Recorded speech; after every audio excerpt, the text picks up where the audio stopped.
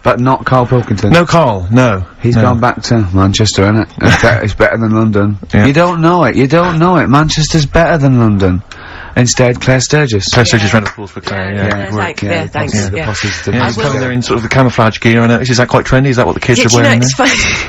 Someone actually mentioned that this morning. Or are you on manoeuvres? I am exactly. actually, taking time out this morning from what I normally do. Sure. I missed the second half, talking like that, of Celebrity Boot Camp. I don't know what that Coolio. is it? The fella from Milli Vanilli. What, the one that's not dead? No, the one that killed himself, Steve. Okay. No, I just want to clarify for people. A lot of people don't realise that one of them is dead. Right. I thought it was important to mention it. Actually, I didn't know. I'll be honest with you, I hadn't thought it through. No. It was a piece of interesting Milli Vanilli trivia that I had, and I wanted to slip it in. But it wasn't really trivia, because it was a question. You went, what? The one who's not dead. I'm saying, because I could have found a more tactful way of bringing up the death of one of Milli Vanilli, because I think there's a lot of people out there now upset, maybe actually, didn't realise. people who didn't know. That's quite a shock. I didn't see, I mean, I should have sat people down. Who died? Vanilli or Milli? I think it was Milli. No, it's Vanilli. I don't know, no, but I didn't know. I'm guessing. Actually, I'm guessing. Well, I'm not confusing Milli Vanilli and Scritti Politti, am I? Because, I mean, that is a danger. Oh, no, you're thinking of, the fellow out of Grumple Palumple. He was amazing. He was amazing. It's a great shame that he topped himself. They're not around this. Anyway, cool, we've got some great tunes lined up. We're gonna play today, our favourite singles it's favourite tunes, some of which didn't quite make it as singles maybe, but tunes of the year, because obviously Christmas very soon, and we'll be away for a short time. I think next week we'll be doing our favourite Christmas songs of all time. Yeah, I'm worried we're not gonna fill 2 hours with that. I mean, how many times can you play Shakin' Stevens before, Fairies Out of New York? Yeah, exactly. I mean, that's the only one, isn't it, really? That's the best one. That's the best Christmas song That one's good, ever. but obviously there's Joni Mitchell's The River, that starts with a kind of Christmassy feel. Beautiful. I don't think if there's anything else. Not great deal. So this is Christmas rapping. Is that one? Is that brilliant? Is that good? Yeah. So this is Christmas. John Lennon. Paul McCartney came out with Simply Having a Wonderful Christmas Time. Christmas time, yeah, exactly. Yeah, but so John's was Happy Christmas War is over. Yeah.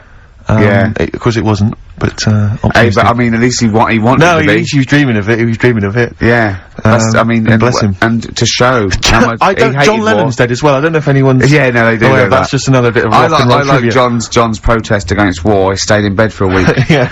I've been doing that. I've been protesting against war for ages. Yeah. I'm eating hamburgers. Yeah, absolutely. Against war. Absolutely. I just got into Burger King on the way here. I went into the counter. But of course, let's not. I mean, not product placement there. And there's a number of other burger joints that people may wish to go to if they choose. Go to McDonald's. Yeah, McDonald's. But I went into Burger King because it's close. It's convenient. It's convenient, but then often McDonald's will be convenient. McDonald's is just as convenient. Depends where you are. Just as convenient depending where you are.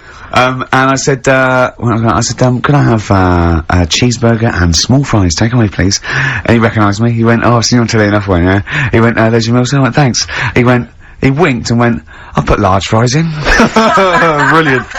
So that's so it's paying off at last. True genius is being rewarded by the burger joints. Because I mean, there's been a couple of times where I've been with you, and we've gone in a restaurant and someone's given you a free meal or whatever. And it's the way that it's like you don't ask for it; it's just kind of offered. But I don't know what they're expecting in returtion. Nothing. I mean, do they think that you'll go away and you'll always think fondly of Chad who works in Burger King? I just think they think, I don't know. They make. I'm going to give him a little treat. Yeah. I know, I don't like it, but then I'm always grateful, and I never. Yeah. But the thing is, I'm slightly embarrassed. Did anyone around you hear what had happened?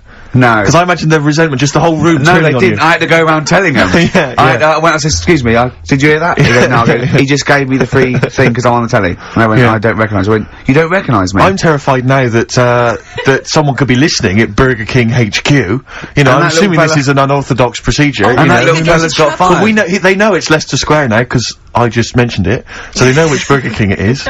Oh my god. I don't know. What was his name? Ralph Littleton. He had a name badge. Number 342. Well, I just hope Littleton doesn't get in trouble. So, what are we gonna play? That could be a sad Christmas for him. He's probably keeping his whole family afloat. But it's Springsteen. Well, tunes of the year. I mean, I know people dismiss Springsteen, but as I say, the gig I went to see earlier in the year, I made it in the end. Just couldn't believe we were gonna play Springsteen. Brilliant. I just think, leave aside what you think is cool and trendy and the fact that he's older now or whatever else. Really? Just leave all that behind and just listen to the tunes, because, he remains a great musician. Lonesome Day? Lonesome Day is the current single, and it's the first track on the album. And, free chips. Absolutely. That's brilliant. The boss. Do we care if it's trendy? I don't care. We're like Huey Lewis. It's hip to be square, Steve. That's true. We should play some Huey.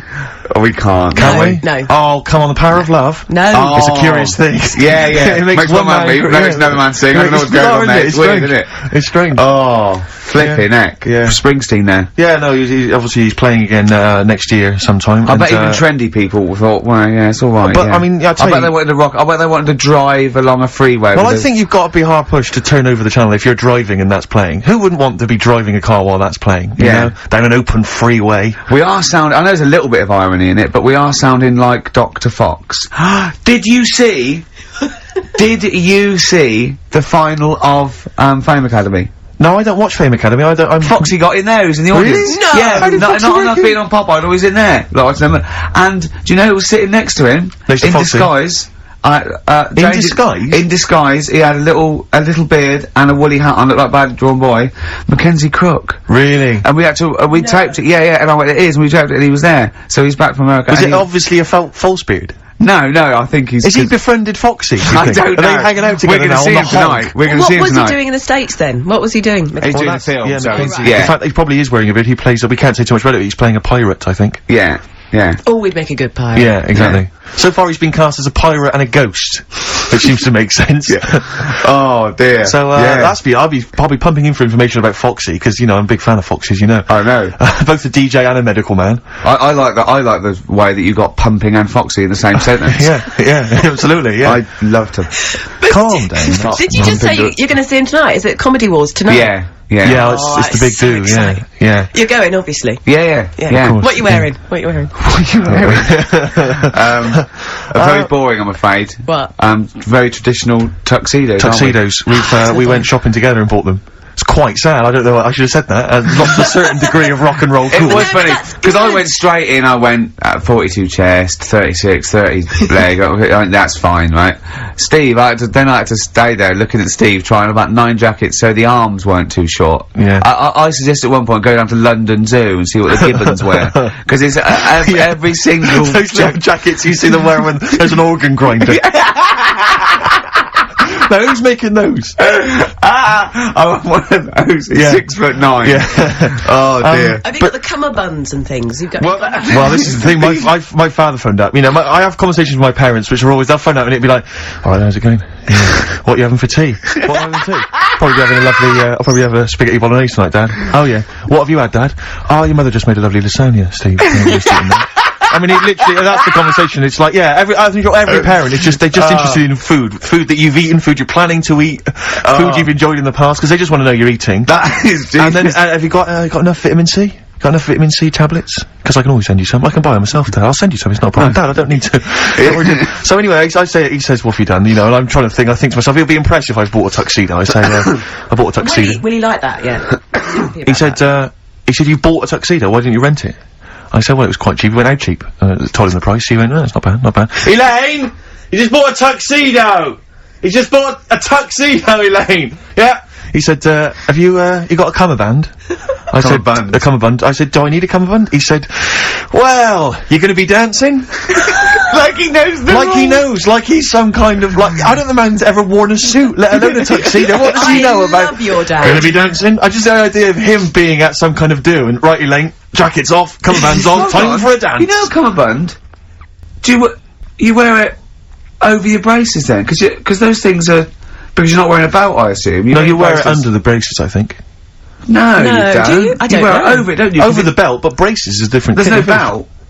Well, no, There's no belt in a tuxedo, is there? No, you're right. No, you're right. It is over the braces. Sorry, how many people tuned to XFM are worrying about the etiquette of No, cummerbunds? but this is important because of the Comedy Wars, which is going on. It's live tonight. Yeah, isn't no, it? yeah. Well, that's But I tell you this, Rick, I tried on the tuxedo I bought yesterday. I got a new shirt as well. I look like James Bond. I'm not gonna lie to you. No, I do I look like can't James wait. Bond. I look exactly like him. It's uncanny. It is uncanny. Really? Because the bloke in there said you look like a lanky streak of piss, and I looked good. No. No, he did. Because as you were walking out the shop, he called me back in and said, you know that. I know, that was for show. That was for show. Because when, the very last time, when you He said you looked like Oddjob. He said you looked like Oddjob. No, he said you looked like Blofeld. He said when you were definitely on the tube, he said you looked like Blowjob. He said you looked like drinking streak of piss with a stupid gingery blonde hair. He said you look like a combination of Blofeld and Oddjob. You look like Blowjob. He is a lanky twat. He said Blowjob. Richard Ashcroft on XFM 104.9. that's in the top 5 for me, the singles of the year so far. Well, yeah, we're talking about, what are we talking about? Comedy Awards, your dad, cummerbund. My father's cummerbund. I'm sure it is over the braces, I think. Yeah, well, if anyone knows that, if anyone knows the kind of, rules. So, are you actually wearing one? Rules. Are you actually wearing a cummerbund? Well, I asked him, he said no, he said don't bother. No, but then bother. I'm thinking, what if I dance? What? If I do some grooving later? You shouldn't. Why not? Well, I've seen you dance Don't give me that. No. Don't give me that. No, wait. It's not that you're not a good dancer. That dance you did in the office, that's your best dancer. No, it's not that you're not a bad dancer, it's that I've seen you hit people in the face with your elbow. So there's always going to be casualties. Actually, Rick, if someone's busting a good move, it's murder on the dance floor. I've danced with Steve. Have you? At one of indie discos at Uli. There you are, you've never forgotten. And he's good. He's I am alright. pretty good, aren't I? Yeah. He is I tell you, actually the only problem is because you I'm were so in the tall. bar, but because I'm so tall, I do tend to tower like 2 foot above everyone else, and that does make me look slightly freakish. I wasn't going to use that word, but I can see where you're coming from. Yeah. So I do feel slightly self-conscious. Why don't you hold them? Why don't you carry them when you're dancing with them? So they're. Well, no, but the thing is because then you could dance with Jeanette Cranky and still not look too weird. Sure, but that would be weird, wouldn't it? You holding Jeanette Cranky and dancing with her. Would that be weird? I think we've all had that fantasy. But, what I tend to do is because I'm conscious that everyone is can see me and that I'm sort of, I'm quite visible on the dance floor, what I'll tend to do is maybe dance on any kind of podium that they might have in some of the bigger dance clubs or, any kind of stage. I'll just get up there, bust some moves. Yeah. Because then it's like, I may as well put myself on public display. Yeah. Rather than just people think. Because then you're going, look, I know what I look like. Yeah, I know how great I look. Yeah. No, because it's, that's your opinion if you don't think it, but that's again a lot of jealousy. I mean, a lot of what you say is jealousy. He went for the normal shirt, I went for the wing collar. I just thought I might as well. I do like a wing collar, actually, yeah. What about a proper bow tie? I went a bit berserk. I even bought Union Jack cufflinks because it's the British Comedy Awards. Nice. You know what I mean? Who's hosting well, more money than sense. It's brings to mind. Yeah. I mean, you're earning so much cash now that you don't know what to do with it, aren't you? Really? I mean, I don't know what it is you're spending on, but yeah. I said how much. I said not expensive enough. Exactly. I said I'm going to give you an extra tenner. Is it true? We're talking about when his dad said that, and then you told me something that I find amazing. Oh, the thing is, it's Christmas, obviously I've got to go back to Bristol. I love seeing my family.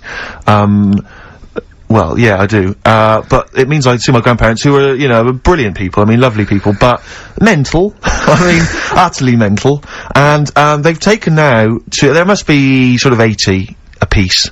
And it is quite an old age, but they're fairly good health, relatively speaking. And, they just spend their time in bed. That's all they do, is that's their profession, they've retired to go to bed. And they spend all the time in bed.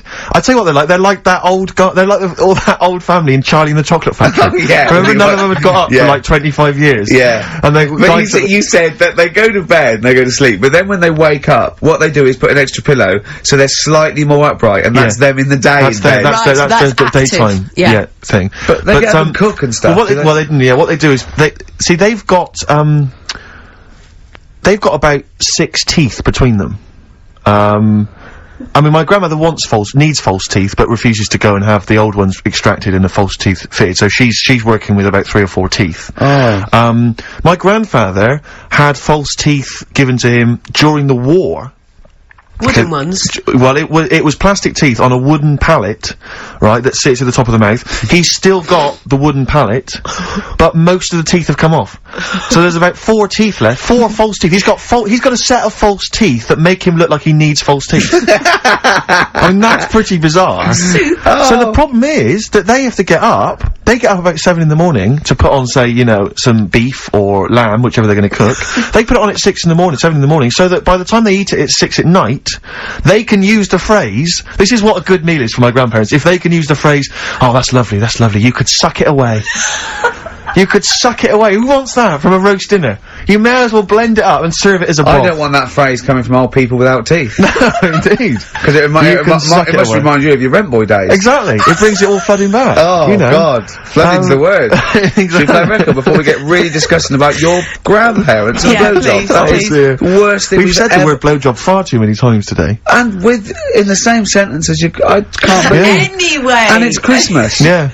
Don't forget what Christmas is about. Come on, spare a thought for the underprivileged people? Yeah. Steve, is it Ben Queller? Do you want I to love a bit of Ben Queller. I don't know, are you a fan? I love him. Yeah, well, this is a cracking tune. Okay. And, and I think we'll enjoy that. Let's just slam dunk it. It's why don't we just stop and think about what we've done? I'll tell you, they do spend so much time in bed that they actually, I'm sure War will have to sing. Ben Queller, in that's other words. That's fantastic. That ending is, oh god, it's like Ben Folds 5 bit of old out, and that's great. You had him in session, didn't you, Claire? Yeah. Did you meet him, or did you? Because he's quite young, isn't he? He's very young. He came in about 6 months ago to do something for John Kennedy, and also a session for me, and I repeated it this week as a best of the year sessions, because he did 3 songs, stunning stuff. It's just him and the piano, was it, or him and a guitar? It was just him. Yeah. Him with a couple of instruments. Stunning. And also he did a Dingwalls gig for XFM listeners, and the reaction from the listeners phoning up trying to get tickets was incredible. Really? It really has touched a nerve. Yeah. And well, like you say, Ricky, I mean, it's really... It's great. Well, I just think we were talking, there's a kind of lack of music that sort of seems to be making use of instruments and just the sound you can make with a piano and a guitar and drums, you know what I mean? It's like, it's so invigorating, and you get kind of stuff like, you know, the Streets and whatever else, or, you know, kind of hip-hop and stuff, and the fact that a lot of, pleased to see Miss Dynamite on Top of the Pops last night using a live band, really made her whole sort of R&B sound really exciting. Better than the other one. Yeah. Anyway, that's us being Muso. That's us being terribly Muso, I like that's us that. being Muso for the year. That's enough of that. Well, we are playing our favourite records. Well, it's nice to be able to talk sensibly without Carl interrupting with some gibberish. You know? I mean, bless him, Carl. bless him. I don't see it as bless him. gibberish. He's probably listening on Sky or something. Yeah, 864, channel 864, or around the world on xfm.co.uk. Get that in. Is that what you have to do? What do you do today? You just go into the website, do you? Go into the website, and click on... I never get things like that to work on my computer. Or you can go and check out the webcam, obviously, and see me in my camouflage gear. Yeah, you won't see you, will you? You won't see me, no. Now, so what do you do? Just go into the website, and what does it say? Play live online? Yeah, listen live. It's just like listening down the phone line? Yeah. I sound like I've come from the 1950s, yeah, exactly. don't I? You've come from the 19th century. What's this? I'm not very, I was going to say something then, but I can't. Can we just very quickly, before we move on, because I'm getting very excited about the Comedy Awards. Now, I know what you're wearing, and you've got a table with all your mates there. Is Jonathan Ross doing it again? Yeah, that's why it's my favourite. And, I hate awards. I do honestly hate them, but this is actually an event because it's Jonathan Ross. It's just... Well, I was talking to someone about it, and I might mention it, before, but we did an award ceremony. We went to an award ceremony last year, where everything was sponsored by corporate groups, you know, by businesses or by different. It was a kind of everything was sponsored, and I swear to God, the pudding was sponsored by Electrolux. Yeah. And I'd never eaten a pudding before sponsored by anyone, and it was, it was a very odd affair. That I thought that was very strange because it seemed as though corporate people had paid for a table so that so when we came out, someone came on stage and said, "Well, we've got a lovely number, a wonderful collection of celebrities here this evening." Oh, God, do you remember that? And it was, please, be upstanding for your chairman, Tom O'Connor. Yeah. We were made to give Tom O'Connor a standing ovation.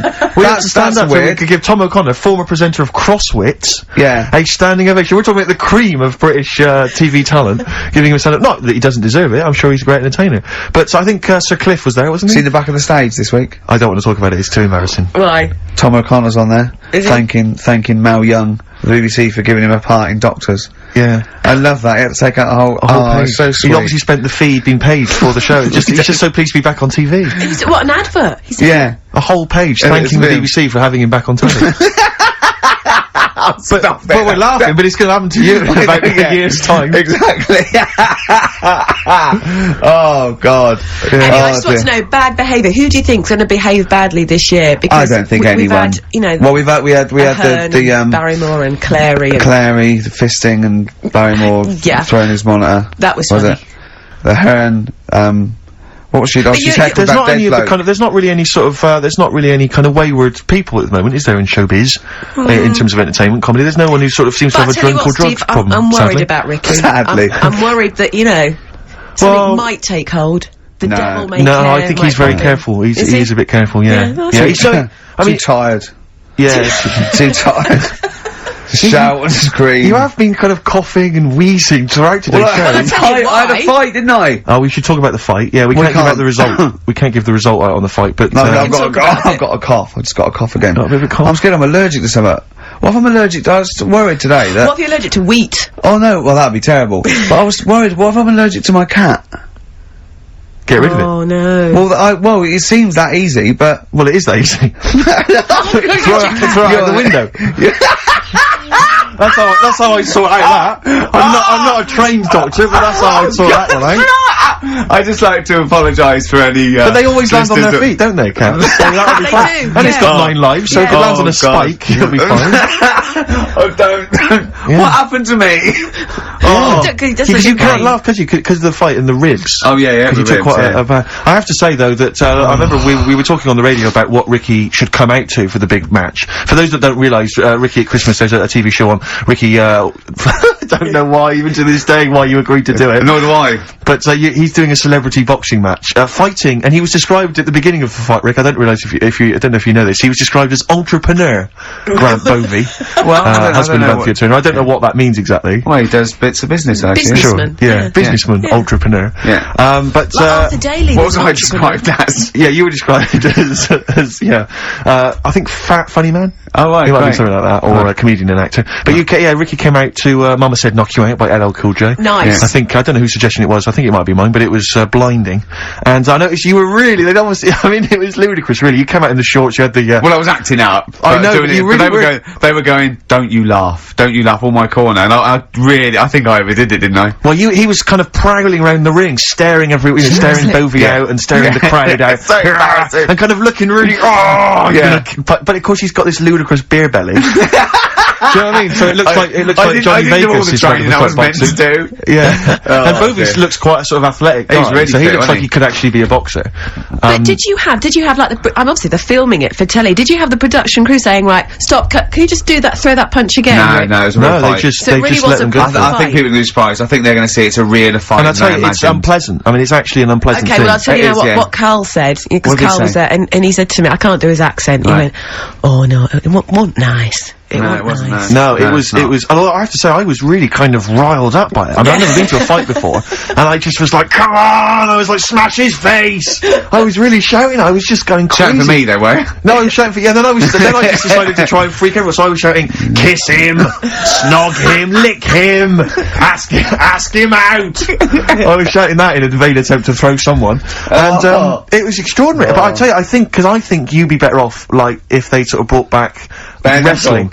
Wrestling from the 70s, like Big Daddy wrestling and would be Haystack. fun. Nick McManus. Yeah, Yes. exactly. Because I think you've got more the physique for I wrestling. think I'm too young for wrestling on British they were always television. about 65, I weren't think they? they're 58, one of them, Yeah. Les Keller. Yeah, but the outfits are fun. Oh, they get, yeah, a Extraordinary, bit yeah. too tight, weren't they? Yeah, some and of it was those always that kind of outfits? shiny, whatever preceded lycra. I know, with just a little winkle showing. Little winkle. Little mother with a little winkle in their tight shorts. Why were you looking? Oh, I've done you. Oh, play a record. I've done you. I'm not. Well, answers, please. I'm not one of them. You're not looking at mine now, are you? Yes.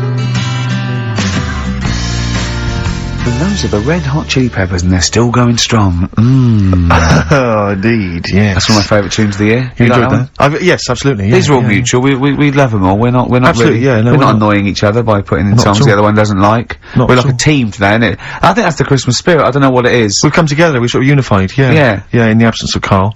Yeah. Who often divides us, he often comes between us. Does he? Like, yeah, Does he well, I'll do tell you that? what it's Yeah. like. It's like a child. Like, it's like we're a married couple and he's sort of our autistic child or something, you know, right, and sometimes it just puts a strain on the marriage. You know, and we all three of us love each other. You know. Because he does love you guys. yeah, exactly, but sometimes I it's hard, hear you him know. talking about you in the office sometimes, you know. He looks up to you, aspires to you too. But it's And times like rightly this so. because Yeah. of, well, because of, to be honest, the baby Jesus, that we realise that there's beauty in everyone and it's all right. Yeah. And, yeah. Exactly, he's never had that before. No. Well, I have to say that I'm really getting into the Christmas spirit. When I was younger, I didn't really enjoy it. I was quite cynical. I was quite, You're rock and roll. joking. But now I'm sort of, I walk in a department store, and if there's one of the old, chestnuts are roasting on an open fire, which are that classic tune, or any I of thought you were those, one of those old boys that stand outside the British Museum. right, yeah. No, right, you mean the tune, yeah. You know, that one, or, how does it go? Chestnuts roasting on an open fire? Chestnuts roasting on Yeah. Jack Frost nipping at your nose. But I can't get enough of them. I love it. I'm in a department store, it's frosty outside, it's warm in there. Have you ever roasted your chestnuts on an open fire? I have never done that. No, I have Imagine not done that. I have not done that. Just backing up to it like that with your little chestnuts hanging out like a bulldog. What would you be wearing? You'd probably just, I imagine you'd have your dressing gown on, you'd just hoiked it up, just slightly, pull it so your up, arse was showing. pop them down, like, tuck it in like a lovely lady. Yeah. So like a lovely lady from the front, but behind, it looks like a bulldog dragging a tree. Yeah, exactly. And you just pop them in the grate. Yeah, and you would, cause you want to be careful of too much roasting, so I imagine you'd want to just kind of ease yourself in slowly. Lightly toast them. And if it feels too hot, get out of there. Get the hell out of there. Yeah. You know, if any kids are listening, try that. No! What? No. Like there's a kid thinking, I'm gonna roast my chestnuts on an open fire. I don't think there's even a child that's doing that. I don't want someone to do it and then the parents go, and Steve Merchant's told our children to do it. We're probably we're probably in trouble now because of that. Where's the kid gonna find an open fire like those? I mean, it has to be the sort that they use, those kind of barrels. It can't just be open fire at home. That doesn't count. That's just stupid. If you're gonna do it properly. Oh no. We're having such a nice time there. We've lowered the tone. I'll tell you what'll perk us all up though. Richard Anderson has emailed us. He's loving the show, is he? Well, I don't know if you've heard this, Carl. Carl, I've called you Carl. That's okay. That's okay. I'm Claire, pleased to meet you. Is it the shaved head or the stupidity? Yeah. It was the k sound. Because didn't I call you Arthur or Jack or something last time? You called me, I can't remember. I don't know, but it was quite embarrassing. Claire, I'll be honest with you, Claire's quite an unmemorable name. Yeah, I know. But yeah, Dickie Anderson, he's a guy, I'll be honest with you, he's not a big fan of the show. But well, we're getting to winning round. He says, dear Ricky, the more disappointing your show becomes, the more I seem to look forward to it. Now I see your face plastered across London. Is your show some sort of curse put on me by an old gypsy woman I've annoyed? You know, a good point, Dickie, but, Dickers. But Randers, as I call it. Yeah. He can't listen now, I know what he's doing. Yeah. He's tucked him in, he's backing into the fire as we speak, and he wants to roast them until they spit. Oh dear. Thanks for listening, Anders. It's a Merry Christmas to you and Happy New Year. And as you know, you've got a lot to look forward to, because our first hour is always the best. That's exactly so you're going to be loving it till 3, cockers. Oh dear. What should we play? Well, this is, every so often I get sent, a CD by a friend of mine, Harry, who, just sorts me out with tunes that I may have missed. That's such a good idea, It is a great idea, and, this is one that I think it came out this year. It's a Teenage Fan Club, and they teamed up with Jad Fair. And I think it's a mixed bag, the album, apparently, but this is one of the good tunes on it, Near to You. I'm afraid your CD isn't working. Oh, no, it is there. No. I like that risk. Oh, it's not me, Steve. Honestly, it keeps Claire, stopping. it looks like it's you. No, honestly. You're pressing buttons, you're fiddling with buttons. No, look, comes back again, look. Right, you can't play that. Look, I didn't touch it. This never happens when Carl's here. It does. It does, you're right, yeah. Yeah. I tell you what I'm gonna do. I'm swap it into another CD machine. Can we play Oasis? It's another one of my favourites. The Oasis back on form. Yeah, Rick, I'm not discrediting the tune. I just feel like Steve's not. it was a good hour. It was a good hour of radio, and it's just been cheap. Actually, you're right. It's just gone 2 o'clock, and already. Yeah, starting to fall apart. Well, this doesn't bode well for the Comedy Awards. This is a good anthem. This is a good Britpop anthem. Old Noel back on form with the old singer-songwriting. This is Little by Little, an Oasis. He's a giant. He's like a giant, isn't it? And he's a giant, and he starts off little and gets bigger. Little by little, he gets little bigger. by little, but it's bigger by bigger, I'd have called it. Yeah, well, that's what makes you, a genius. Award-winning. Yeah, absolutely. Oasis, Little by Little. Little by Little, do you want to explain who you are? We played some great tunes. I'm Ricky Gervais. No, I'm Steve Merchant, and that's Claire Sturgis standing in the car, and it's XFM 104.9. Yeah. And, playing the great tunes. What was it on Sky? Channel 864. Ricky, people are saying they can't see on the webcam. You just stick a leg up or something, just so that's his foot. Was it just on you, is it? Oh, because most... But they can't see me because I'm in camouflage, so it's not a very interesting picture. I got a wave, there you go. Yeah. Does anyone log online? I don't know how does the webcam look? I've not ever seen on a webcam. Is it just kind of, because normally aren't they kind of really sort of, jarring and does it take pictures like a digital camera? It's every 15 seconds it updates. Right, okay. You get a still picture. Is it right? I see, okay. Right.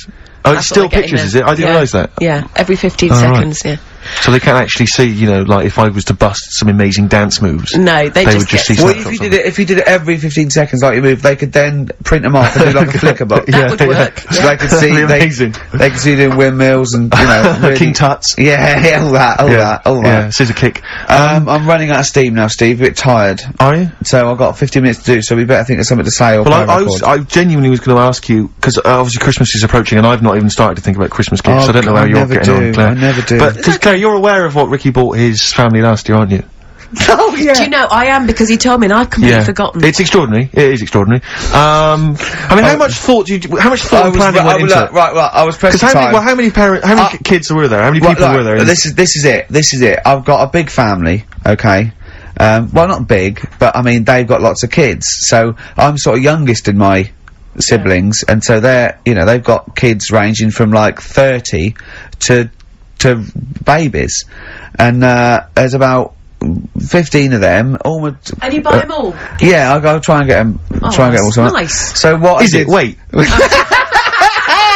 So I got a lift down. And I thought, what can I get? I thought, I can't just give him the money. I'll stop you there straight away, if I may. What? You notice he's on the way down for Christmas Day. Oh, right, so he's on the... Oh, right! He's on the way down. This is when he starts... Boxing Day. So this is when he starts to think about buying them a gift. Yeah. On you go. So, I was getting a lift, and, Matt was giving a lift down, so, just before we got there, I just ran across the road to the 7-Eleven, got 200 quid worth of scratch cards. Scratch cards. Scratch cards. Bear in mind, I think you were describing the family then. I noticed, some of them you described as babies. Well, I mean, yeah. So, children? Yeah! You're giving the children the gambling cards. But that's lovely. I give them 10 each, so they could have won thousands of pounds. A lot of them were disappointed when they won nothing, but I said, kids, that's the gamble. That's the risk you take when you receive a gift from me. But the great thing about getting some of them won. Some of them were laughing. But the great thing about getting kids hooked on gambling as a Christmas gift is it's the gift that keeps on giving. Yeah. Throughout your adult life. It gives and it takes. Exactly. So it's fair. Yeah. I didn't hand them to children. I handed them to the parents. Right. They chose to do them. They could distribute them as they wanted. Sure. So what are you going to do this year, Ricky? But how are you going to top that? Yeah. 300 quid worth of scratch cards. I've got a bit of money now. A bit more. It's the most thoughtless and the Office on pikey DVD. gift I've ever heard I think they might be getting the Office on DVD. Signed. So that's already sent it up in value. Oh dear. I know, that's pretty bad. So have you seriously considered it this year? I'm gonna go shopping. I'm gonna go shopping properly. Yeah. If you want any help, I am the queen Didn't you take of a small shopping. roulette wheel down there one year? Genuinely, didn't you buy like a roulette wheel? No, I had it. That's down there from when I got it when I was about 10. Oh right. And sometimes I'm the banker. I always win. Yeah, of course. But they've got to learn a lesson. The banker always wins. I bet it's a valuable lesson when they lose money to me. You should just go down this year and just say, basically, I went to a casino. I put £10 chip on for everyone. Exactly, yeah. Here's the winnings. You lost. You won. Yours came in. Yours was a donkey, love. Yeah. But Steve, what about you then? Because I mean, you don't like shopping. Well, it's not that I don't like shopping, it's that I've got no ideas. You know, I'm running on empty with my parents. They don't appear, as far as I can make out, they don't appear to have any hobbies. No. And I said before, my grandparents... You don't like wasting money. I'm not being funny, but you don't like wasting money either, do you? Well, I don't like wasting money, no. But I like to buy something practical for people. I like something which is gonna last, something that's value for money. I don't like novelty gifts. Yeah. No, I think novelty gifts are wrong. I've mentioned to you that my grandparents spend all their time in bed. So there's only so many kind of, you know, sort of bed socks you can buy, you know, and ointment for, you know, bed blisters and so on before, you know, you run out of ideas. What about some of those novelty teeth? Because that would be, you know, a nice jokey present, and they could probably come in useful for chewing the broccoli. Yeah, exactly. Oh, do you know what would be nice? One of those...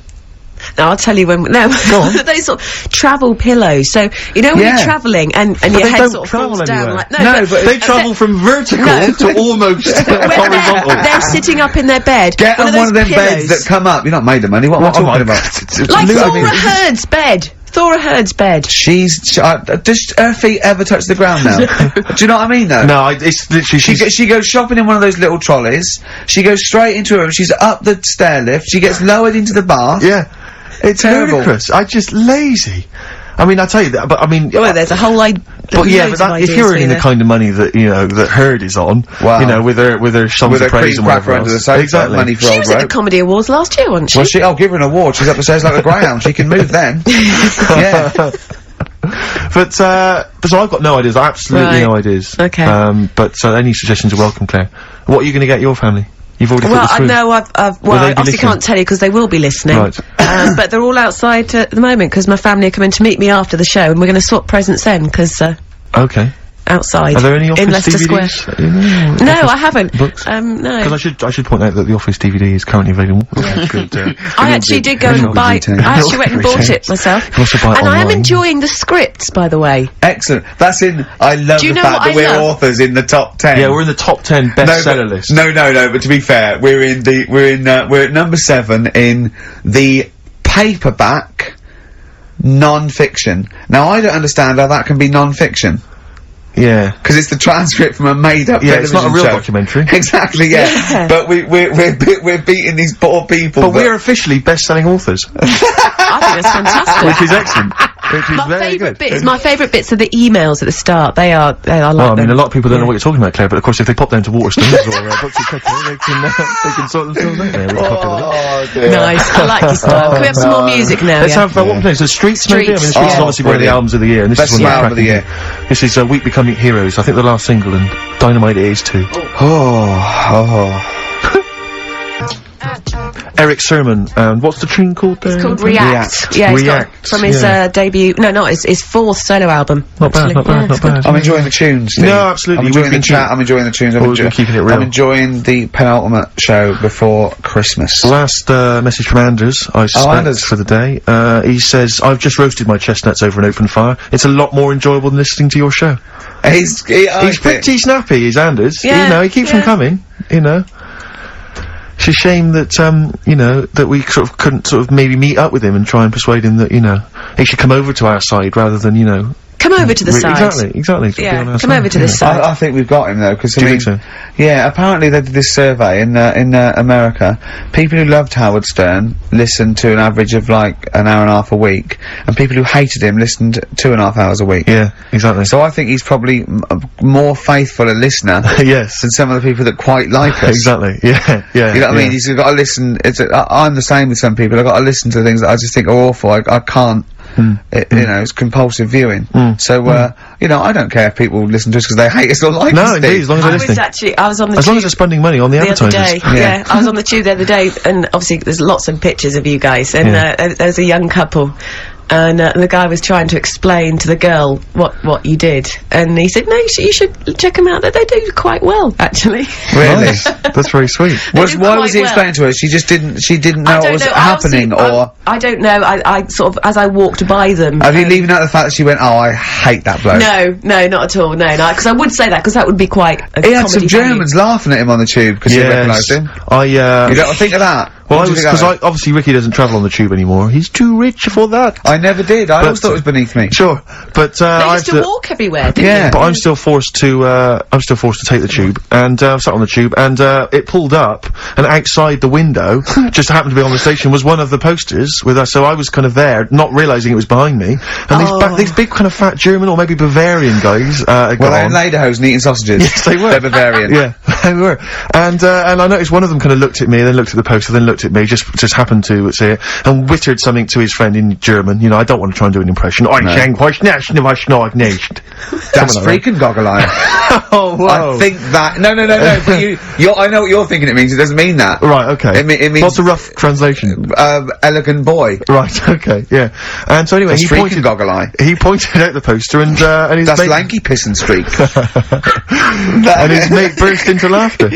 And then we pulled they've got a great sense of humour, the Germans. Well, that's the thing. But we rumbled onto the next. We rumbled onto the next station, and the poster was in exactly the same place. And this time they tapped the shoulder of someone else on the train and pointed me out, and that person also laughed. An Italian.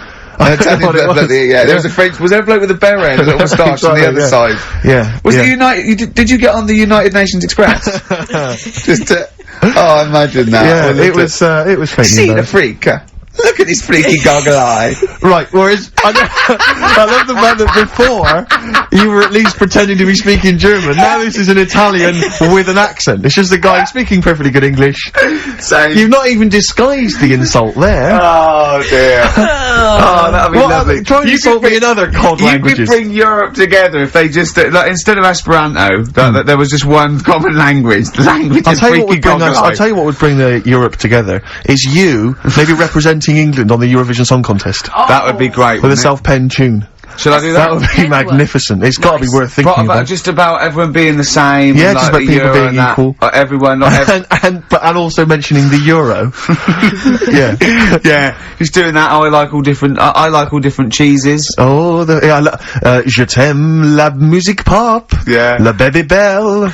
Et le cheddar. I mean, I'm not fluent French. Le grand fromage. Yeah. Oh, it'd be lovely, wouldn't it? And they'll all be there, all in their different. Well, different every line could uniforms. be maybe in a different language. Yeah, and what would I wear? I'd wear sort of like a kilt. You'd wear a kilt, but you'd also have on your head one of those kind of big, what are they called? Those big furry hats that beefeaters or whatever wear. Or Yeah, one of them. Is it Yeah. kind of a busby or something? A busby? Yeah. You wear one of those, or maybe a kind of policeman's helmet. That'd be Bobby's helmet with the kilt. Yeah. You'd have the clogs. I'd wear the policeman's helmet under the kilt, so they just thought I was really enjoying the show. Yeah. Good idea. Eh? Excellent. We've talked, well, I think we talked for about 3 minutes without having to mention some kind of genitalia. We should celebrate by playing one of my tunes of the year. Really? What one is it? U2 Electrical Oh, Storm. I know you're a big fan. I know you're a good big fan. choice. Well done. Cheers. Electrical Storm, U2. I think that's my favourite of the year. If I had to pick one, that's great. And I do still feel slightly guilty about dissing them throughout the 90s. But, you know. Don't feel guilty if you didn't No, like it, did you? I like the You've 80s moved stuff, on. I didn't like the 90s stuff. I'm loving what they're doing in the I think you're a noughties. bigger man than them, frankly, for being able to admit your past mistakes. I think you're better than Bono, despite all his charity work. Yeah. You're more of a noble Yeah, figure. stop bothering the Pope, he's busy. Exactly. Well, yeah. Rick, my mother always used to say to me that you should write and thank your aunties and so on for their gifts. Yeah. And, I feel like we should take a moment out just to thank all the people that have emailed or written into us during the year, because basically, we're very lazy men and we never reply. Well, really. I never look. You never look at the You emails. read them and I go anything I from me and you reply go, very occasionally if I you're think like it's my worth it. secretary when it comes. You protect me from like people who The insults and so on. Yeah. Are there any insults? Are Oh, there? there's plenty. There's plenty. Yeah, Right. yeah. Do you have to protect him, really? Oh, God, yeah. There's lots of things I don't tell him. Lots It's of not things very I keep nice. from him. It's not very nice. I Yeah. thought I was right. Well, he's just not as popular as he thinks he is. Oh. He thinks that when he's like dancing around and making funny faces and squawking and making noises and No, stuff he when we're hasn't done filming, it. he thinks He that everyone hasn't thinks done that's it this enjoyable. Yeah. Some of What people think I'm quite an annoying little prat, do they? that's not the word they use, but you're near enough Really? there. Yeah. Yeah, they didn't say prat, but you're on the right lines. Okay. For instance, we had an email here from Graham. He says, please stop the chat and let's hear some more great ads, as I'm still not sure what mobile phone I should get the wife for Christmas. Well, maybe this will help you out.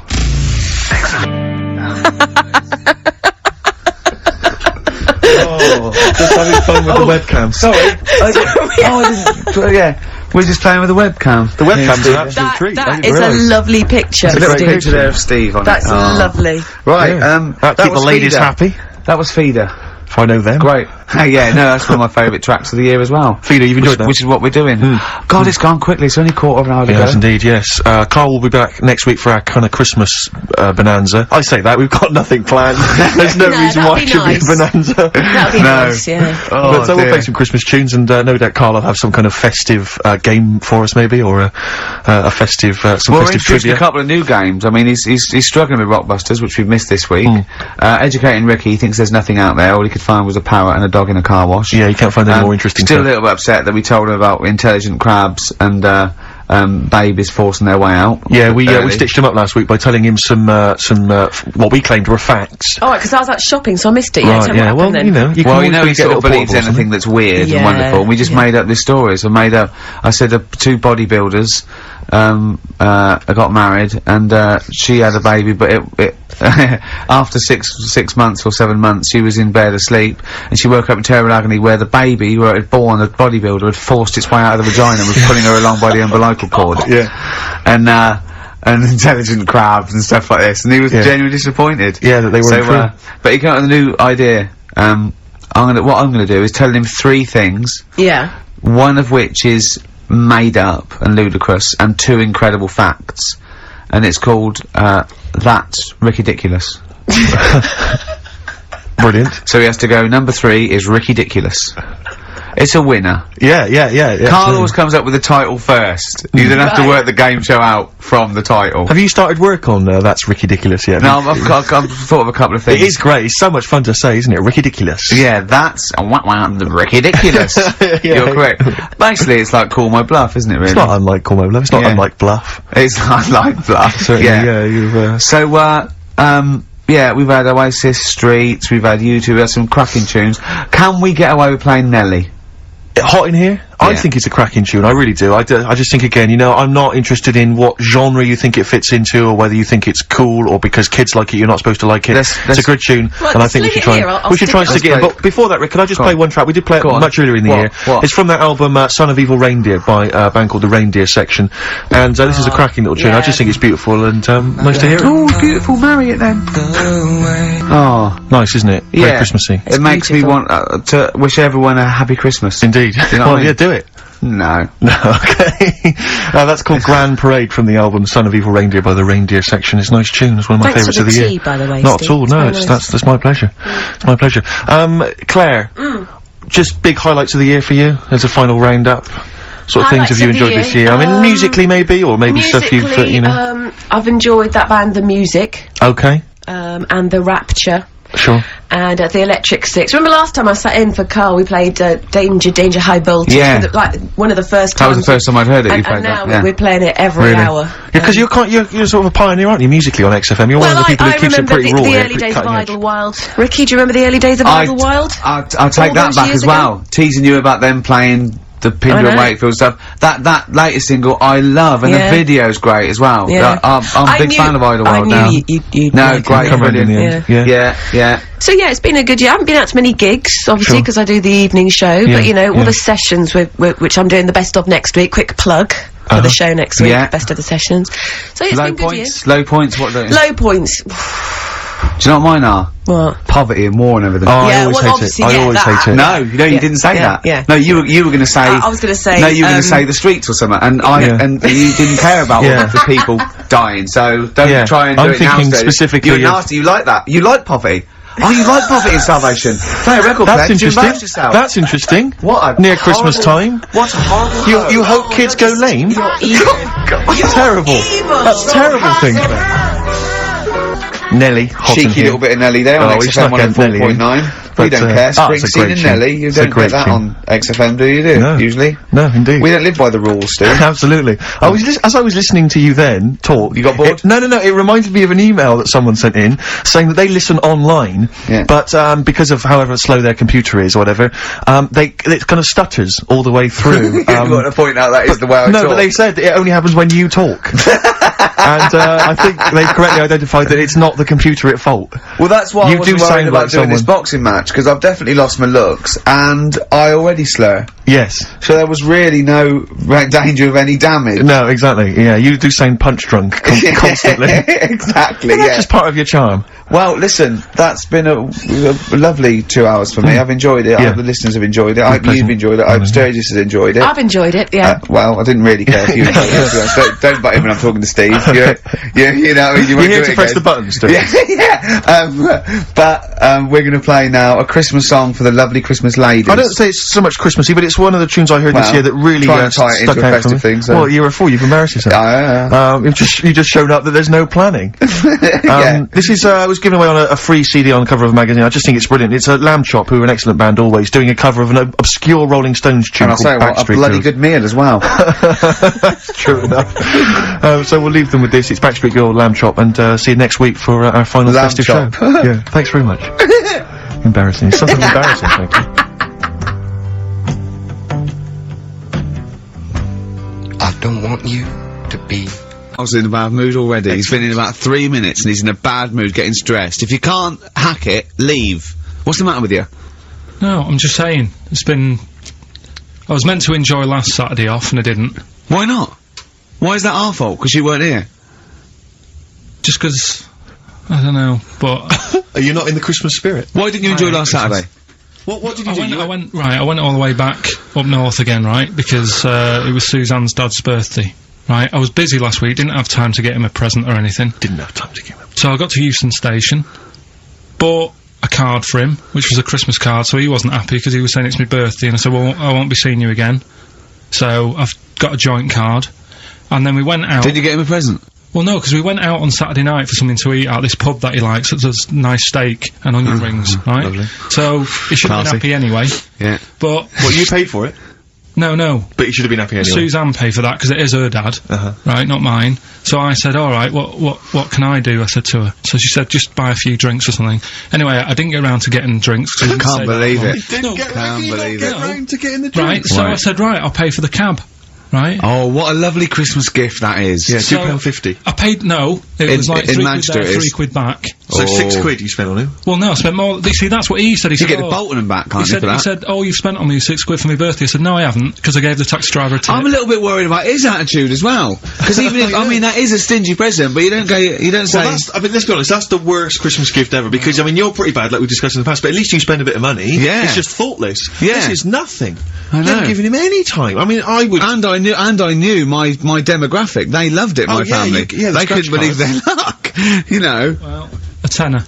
You spent a tenner on him. Well, the cab fare was £6. But the thing is, he doesn't. It's not. I don't think he's saying that. I think it's the fact that this is like, you know, frittering away in everyday it's life. kind of thoughtless, he would have loved to. I'm sure he would have been appreciative of a lovely £10 gift that you cared about and bought. A book he probably likes, Fly Fishing, doesn't he, by J.R. Hartley? If you'd have bought that, he'd have gone, that's what I was looking for. Or what I was looking for, Carl. Bloody hell, Carl, you little bald twat. That's just what I wanted. So. All right, so just calm down. So what have you got planned for Christmas? Is this what, I mean, are you doing the same approach with Carl, Suzanne? excellent. You've paid me milk bill for this week. That were nice. I'm spent this year. So That's it. have you planned anything for Suzanne, or are you just Yeah, gonna... I'm taking her out Christmas Day for something to eat. Well, Right.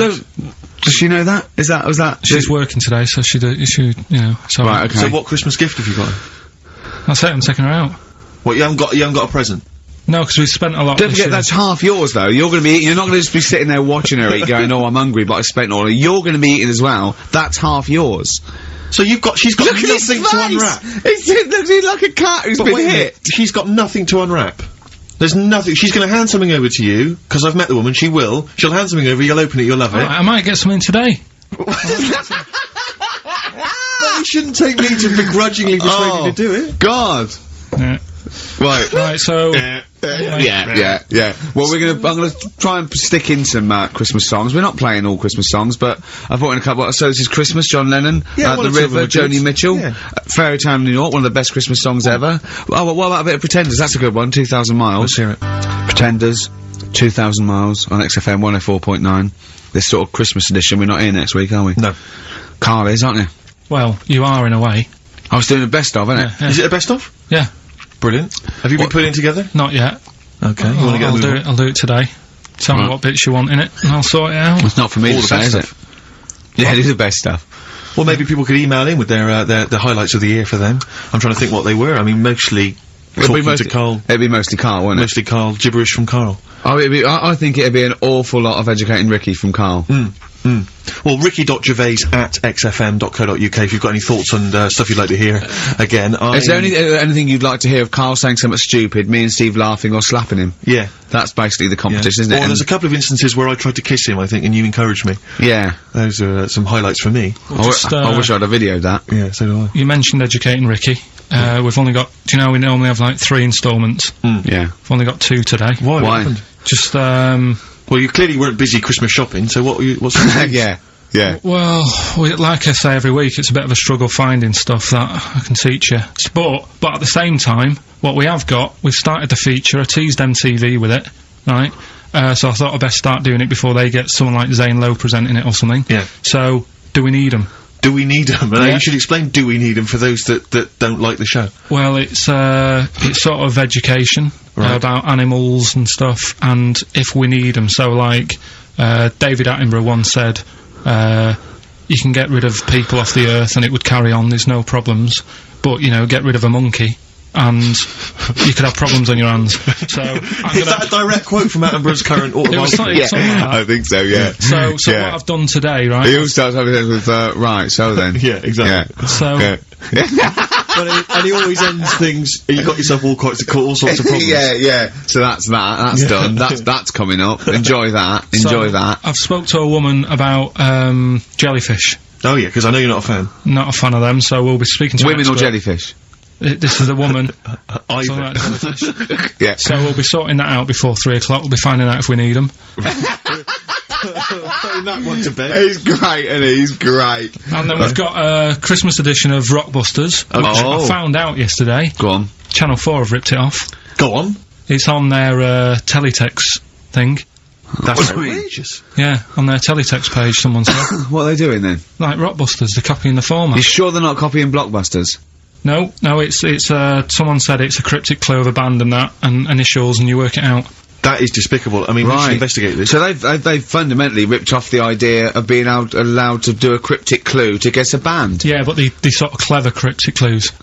They certainly ripped you off then, haven't they? I'm just saying. Hey, I should just point out, because it's Christmas time, we've had an email from Dickie Anderson. Oh, Dickers! Yeah, RA is, well, he's, I suppose he's a long-time listener. Yeah. And he emails us most weeks. Ricky. If, as I suspect, I'm your only listener, I wouldn't bother with your show today, as I've got to attend some family Christmas nonsense at Auntie Marion's house. That's from Dickie Anderson, and he's good because considering he hates the show and everything we stand for, he does take the time to email every week. That counts. That counts to advertisers. Yeah, I think we've got a lot like him. We've also had a lovely Christmas card here from Alexandra, right? Who's wishes she loves the show, she loves you, Carl, and she's enclosed some biscuits for you to save you a bit of money because she knows you goes out and get your own biscuits. And we've got a lovely little packet of Fox's why don't you wrap Creations. them up and you can give them to your girlfriend?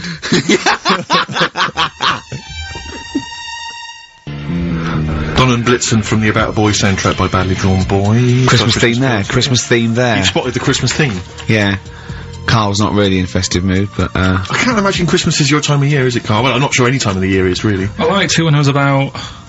I think when I was about 7 I enjoyed it. Was that the one? Was that the year, the big year for you? You get loads of stuff, you don't have to worry about anyone else, but once you've, like, got a job... What did you get when you... when were you doing your paper round? How old were you then? I was about 13, 14. Well, that was then you were a man, weren't you? I had to buy stuff. Oh. But you're still not You're quite having a good selfish time. man, aren't you? I didn't realise this. No, it's just that Christmas... And that's coming from him, Carl. My dad always said... Oh, right, steady on. Dad said Christmas morning was for, like, you know, for me, so he used to stay in bed.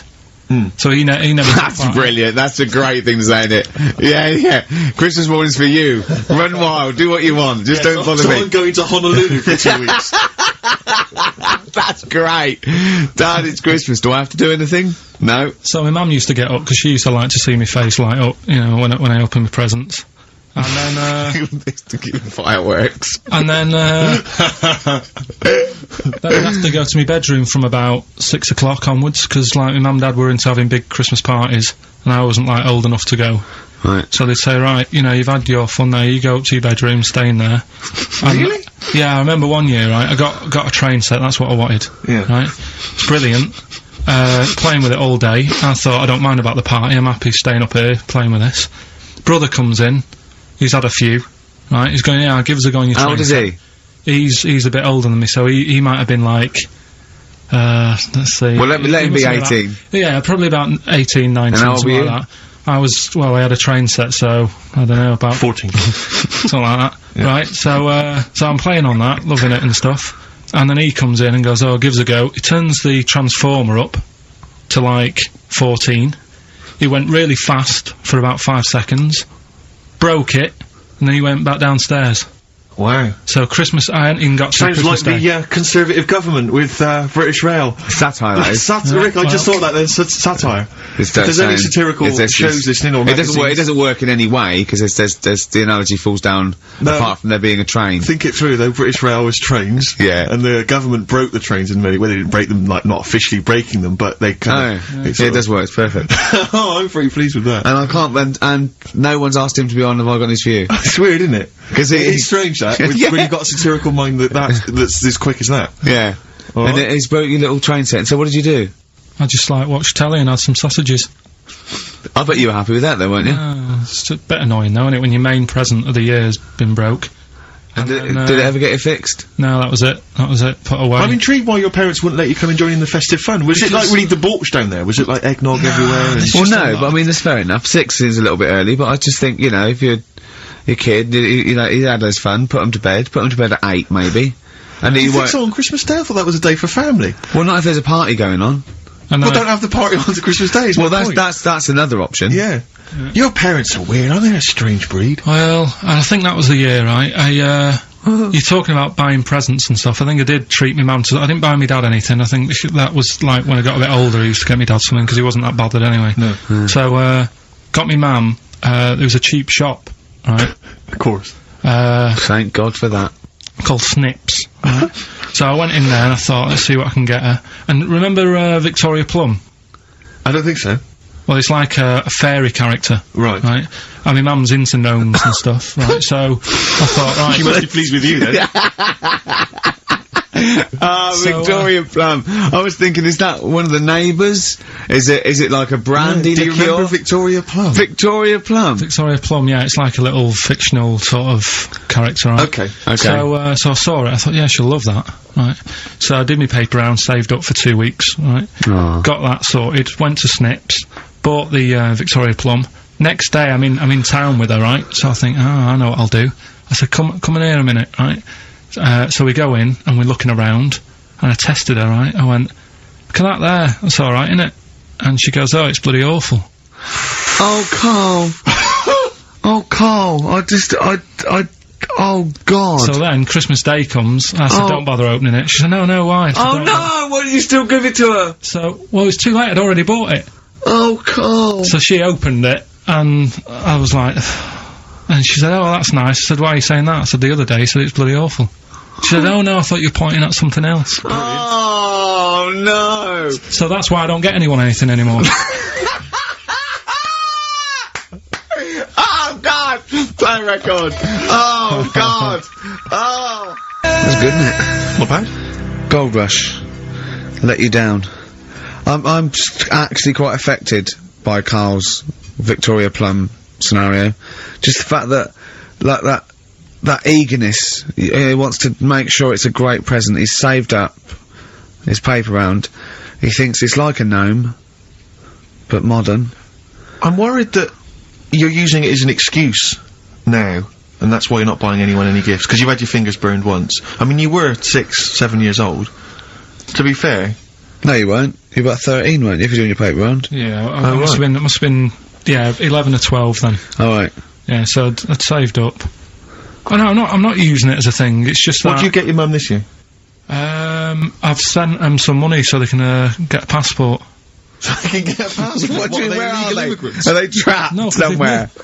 Well, they're in a holding bay somewhere in Dover. Yeah, I've got a friend who's a truck driver who's going to sneak them across. What do you mean? So they can buy a passport. What do they do? Sell it when they're a bit down in their luck?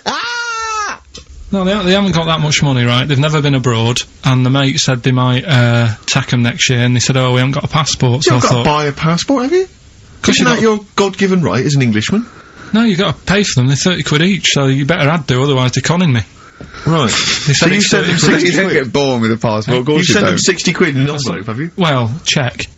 Right. Yeah. I love that. He'll be watching telly and France will come on and he'll go, oh, what do you think of that? She goes, it looks bloody awful. Don't open it. No. Don't open it. Don't open it. So you've not paid for a holiday for them, No, I've just sorted out it's the better prize, isn't it? Because they can't go anywhere without it. Well, the passport keeps on giving. Yeah. So 10 years. That is, yeah.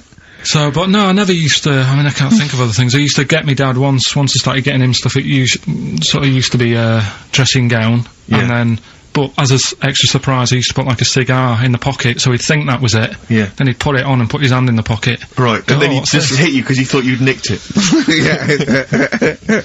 Oh dear. So you bought him a jacket with a cigar? That's quite thoughtful. Did you sneak a cigar once on Christmas? Yeah, well, that's when they used to have, like, the big do's, like I say, you know, they were known for it, like, the whole estate used to know that, you know, we were having a party. Yeah. So, so they'd all come round. So they'd all come round and have food and drink and that. I cannot imagine how unpleasant that must have been. Awful. And you locked in your bedroom with a broken train set. Yeah, crying. And looking at Victoria Plum, whatever that was. In the bin. Oh, in the bin, yeah. And hear her mum saying, and he got me this. Isn't this piece shit? of rubbish. You could hear him just throwing it against the wall and laughing. And all the neighbours laughing. And you'd come down just be in pieces with loads of spit on it. Just loads of gob on it. And all the Polaroids of them just like laughing at it and pointing. Stamping on it. Alright. It's brought it all flooding back. But no, I used to get up in the morning and then like they'd still sort of all be there asleep on the floor and on the sofa. And that's awful. That's terrible. Christmas is surely the one day a year which is a family thing. It's for the kids. They're the ones that was Boxing Day. Well, I know. Oh, that's all right. It's It's over. Yeah. Back on the bike. All right. Who's going to pay for this? What, me? Yes, Carl. You're doing 2 rounds today. Yeah, was your paper round supporting the entire family? Yeah. No, so I used to get up and like go downstairs and they'd be asleep, so I'd be mooching about trying to find like another present that's still working. I love the idea that these people from the estate had like squashed his presents. So I found a cigar that had been sort of lit up and then put out, so I thought, I'll have a go at that. I went outside and had a go, and that's the last time I smoked. Right. I tried it, I thought, I don't like that. I love the fact that he does everything once. Yeah. In his life. It's a line of, I've done everything once. I don't need to do it again. Oh, dear. You know, I've said in the past to you, Rick, that my grandparents, so I love them dearly, but it's like, for the last 30 years, they've been waiting to die. I know, It's like they just sort of, it's like, you know, the novelty wore off of like... life in the 50s. Yeah, they got kind of bored of it. Like, in the 40s, it was brilliant. All sat around the old Joannas, the bombs fell, singing, they loved that. In the 50s, you know, that was great as well, because that was the post-war years. It was, you know, it was a bit tight in the pocket, but it was alright, everyone pulled together. And then the 60s came along, all the crazy music, the funny hair. Let's stay in bed. Exactly, and they basically stayed in bed. And, it was one Christmas when, my grandmother said to my dad, what do you like for Christmas? What do you fancy for Christmas? And, this must have been, I don't know, 20 years ago. She said, what do you fancy for Christmas, Ron? And he went, well, you know, I could do with a nice big kind of warm winter overcoat. She said, don't worry about that. He said, don't worry about that, because your father will be dead soon. It's right, you can have his. Meaning my granddad. Well, to be honest with you, my father's still waiting. Which is good news. Good news for my grandfather. Less good news for my dad. He's freezing. He's freezing. He finds out, how is he today? He's fine. Oh, okay. Oh, I'm freezing. It is it's such a weird mindset, that. I think that, to me, is what sums up people from that older generation, the 40s and 50s. And it seems to me that you've got that kind of mindset. It's like you were born in the 30s. And whenever you talk of your childhood, it's like you had, like, a baked potato to take to school. And a hoop and a stick as a Christmas gift. The other thing is, I think that that sort of generation, it seems that the man is dependent on the woman. There's a total dependence. Oh, absolutely, If she dies, he's done. Yes. He's done for. Just pine away. If he dies, she's got 30 years of pottering. Absolutely, yeah. Do you know what I mean? And going to, like, you know, the youth club and the church. I know what you mean, it's sort of like that. It's sad. Of course, it's sad for them, but it's not the end of their life. No, sure. And it sort of is the other way around. I don't know why that is. Yeah. It's terrible. That's a little melancholy thought for. I know. I've really you brought it down. You've brought it down. I've brought it. This isn't a nice show at all. This is terrible. Well, we're gonna have people just killing themselves. What? Well, I didn't really want to make it a Christmassy type show because I don't really like it. Oh, he's done it again. Well, you did Christmas once, didn't like it. No, it's just play a record. I'm not religious or anything. What are you? You're not anything. Teenage Fan Club from the XFM Christmas album, and that's Christmas Eve. Their guitar sounds are just brilliant. They're just always so nice. Alright, Carl, would you like that? Would you like Teenage Fan Club? Yeah, they're good. Carl, I feel like you've never kind of enjoyed the wonder of Christmas. I don't think I can't ever get the sense, maybe except when you were very, very young. You know, that kind of bright-eyed, you know, thinking of Santa, you know, kind of landing on the roof and coming down the chimney and drinking the sherry or whatever. Well, I like the idea of it, right? Sure. The sort of, you know, I used to get a couple of annuals every year, you know. So did I, yeah. And I was allowed to open one on Christmas Eve. Oh, that's brilliant. So they could throw it on the fire. It is something like quick skim through, do the words right. Yeah. I think they had to light the cigar off the cooker. Oh. Well, anyway, listen, a good friend of ours, Ross Noble, the comedian, brilliant, he gave me this picture, Carl, which he's got from a magazine. He loves you. And I have to say, I think this I just looked at it then. I'm obviously it's not going to mean much to the listener. Oh, this is but it is self-indulgent. currently available. I think it's in the current edition of Bizarre magazine, so you might want to buy that. It's not horrible though, is it? There's a certain grotesqueness about it. Oh, it's a deformed person, isn't it? Well, to a degree, but I think what it's going to do for Karl is give him, I think for you and I, Rick, we're going to see his face brighten up, like opening a wonderful Christmas gift. Oh, you know what? I think I've seen this. Is this the one with the kid with the big head? I'll be honest with you, Karl, it is. Have you seen it already? Yeah. Let me just show it to you again so you can Let me have a look. I haven't seen it. It's like... yeah. We shouldn't be laughing at that. No, but that is like the kid who I went to school with. That is the same. That can't be the So same. do you recognise him? Seriously, that is the same thing he had. I mean, I have to say that it does look like it's been computer generated. It's so odd. Yeah. But look at the child's face. I know. Look at his reaction. Don't take another photo of me. I'm not sure this is right. It's not right. It's not right. But I was hoping that would give you, Karl, just a little glimpse of. We've had a request as well on the best bits. Someone wants to hear you talking about your mates with the big heads. I don't believe it, because every time we go there, we get some sort of complaint about something. About what? Just leave it.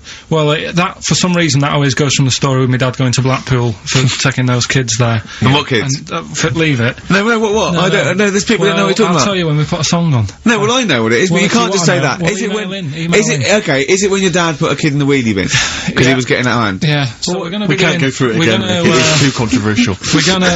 What's the name? No, well, the thing is, right, you were just saying about what are you about Christmas.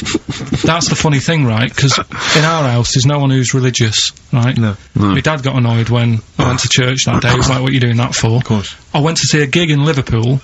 Remember the band The Christians? Yeah. He thought I'd join some club. Yeah. I said I've been to see The Christians. He was saying to me, man, what's he doing going out with them? Yeah. And then the other thing is, because I'm not christened or anything, my mum used to say to me, don't tell anyone that, because there's witches and stuff. I want to go back and see his upbringing. I just want to go back and see him at 7. One day in the life of Karl, age 7. Just to have 3 ghosts visit him tonight.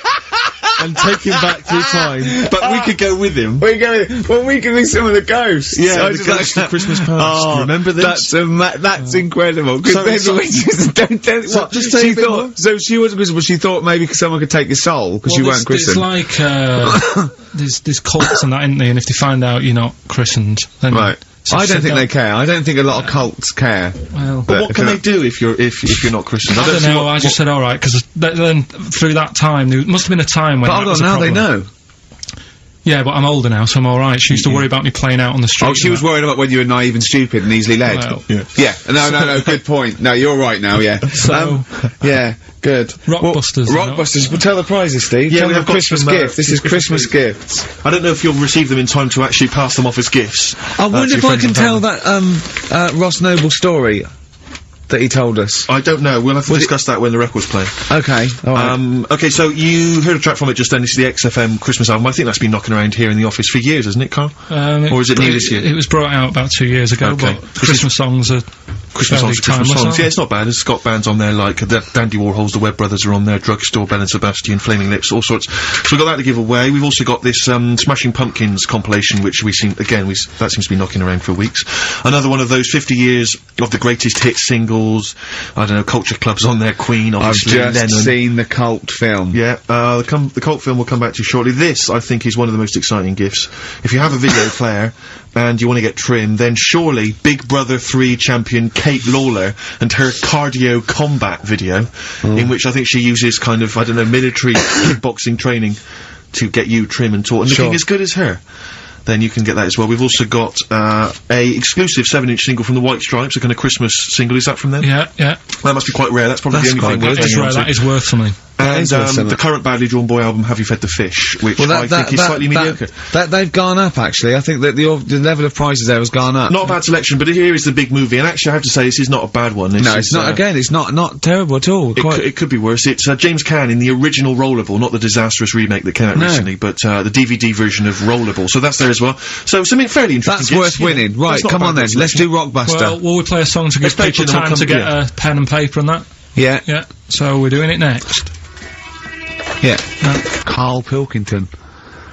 the man of the moment with his Rockbusters coming your way with all those great prizes. Yeah.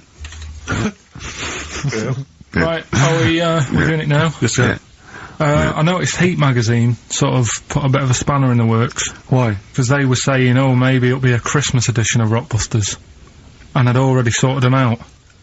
I wouldn't worry, Carl. Well, what I've done, I've cleverly tweaked them to make them Christmassy. So the Christmas bit in it has got nothing to do with it whatsoever, but I just thought... So you mean the clues have a Christmas element? Well, yeah. But it's nothing to do with the answer. It's nothing to do with the answer. Right.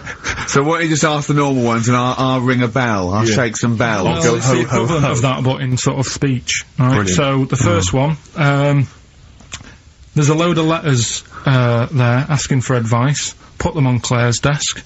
Oh, and have a good Christmas.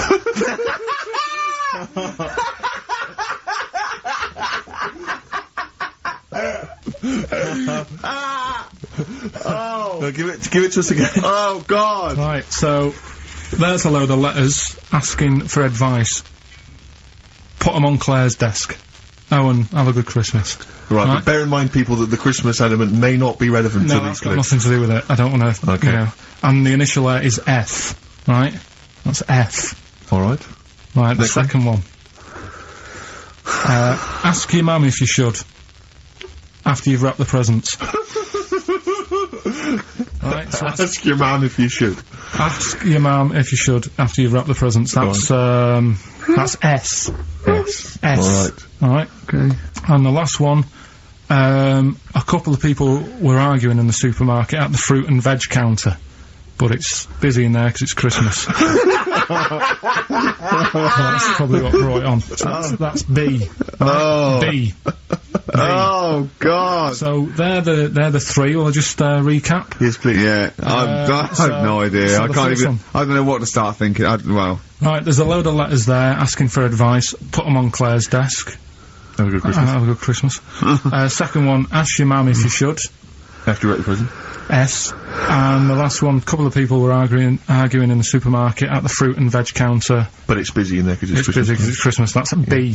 So they're the three things. It's email only, this one, please remember that. ricky.gervais@xfm.co.uk. ricky.gervais@xfm.co.uk.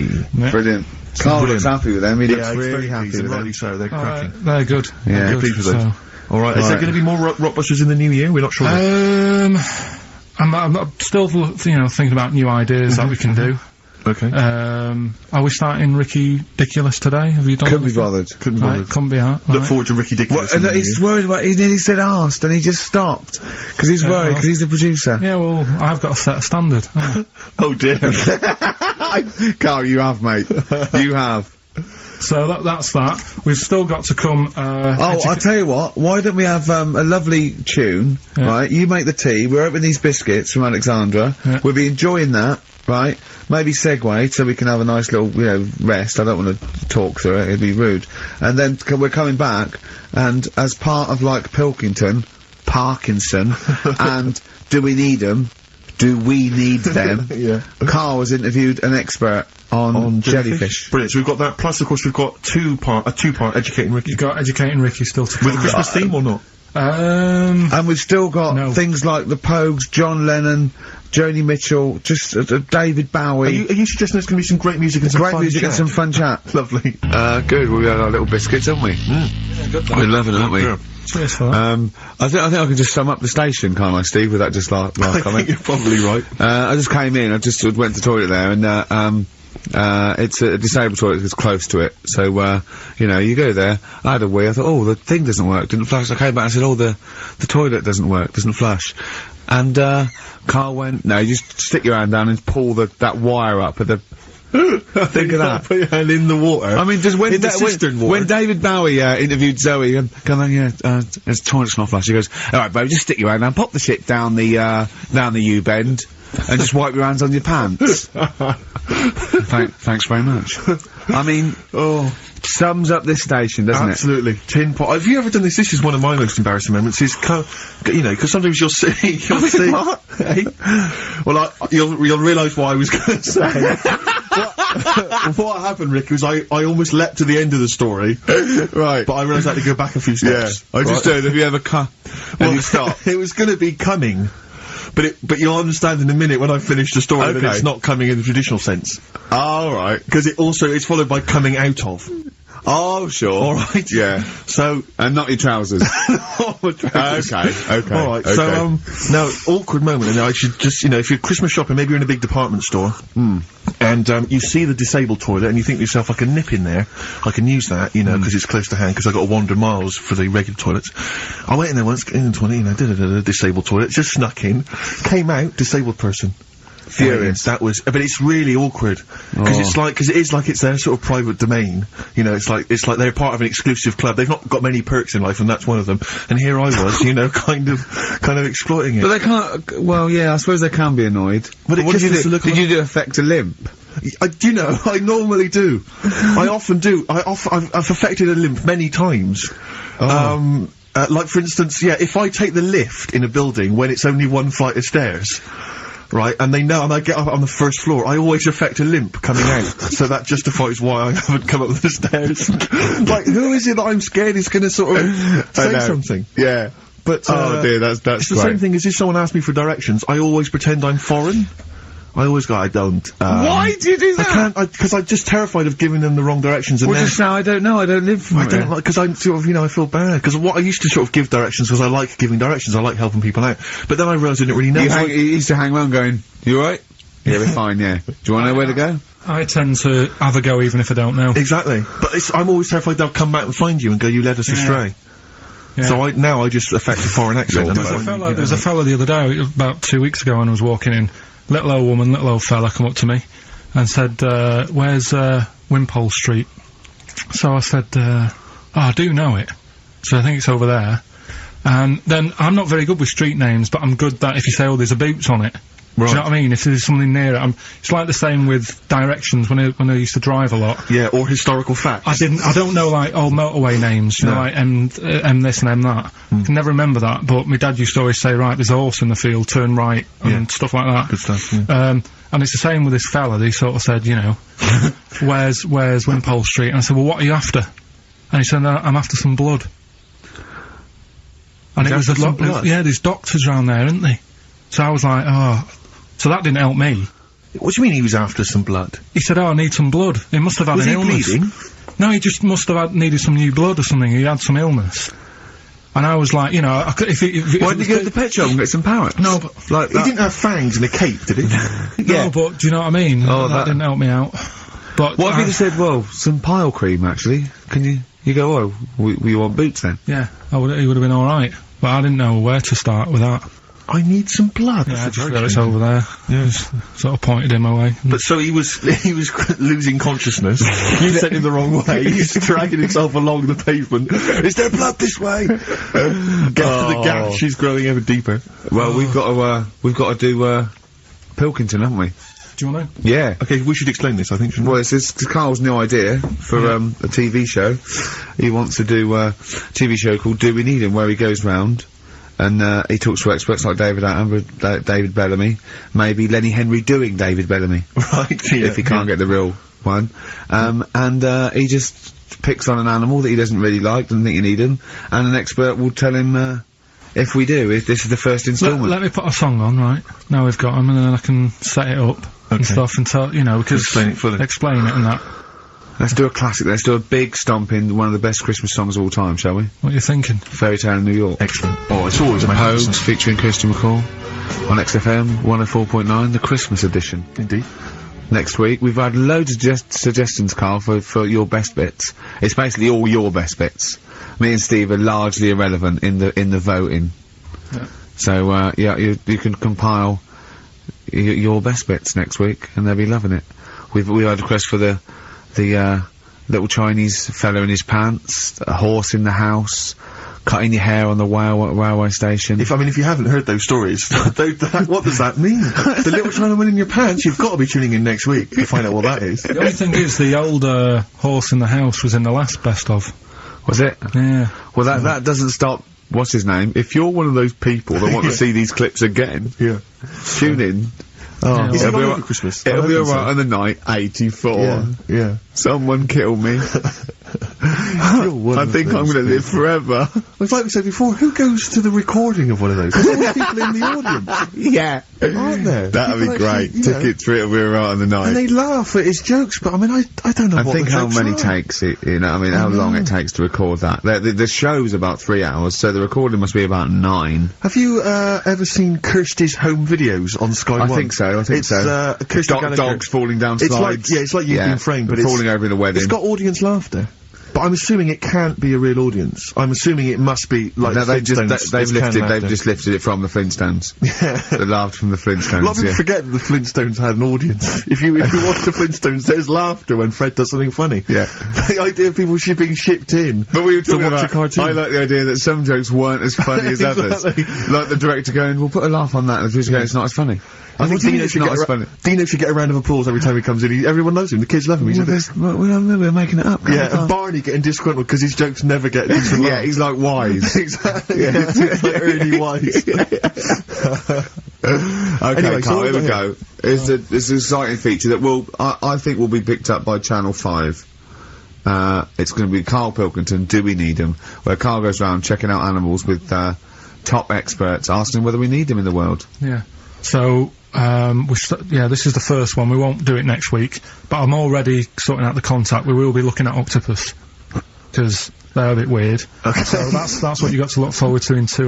Again, if you have an animal that you feel is unnecessary in the world, then email us, and I'm sure Karl will investigate for you. Well, Yeah. the other thing as well, whilst we're on to that, I want to sort of have a bit of research with me. So when I speak to the bloke or the woman about the octopus, right? I want You want to be armed with the response. facts. Well, sort of response from listeners, so I can say, well, 70% of XFM listeners said we should get rid of them. Sure. Do you know what I mean? Like Jon Snow does on Channel 4 when he does all, like, politics stuff, stuff. So, if you agree with me, just send an email saying yes. And What, if you don't- so yes, we should get rid of them. yes, yeah. Or, Yes, get rid of them. Because the house believes always we should get rid of these animals. You're picking animals you want to get rid of. So yes is, get rid of them. No is, don't get rid of them. well, and not no, it's Noah, because they go on the Ark. The ones we keep go on the Ark. That element I'd completely forgotten about, and I think that's a wise move, because I don't think that's working. I don't think you've thought through the whole Noah. So that's just complicating the show, I think. So yes, we get rid of them. Noah, they're saved on the ark. Yeah. Right, okay, Right, so here lovely. we go then, jellyfish. So Do we need them? today we're looking at jellyfish in Pilkington.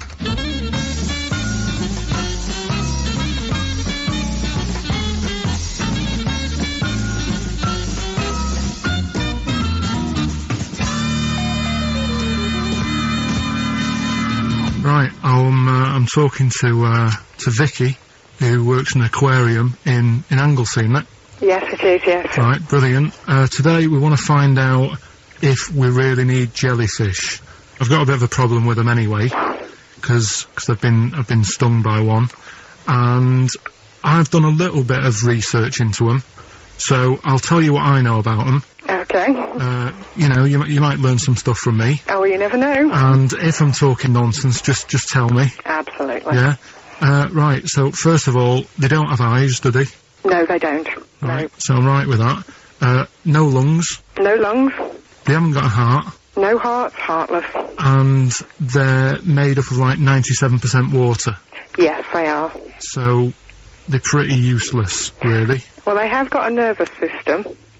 They're actually about 650 million years old. So they've evolved and they've outlived the dinosaurs, and they're even older than the sharks. And they can even outfox us, because NASA scientists have worked with them to try and work out how they operate in weightlessness, and they still don't know how they do that. Took them into space actually to figure out how they did that. Seems like a bit of a waste of money, but... Do you know Port Maddock? I used to go there a lot for my holidays, and there used to be a load of them washed up on the beach. People on motorbikes used to go over them and stuff. Yeah. Which is Well, we get the moon jellyfish. That's the ones with they've got pink bits in the middle. Yeah, That's their reproductive I bodies. think that was them. I think they're the ones who went over on the bike, because you could see pink bits. What do they do? If the jellyfish went, would we have a problem on our hands, do you think? Okay. You might have a bit of a knock-on effect, because things like turtles eat jellyfish. Yeah, but Do we need turtles? Well, don't forget that when you take out something from the marine system, something normally feeds on. I mean, they're not just there for the fun of it. Something either feeds on it or feeds on what they excrete. What you're saying is they exist to sort of feed others and also to eat some stuff that's in the sea. They control the population of other fish and species that might otherwise be a problem. Okay, well, let's kind of wrap this up, right? The question that I'm asking today is, do we need them? Say if Noah had his ark, right? You've swum and got on the boat, you're alright, you're safe, he's going to keep you to sort of populate the world as well, right? So it's you and him. He's not a bad looking fella, so you're happy. Yeah. He says to you, Vicky, do we need them? Absolutely.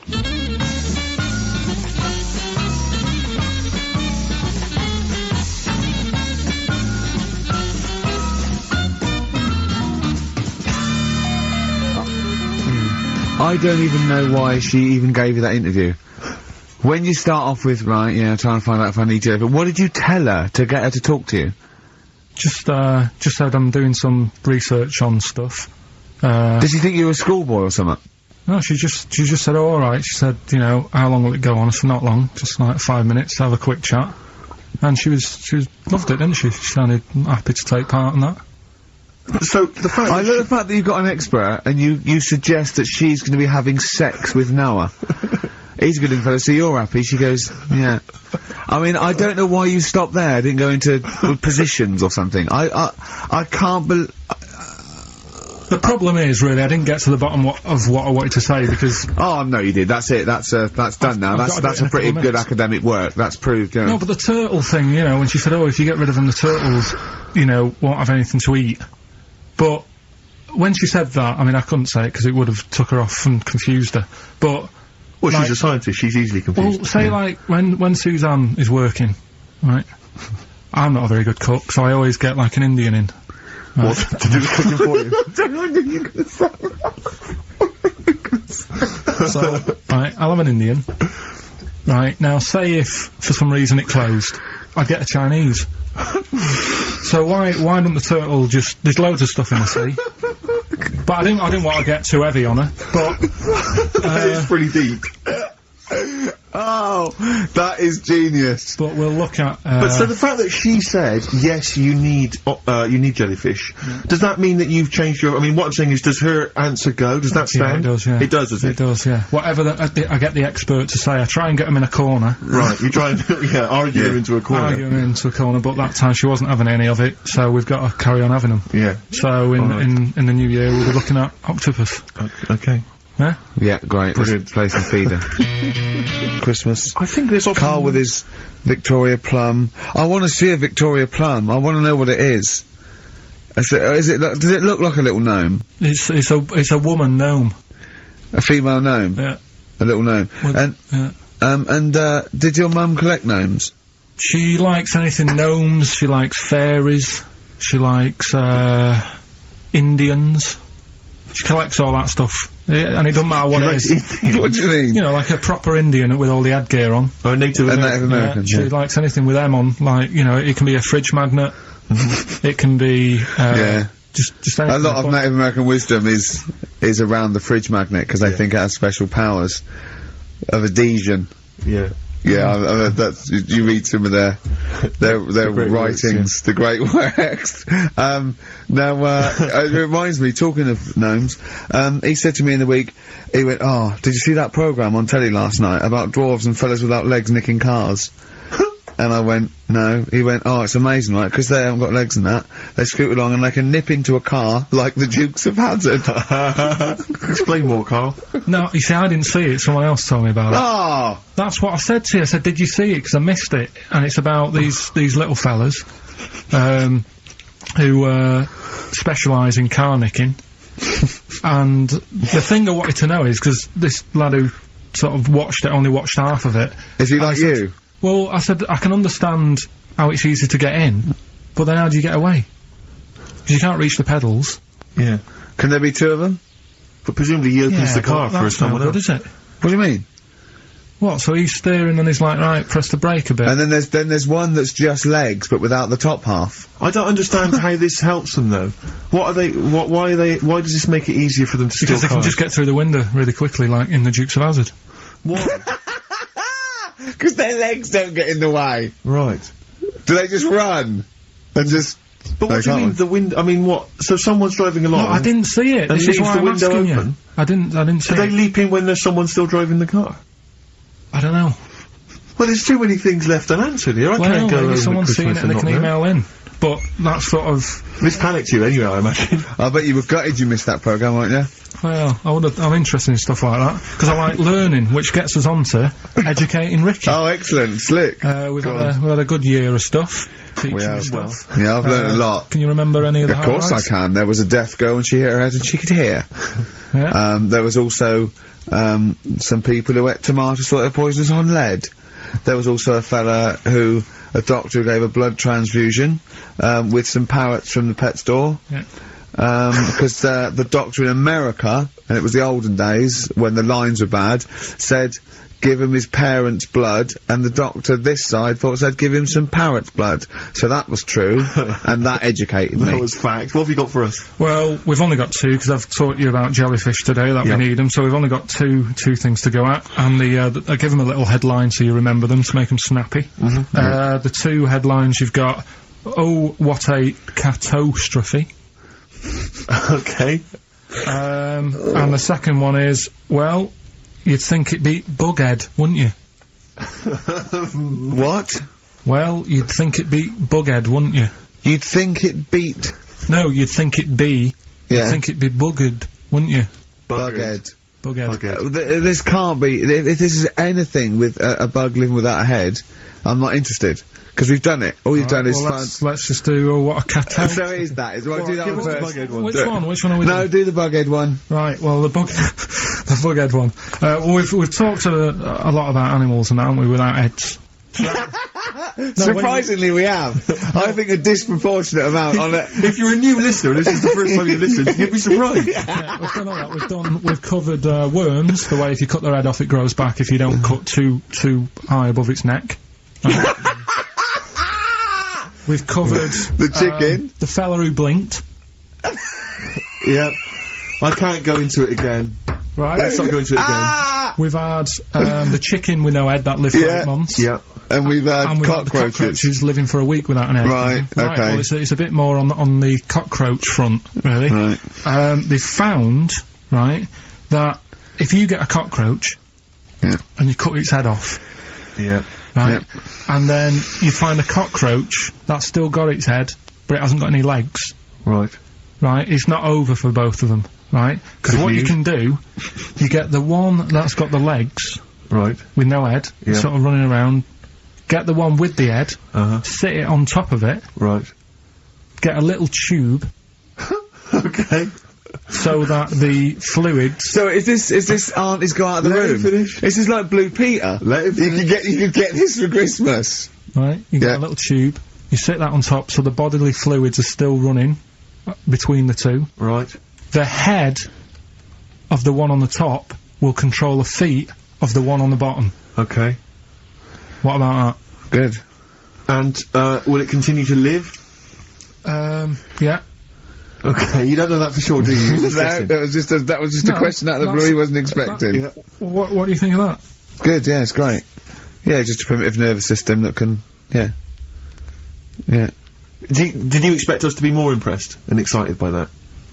Did you fall off your chair when you read that? Did you literally topple off? Going, Did "Whoa, look at you cartoon." think you were going to be the Frankenstein of the insect world? Yeah. No, I just was thinking if they can do that, you know, With them, can they do it with can they humans? Because I also did a bit of research course on... you did. Did you come to the sort of conclusion that apart from the moral aspect of it, that the human was probably more complicated than?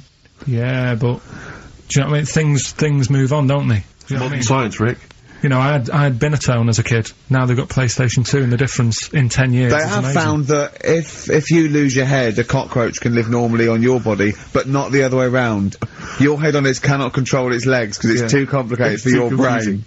brain. So, yeah. Well, So, then other research because I thought if you don't learn from that, I'll give you something else for free, right? Go on. Free. That they can clone people. The only reason they don't do it, right? Say if, like, Ricky needed a lung, right? They could clone you and make you the same, but the only reason they don't want to do it is because it'd be a bit horrible, wouldn't it? And it would take sort of 18 years for me to get an adult lung. And there's all kinds of moral implications. Yeah. What do you mean, yeah? You hadn't thought of that? Because lest we forget, Rick, he ended with the only reason they don't do it is because it's a bit horrible and that. Which scientist said that?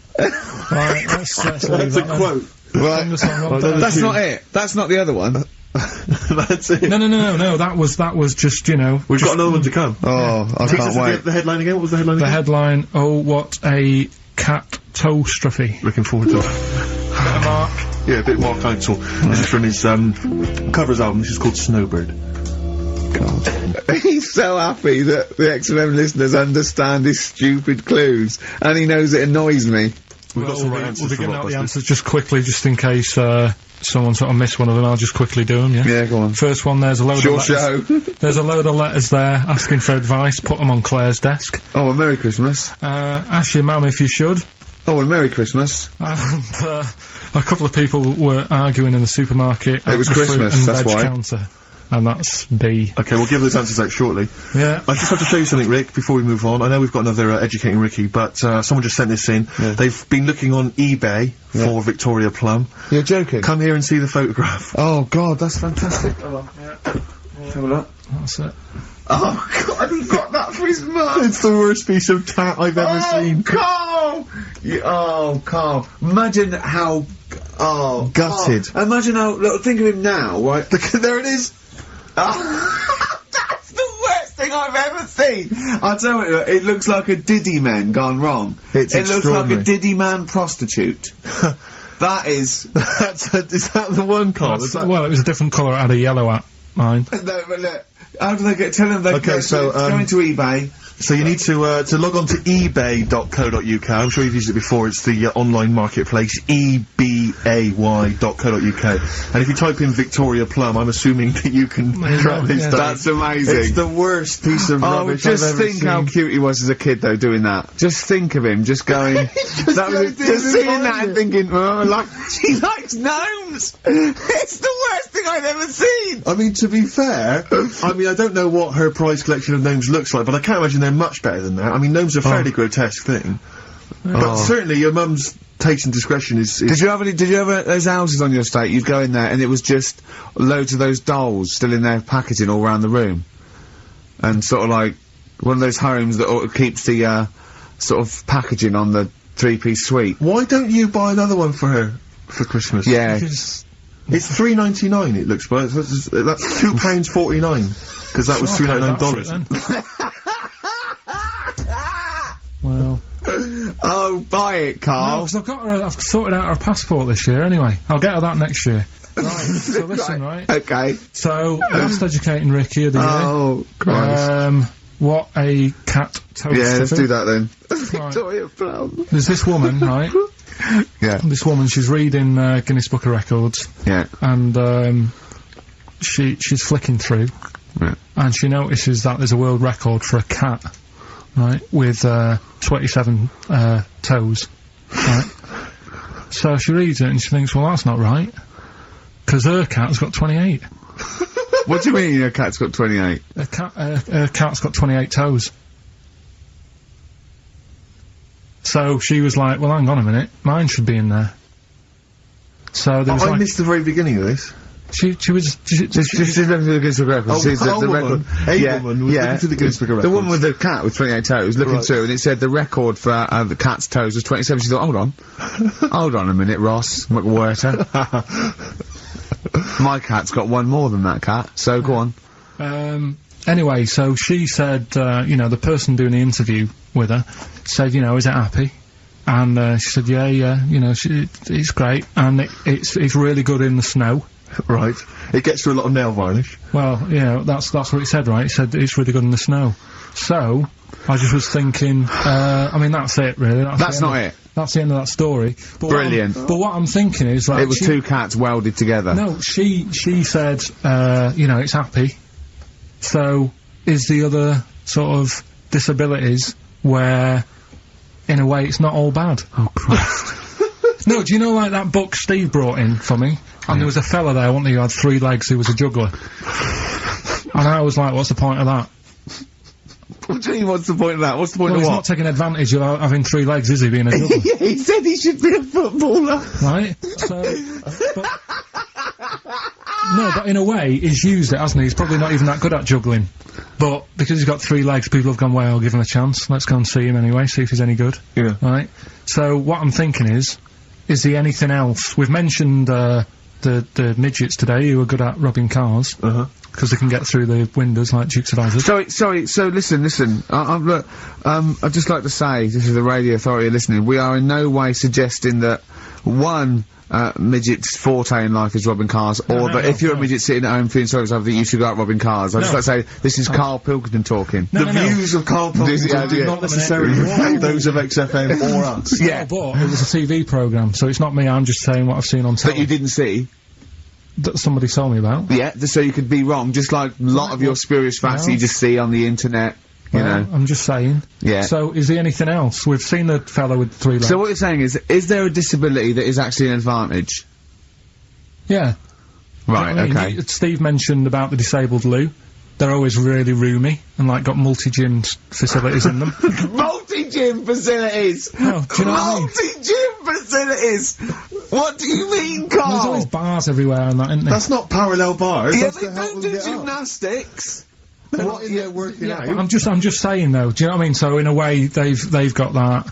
So, always, what I'm saying is, when you look on the brighter side, it's like Elephant Man would have never got up and gone, oh, look at my hair today.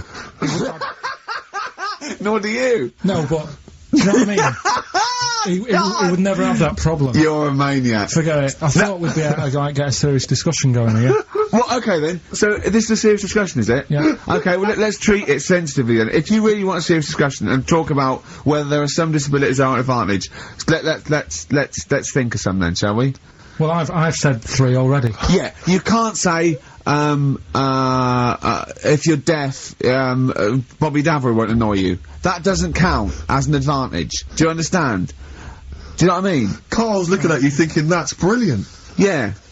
Yeah. Well, we'll leave it then. I'll come up with a better feature for next year. We'll bin that. Oh, So if you've got any We've disabilities... been that, like that was gonna be a feature. What, you were hoping that would be a spin-off feature?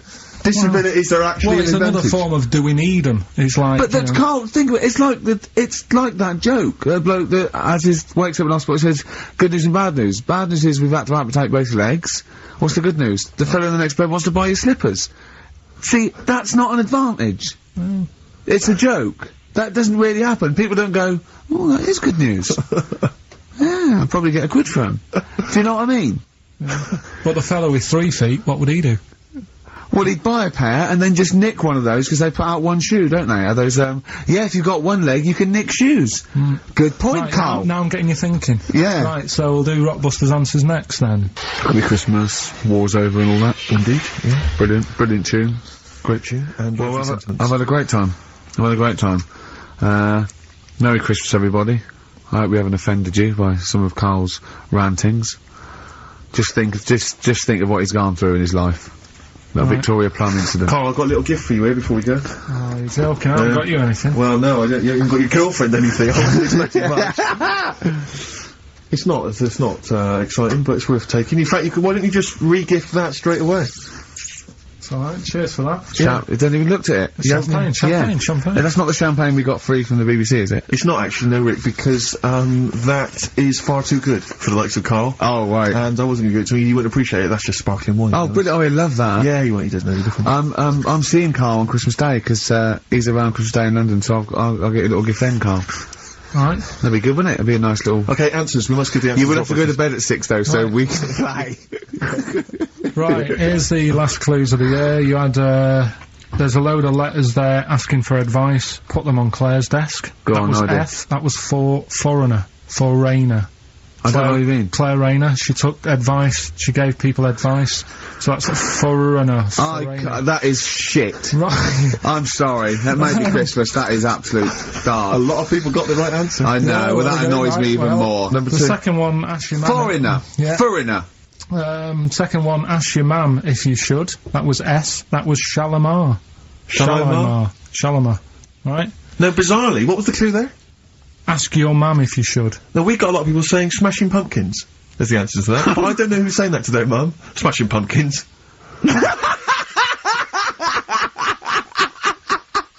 Merry Christmas, Mum. Smashing Thanks very Pumpkins. much. Nice bollocks. Oh, that's great. That's great. Right. Smashing Pumpkins. Your dad bought them for me for Christmas. Yeah. And the last one, Lovely plums. What, my Victorians? Oh, God. right, we've got to wrap it up. Come on, then. A couple of people were arguing in the supermarket at the fruit and veg counter. That was B, that was Banana Drama. Who were, like, having an argument. What do you mean Banana Drama? What? No, wait. What group is Banana Drama? What group is Banana Drama? So, You're a fool. You're a twat. When you say that, but you accuse Carl of that, you're also accusing lots of the listeners, including the winner, Nicola Rogers, of London, and she wins those great prizes, and she got them bang on, so... Banana Drama. so can we finish there now? Yeah. Yeah, What do you mean? What do you mean? Can we finish there now? Just play the ads and go. What? No, what are you talking about? We're going to play Joni Alright, Mitchell. we'll We're play going to that, sing it all day. Play that then. Goodness me, Carl, look at you. We haven't got time. Merry Christmas, Carl. Merry Christmas, Carl. Enjoy the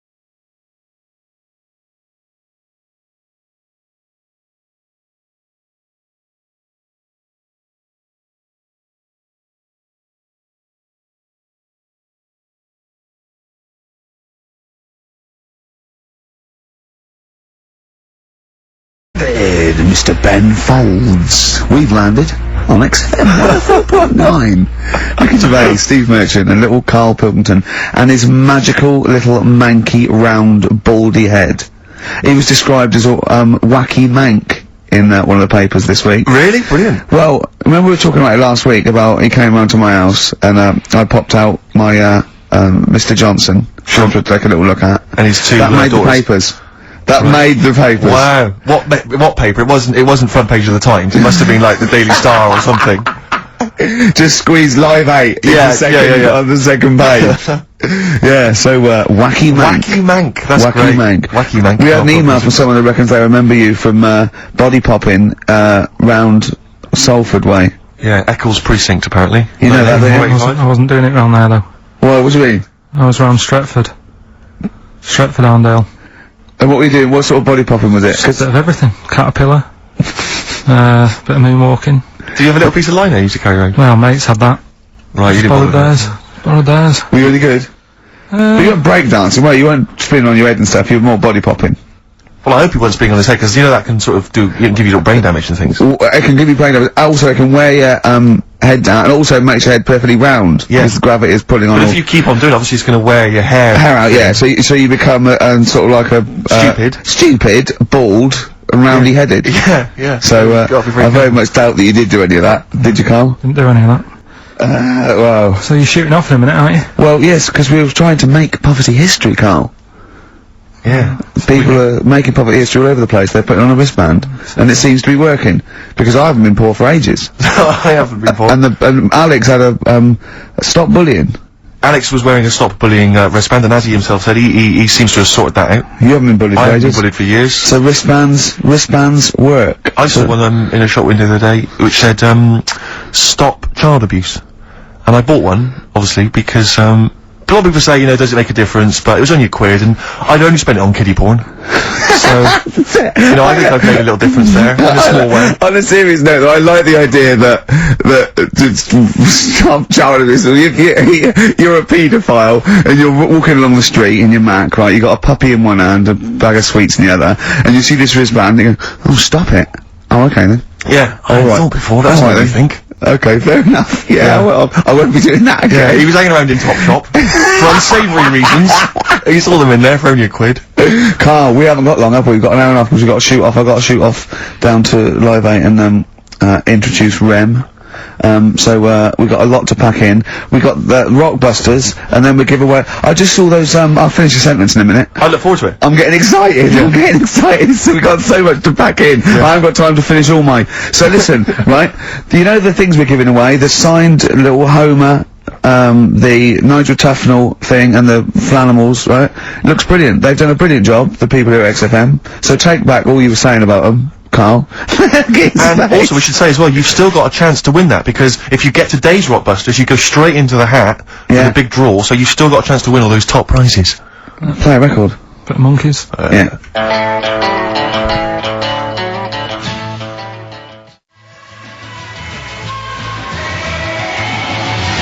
Monkeys. Pleasant Valley Sunday. Alright, do you like that, Karl? It's alright, yeah. What's it about? Well, if you heard, it was a sort of description of, you know, typical suburbia, isn't it? Here in status symbol land. You know, it's a sly dig. When the monkeys get a bee in their bonnet about something. Oh. You better not. You do not want to be on the receiving end of that. Yeah. We've got a good song with a story later. Go on, what we got? Don't want to tell you yet. Alright. Now, is it as pitiful as last week's, where you somehow misheard that Eric Clapton song? What was the Eric Clapton song? Well, Wonderful Tonight, and he was convinced it was about a bloke in a wheelchair for no reason. No evidence at all. Other than she's walking around with me. Yeah. Well, yeah, walking around with me. No. I walk into a room and everyone's head turns to look at her, which you didn't seem to Helps him to bed. Because he's drunk. He's had a few. Oh, never mind. Yeah, well, you're totally wrong. Big day, Karl, though, isn't it? No, because you know, there's lots going on, and I know Karl's it's very important for him that he champions Live 8. I don't know what's going on. I don't know what. I am sick of it, to be honest. Sick of what? Just sick of reading about it. Sick of this Live 8 thing. Sick of it all. Brilliant. Fed up with it. What annoys you particularly? It's not only that today, though, is it? On the way in today, right? Saw a gay fella on a that bike. weird? On a bike, rushing. What time did the gay march start? What time did it have to be? Why are you looking at me? I don't know. No, but he was rushing, left it late, so he'd had a late night again. So my point's right about him. What was your point about, just to people who just tuned in? Well, the fact that they go out late, so, you know, they sort of have a nice night out from about 11:30. They're lying in the jeans at like 10:30. In their jeans! Their leather trousers. But anyway, right, so... They're cutting the back out of their leather trousers about 10:30 at night. I'm on the way in, right, and I see one stressed out, rushing, right, on a racer, wearing high heels. Oh, I love you. He's 50's dad, isn't he? He's angry. He's just angry. If you're a gay fella and you're proud to be gay, but you also want to make poverty history, you don't know what to do today, do you? You're all racing all over the place. Must be murder. It seems a bit unfortunate that they've put them on the same day. Yeah. Well, you can get little leather studded wristbands that say make poverty history. Yeah. So you know, you can join in on both You can parts. kill two birds with one stone. Yeah. Yeah. But why is lie about stressing you out? It's for a good cause. You must have, you know, I know we've discussed this in the past, and you don't really know what you're talking about. But I mean, maybe that's the problem. I'm just, I don't know. I mean, I could have told them ages ago that there was no way that they were going to pay it back. I knew that was going to happen. I love that. But they didn't consult you, did they? When they were handing out this money willy-nilly to people who were dying, you could have had a quiet word with them. All I'm saying is, you could have said to Harold Wilson, Harold, you're not going to get this back, mate. You are not going to get this back, mate. When I wanted a mortgage, I had to supply 3 wage slips, is what I'm saying. I was double checked out loads of times. I'd like to see, have you ever seen that guy Alvin Hall, who gives financial advice to perhaps teenagers who don't know how to spend their money wisely? Alright. Perhaps like send him over there. He's the guy with the bow tie. Oh yeah, You know what I mean? yeah. Send him over there and just sort of have a chat with him and say, make a list of what you're spending it on. So it is basically, will you be annoyed if they drop all debt and double aid and everything? No, because I mean, you know, people sometimes need help and that, don't they? You've got to help people out, but it's how many times is the thing. You know what I mean? Let them off. But do I, you know, I've got this monthly payment at the moment, haven't I? Yeah. I'm paying for tools for people out there who need a drill to build a house or whatever. Yeah. Am I now in my right to say, well, you can't have it all? Do you want the drill, or do you want the debt cancelled? This is what I'm saying. I'm just, you know, I'm all happy to help people out. Do you think they're taking us for a mug? Is that what you think you might be taking? We'll see, won't we? Time will tell, won't we? You know what I mean? If next year at the same time Geldof's putting on another gig, I'll go, what's going on now? Geldof putting on another gig! And the mean fiddler! What's going on now? I think you're missing out on the true meaning of today, Carl, which is an opportunity to see Keane for free. I think that's the problem. I don't want to go. I don't like crowds and that, do I? Right. Can't be dealing with that. Don't like big crowds. People, because I was talking to people at work about it, and they were saying, oh, you know, it's a big occasion, it's one of them events, like, you've got to be down there, because in years to come, when they say, you know, were you there, I don't see what's good about having a memory being stuck in a crowd of 150,000 people. I prefer to do something nice, say if I have like a nice cake and a cup of tea, right? In years to come, when they go, do you remember that day when we were all cramped and what have you? I'll go, no, I was on a nice cake and a cup of tea. So I've got a nicer memory than them. So I believe in doing something nice on a big occasion, do you know what I mean, on a special day. Do something nice, remember that. The thing is, you have got a nicer memory than them, because when you look back and they say what you're doing 20 years ago, your memory will tell you you were actually having a cup of tea and a cake, but with a chimpanzee that could talk English. That's what your memory will tell you. You're thinking, oh, I was out with my mate, I was out with my mate Marty, he's a chimp. And it just, you'll be in cuckoo land by the time you're 50. You'll be just going, that was great that day, remember? Suzanne, I don't know what I'm talking to Suzanne, she's left you. She's left you, she's had enough of you waking up. Well, she's down in Hyde Park watching Bed-Shaped live. She's not worried about cake and a cup of tea. Have you ever done a march or anything though? Have you ever sort of... What are you saying? Have you, you know, you're having a go at me for not getting behind it all, right? Which I am, because I've got more standing orders going out my account for charities than anything, right? But have you ever got behind a problem? No. I don't think I have, to be fair, no. No, I am quite slack in that respect. It does take a lot of effort though, doesn't it? Well, it depends. What sort? Well, you know, if you're going to do one of those walks from John O'Groats to Land's End or something, that's a lot of time commitment. There's one, I tell you what, there is one that looks alright. On, Portland Place, just off Oxford Street, there's always, just a little Chinese fella sat on the pavement. Right? Oh, I've seen him, yeah. What's that all about? Yeah. He's just sat there with a poster, but you don't know what it's for, because it's in Chinese. Yeah. So he's just always sat there. But for me, that's the sort of march I want, where you just, and he's only there when it's sunny. If it's raining, they don't bother. I tell a lie, I did pop down when all those women walked through London in their bras.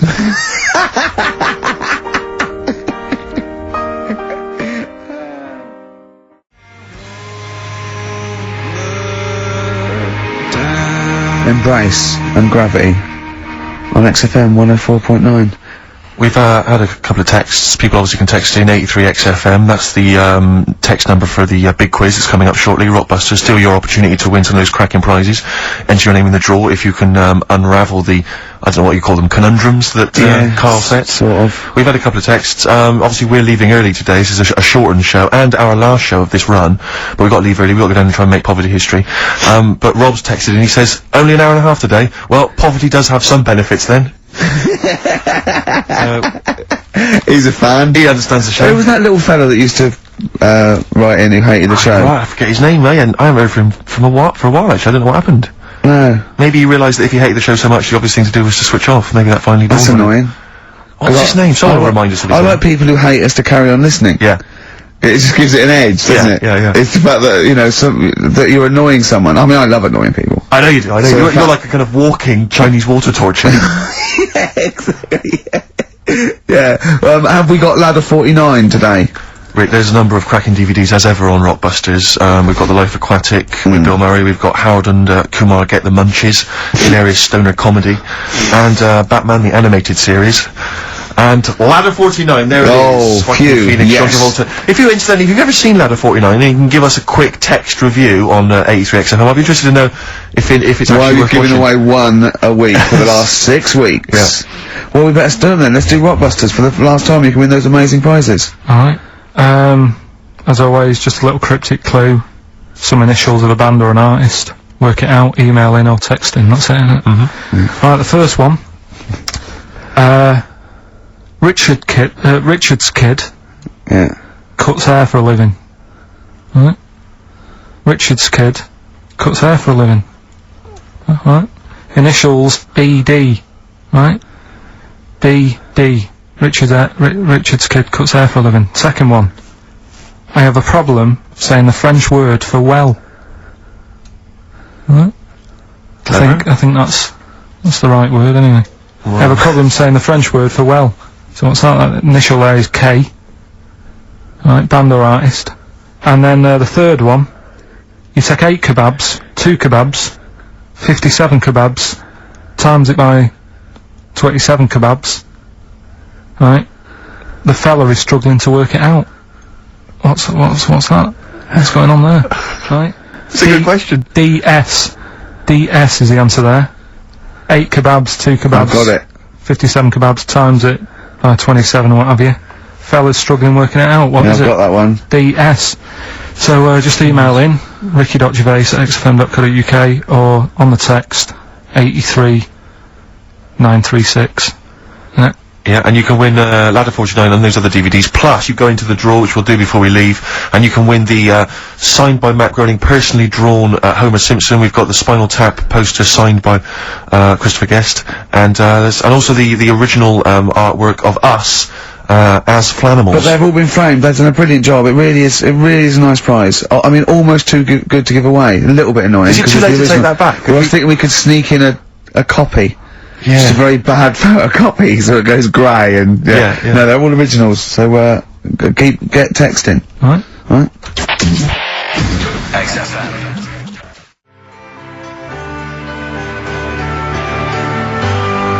REM, Night Swimming, beautiful song, brilliant band. I've got to introduce them, and I'm actually nervous. Yeah. I never get nervous. You never get nervous, do I you? never get nervous, and I get a little adrenaline rush. It just takes, 80% of the world's population to be watching you, and then you get a little bit jittery. And I don't know what to wear. No, this is interesting actually. I don't know. No.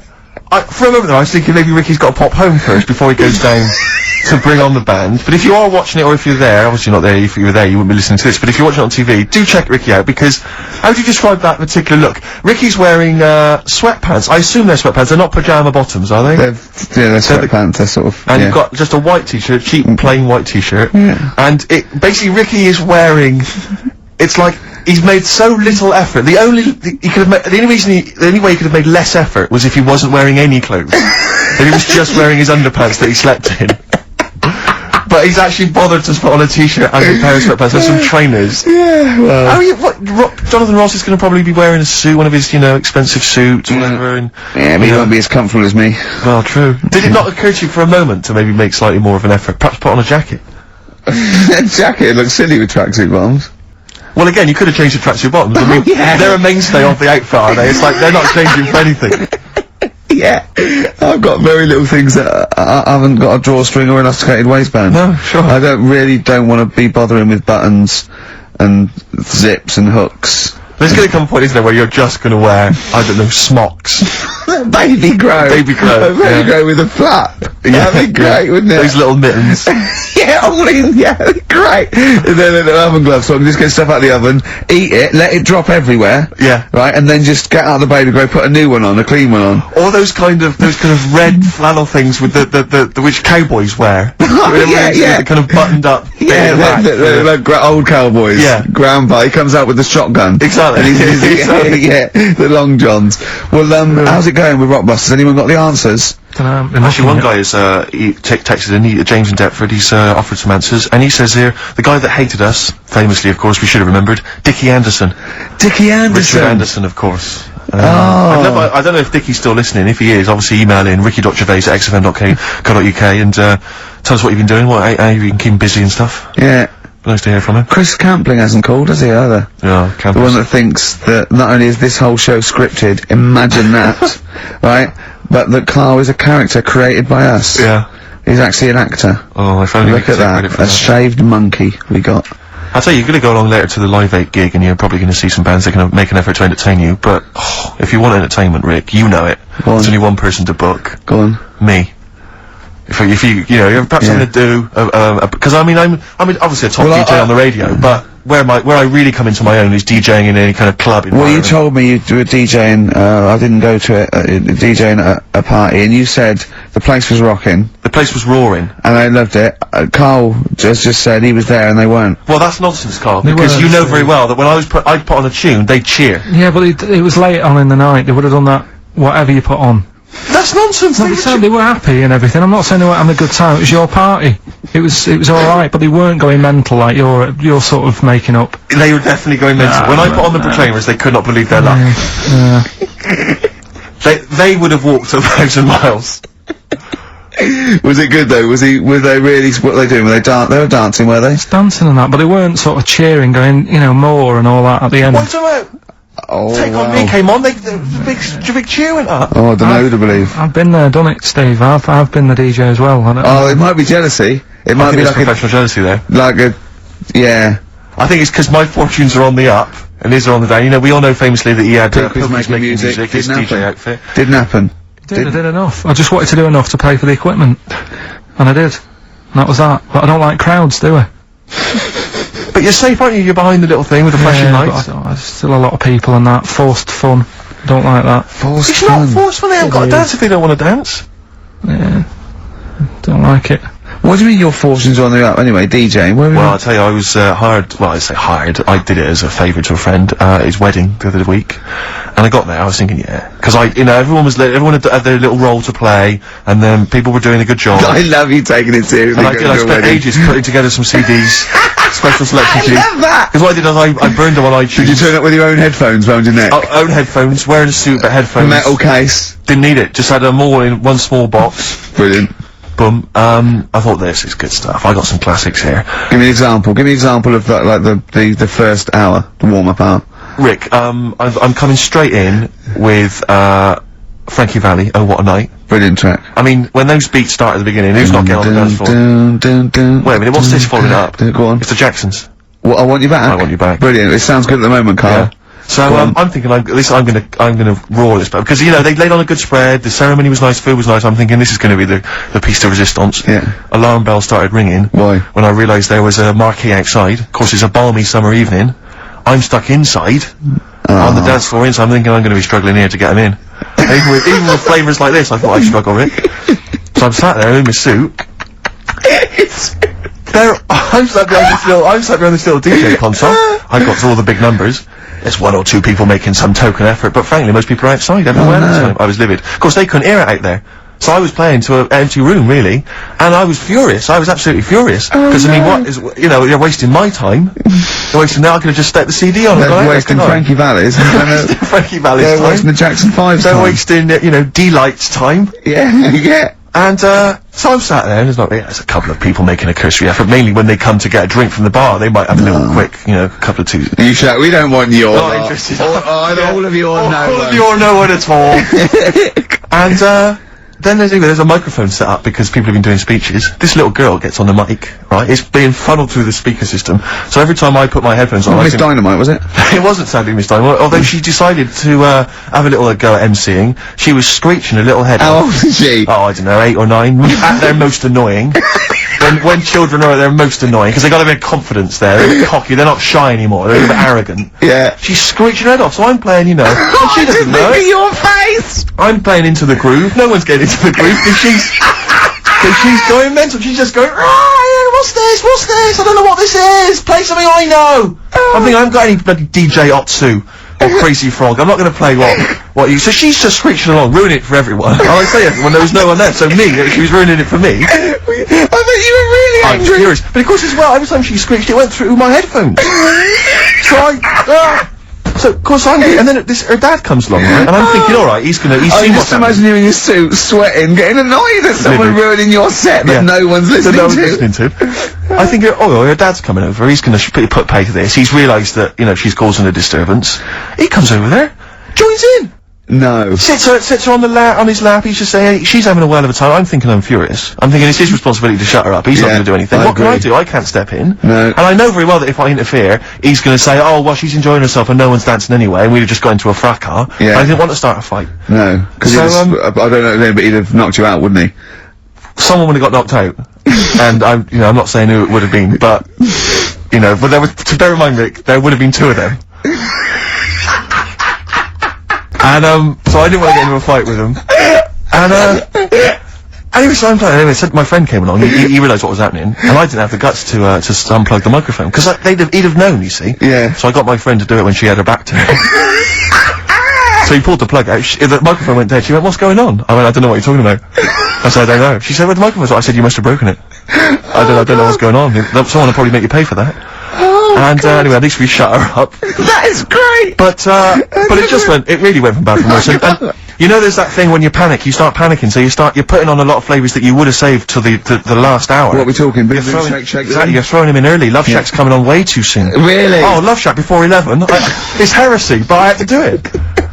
But anyway, in the end, I made the bride go and get some people in. I said, look, it's your special night, alright, and they're gonna enjoy this. I'll be honest, love, this is a washout, and it's up to you to turn this wedding around, or I'm walking. And I tell you, they're gonna have a sour memory of this evening, unless you bring some people in. Get everyone in dancing. So she got them in at the end, and I tell you this, Carl, I mean, I don't know what you say, but they were loving it. They were absolutely loving it. A bloke came over and said, have you got Amarillo? I said, no, but I put on something even better, Delilah. Wedding crowds always go for Delilah. A song, of course, about old man killing his wife. It always goes down very well, strangely, at weddings. They get into a sort of hokey-cokey thing. They went berserk for it. And I was following it up with, I had the monkeys, I had all sorts going on. Brilliant. Of course, you know what happens. I'm going great guns. People are absolutely loving it. They're rocking it. I throw in, I had something cracking on at the end. Come On Eileen, of course, was on. People were going berserk for it. Which is unfortunate, because the bride's name was Eileen. Yeah. And, then the bride pipes up. I'm throwing the, bouquet. So they all traipse off outside again. I was furious! Oh, no. I plugged the microphone back in. I said, what are you doing? We got, but they went out there, and of course you can't get them back once they've done that, because all the women are running around. I got the thing, and then they got to wave everyone off, throw the confetti. They ruined your day. I was having a great time and they ruined it. She ruined your special day. She ruined my special night. Oh, no. You know, it's on her head. What would you put on about now, Carl? What if I was DJing? Yeah. Probably about a world party. Go on, interesting.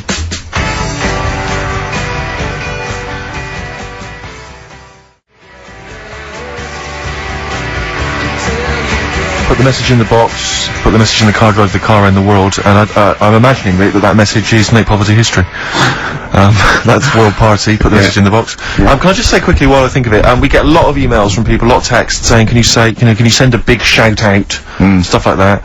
You know, I've just looked at one now, Scott and Julie in Australia listening, they want a big shout out, big shout to them.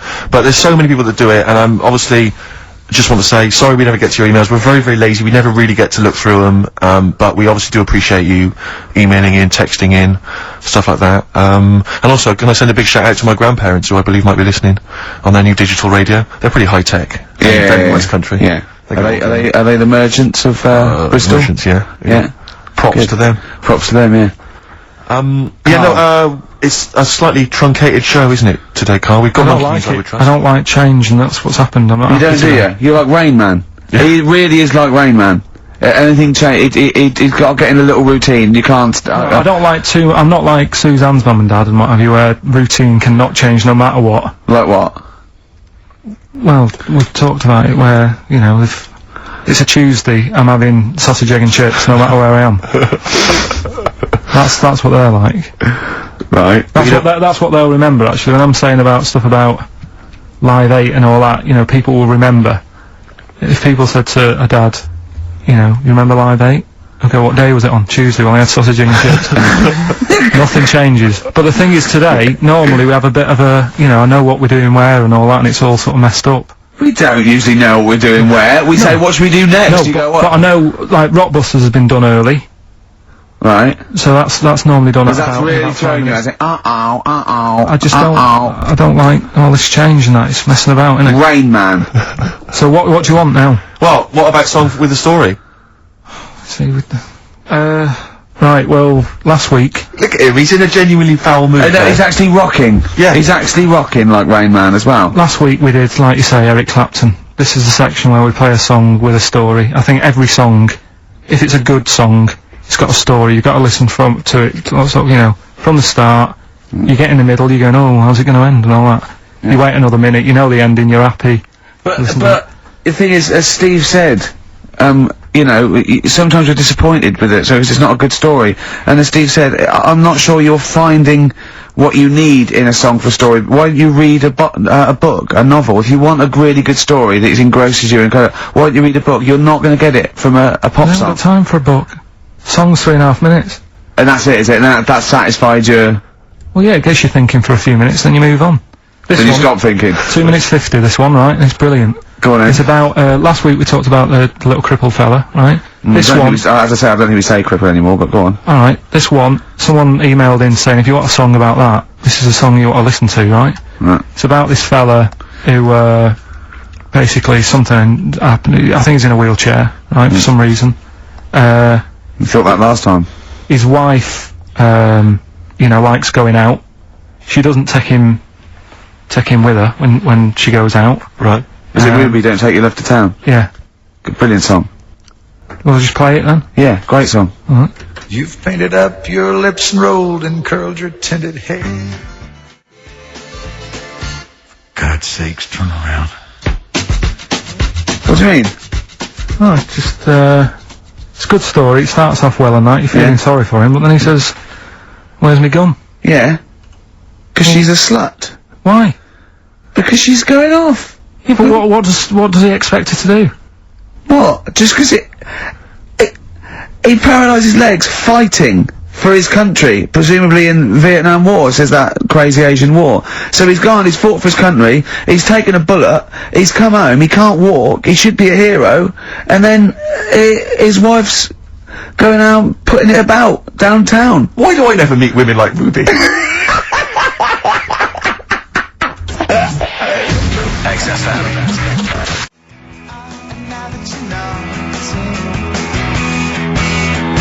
Forever Lost. The magic numbers on XFM 104.9. Well, the concert's kicked off, Steve. Yeah, I'm a bit annoyed that we're still here, really. Let's try and wrap this up quite quickly and then shoot No one's listening anyway. Nah, we could talk about anything. Well, we do. Yeah, true. It makes no difference to We us. could do a lot more swearing than we normally do. We could do even more. I was talking to Carl the other night, because I've been rewatching for some reason that film Witness with Harrison Ford, where he's a policeman that has to protect a little boy who's part of an Amish community. Amish? Yeah. And I tried to explain to Carl. You look plain, John Book. Exactly. Yeah. Exactly. And I was obviously trying to explain the Amish to Carl. He'd never heard of them. Completely stony-faced. Amazing. Now for those... Okay, you explained it to him, have you? Okay then. Now I don't know what you said, but I'm assuming you got it right, right? Carl, now tell me back now, what are the Amish? They're just people who, sort of live, like in the olden times, so to them they're sort of in about 1842 or something, so they're getting old papers and that. They haven't caught up to... No. They don't have telly. They don't deny that the 20th century has happened. They just don't want to be part of it. They look up and they see planes and they know what they are, and they go into the town and they see it in the window of Dixon's, a telly. They just don't want to be part of it. No, they're still living... They are still living like it's that's what I mean, yeah, but they know about everything else. They just don't want to be part of it because they think that the sort of the revolution was a bad thing. They think that society became more and more depraved, and they wanted to go away from it, and they want to go back to old values, and they think they don't need TV and jets and that way of life. They can survive in the old way because the old way was better. Missing out on Live 8. Yeah, but they haven't had Band-Aid yet. Yeah, I think this is the problem that Carl had. He in his mind, they were just a bit delayed, so that in his head they were slowly moving towards the 20th century. They wouldn't be able to watch most of these bands, all their electric guitar. They'd be allowed to watch Tracy Chapman. Yeah. Doing an acoustic set. Yeah. Between the bands. Yeah. That'd be alright. But no, in Carl's mind, it's like if he... Although they wouldn't like Fast Car. They wouldn't like singing about that. They go, I don't know what you're talking about. Pony and Trap. You got a pony and trap. That'd be alright. But are they still, do they still get sort of rubbish posts and that saying we need your money for this, or, you know, get behind this charity? They live in a isolated community. They're farmers, aren't they? They're farmers. It's an agricultural community, and they're obviously very staunchly religious. In actual fact, it would suit you very well, because you hate crowds, you hate groups of people, you don't like the modern world. Well, you'd love it down there, wouldn't you? He wouldn't like getting up at 4 o'clock to milk a cow, though, would he? Well, no, but he'd get used to it. Go back to bed, can you? It's probably out. I mean, have they got anything to do with the Hare Krishna people? No, nothing at all. Because out of all the religions, that's, you know, I'm not a religious person. I don't understand. You're only saying Hare Krishna because you've got the head. That's the only reason you think it'd be... I'm halfway there. Yeah. But the thing is, out of all it, you just what was that? Money just fell out of my pocket where I'm nearly laying down. That's the danger of wearing sweatpants everywhere you go. I'm only ever lying down in a chair. No, I'm you know, I've never been a religious type. You know, if people want to do it, I let them do it and what have you. Good of you. But out of all of them, I want one that's not going to take over your life. I don't want one where you've got to get up 3 times a day and you've got to go and pray and that you've got to get up early. Forget that. It's getting in the way. But if it's something like, I was walking to work the other day, right, across Oxford Street, there's a little Hare Krishna fella there, and, he sort of had, he had a leaflet and stuff, and, he said, you know, are you interested? And I said, what do you do? And, he said, well, you know, we're against getting stressed out and what have you. And, he gave me a plum. They hand out food for some reason. But, I sort of asked a few questions. Just the imagery. These 2 bold people, one of which is wearing an orange smock. Holding a plum in the middle. He hands the other one a plum. It's almost like you can imagine some kind of religious painting. Exactly, yeah. But you know, what is their sort of main thing? Because he didn't really tell me that much. He was a Japanese bloke, so I didn't know what he was saying that much. Why? He wasn't speaking English? Not very well. He wasn't the best sales bloke to send out for them, is what I'm saying. Yeah. But what's that? Are they you're saying they're nothing like... Well, I believe Hare Krishna is a kind of, as an offshoot of a sort of Buddhist faith. It is, I think they are Buddhist, aren't they? Yeah, and obviously their kind of trademark, as it were, is that they have to say, I believe they have to say Hare Krishna, Hare Krishna in a certain rhythm, in a certain order, a certain amount of times per day. That's why you see them walking down the street saying Hare Krishna, Hare Krishna, because it's actually a sort of religious chant which they're obliged to do. So you see, even if you go into the Hare Krishna faith, you may find yourself, you know, in Tesco or whatever, forced to say Hare Krishna, Hare Krishna. Out loud, not just thinking it. Yeah, no, out loud. You can put it on an iPod and you couldn't put that on an iPod. No, it doesn't count. No, I think you have to actually say it. So I guess that kind of eats into your social life a little bit. And there's the wearing orange as well. Particularly frustrating, I imagine, if you're in a cinema or a library. A little bit awkward there, you know, midway through, or Star you Wars, live next door to a bloke called Hare Krishna. Yeah. Who constantly thinks you're calling him. Yeah. That probably... Yeah. So that's in this. I mean, I don't think we've quite done the Hare Krishna faith its full service there, but so interesting to you. I mean, you got handed a plum. You've been treated well by them. Yeah, well, but he couldn't tell. I just wanted to know how much time it would take up. What are the benefits? You know, what can you do? What can I think the benefits are they probably don't get stressed out. They've probably got that sort of that zen, that chi-ness about them where they try and interact and quite meditative. Yeah. Yeah. I've got some nice trainers as well, don't they, with their orange. What are you looking for then in a faith, Carl? You say what are the benefits? I mean, obviously Catholicism, you get the communion wine and bread, so... Yeah, but I can afford that. Right.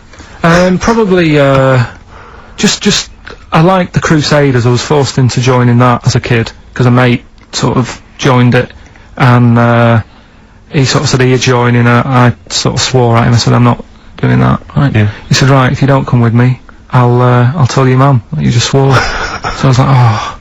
So I went along, and I used to just go on the Friday when they played, you know, Sabutio and stuff, and then I went on one Sunday, and it was totally different.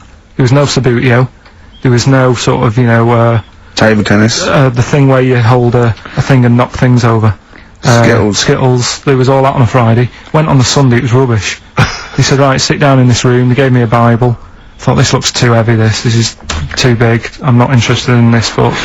And, I never went again. I used to hide on a Sunday when they came round. And, that's been the only sort of... I suddenly, why did it suddenly turn out to have to hide on a Sunday when they're coming round? Because they wouldn't leave. They wouldn't leave. Who was it? Were they adults? It was sort of a... Well, he seemed like an adult to me at the time, but he was probably about 27. Well, that is an adult. Yeah, but, do you know what I mean? He seemed a lot older when I was a kid. Yeah. And he came knocking and that, and he used to say to me, Mum, I'll just tell him I'm ill or something. And, he used to hang around to see if I'd eventually come out to play and that. And if I did, I think they would have grabbed me and took me there. I love the idea that for you religion has to bring with it some kind of gift. It's like, you know, join our faith and you get an alarm clock radio. It's like something like I think religion does bring a gift. Usually, it's... Well, the gift of the Lord. Well, the gift of everlasting life, isn't it? And that's the problem with it, you know. A lot of people believe in it because they think... But for Carl, his feeling is like, that should be a given. That's safe. I'm definitely going home with eternal life. But what else can I have? Is there an iPod? You have to have a religion, because obviously I don't have a religion, I don't miss it, and I wouldn't want one. I'm an atheist. And that's out of belief, that's out of logic. And we don't get into the politics or the morality of it. Why do you feel you need a religion? Why don't you just get a hobby? Well, I didn't want one. I don't want one. I just was saying that, you know, if I was to get one, which one would I go for? Is what I'm saying. I'd like to see you perhaps as a Jew. I think Judaism would suit you well, I think. What are the hours like for that? Tough. It can be tricky. That's what I mean. I don't want anything that's, you know... And they have a day where they don't eat and stuff. I couldn't be doing that. So they may have days when they eat a lot too much. Yeah, but what happens if I'm not that hungry that day? Like I say, I don't like change. You know what I mean? I like my Cheerios in the morning. I don't...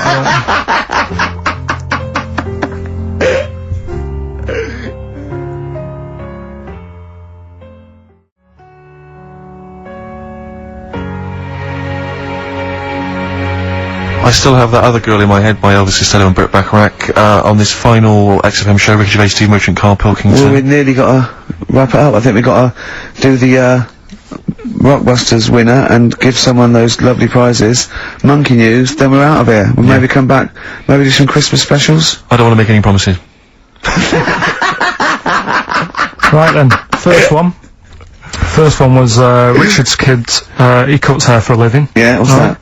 That was, well, try and work it out. No, there's no point. Dick's son, yeah, he was a barber. Barbara Dixon, right? Doesn't work. Dixon, well, again... Barbara Dixon. Right, Her name wasn't Barbara Dixon, was it? So, that's that one. Did Ronnie Corbett ever say, ladies and gentlemen, Miss Barbara Dixon? Second No, one, second never one did, was, did he? He never did. I have a problem saying the French word for well. What's the French word for well? Bon, innit? That's good. What? No, that's good then. Bell? Well, no, what? Isn't it bien? Yeah. Yeah, alright. I have a problem saying it, so I can't say it. I can't say bien. I can't say bien. Can't say Kasabian. Right? So, they managed to work that one out. That's say, one of your worst, that. Can't say bien. Can't say bien. Can't say bien, it doesn't. Yeah. And the last one. Work. That's terrible. 8 kebabs, 2 kebabs, plus 57 kebabs, times 27 kebabs. This fella is struggling working it out. What's the answer there? DS. Right? A Donna sum, right? So he's struggling working it out. It's a Donna sum, right? So they got that right as well, so... What was the answer? Donna Summer. Donna Summer. Yeah, Donna Summer. So, just pick So pick went one, out on a high Steve. then. Steve, just pick one. We went out on a high. That was shocking. What about, let's have a look, there's, Well, it's the first one to get all three. Steve, what's the first one with all three? Well, there's so many here. Yeah, but this is the first one that came through in time-wise. probably that one, No, I don't like Rob because he's been slagging us off. In fact, no, let's give it to Rob. He hates If he's the show. first, if he's the first... No, to be honest with you, Rob's been slagging us off, but at least he knows, I mean, at least he's got some taste. Yeah. You know? Yeah, well, what if he was the first, then Rob's the winner? Well, give Rob, he gets Ladder 49 and a bunch of other DVDs, but that means he goes straight into the you're hat putting him for in the there big now. draw. I'm just gonna write his name now, I'm gonna throw that straight in the hat. I can imagine that no one, even the people who've entered, are that excited. Not because the prizes aren't great, but I'm worried that they don't appreciate it, Rick. Do you know, I get the feeling that our listeners, they just don't appreciate the fact that we've gone to all this trouble, we've got the Homer Simpson drawing and things like that. I just feel like these people don't deserve it. And do you know what, it's weird, I just wish we had a better quality of listener. People who listen to Radio 2, they deserve it, you know, they're elderly and infirm, some of them, it would really cheer them up, but our lot, you know, drug addicts, yeah, let me pick you it know, out. truck drivers. So I've just put all the names in the hat, all the previous winners from the previous weeks, and Who's Rob as put well. out? Is Pilky, gonna put it out? Do you want Pilky or do you want Ricky? Oh, well, let's have the shaved monkey do it. Alright. Plunge your hand in there. This is just, that's one, isn't it? That's it, just pull that one out, check who it is. Right, it's, Gavin Thompson, in Edinburgh. Well done, Gav. Are we gonna get them up there? That's not his problem! You gotta post them, you gotta pay. They're amazing prizes! Yeah, but the Spinal Tap one, it's about 5 foot, isn't it? Well, they can post it, it'll cost them a few quid. It's a radio station. I think he should have to come and collect it. No, just because then it'll at least it'll prove that Where's he he's from? interested. Edinburgh. Give it to Bob Geldof. I'll give it to Bob Geldof. He's walking up there, see? He can look it. XFM.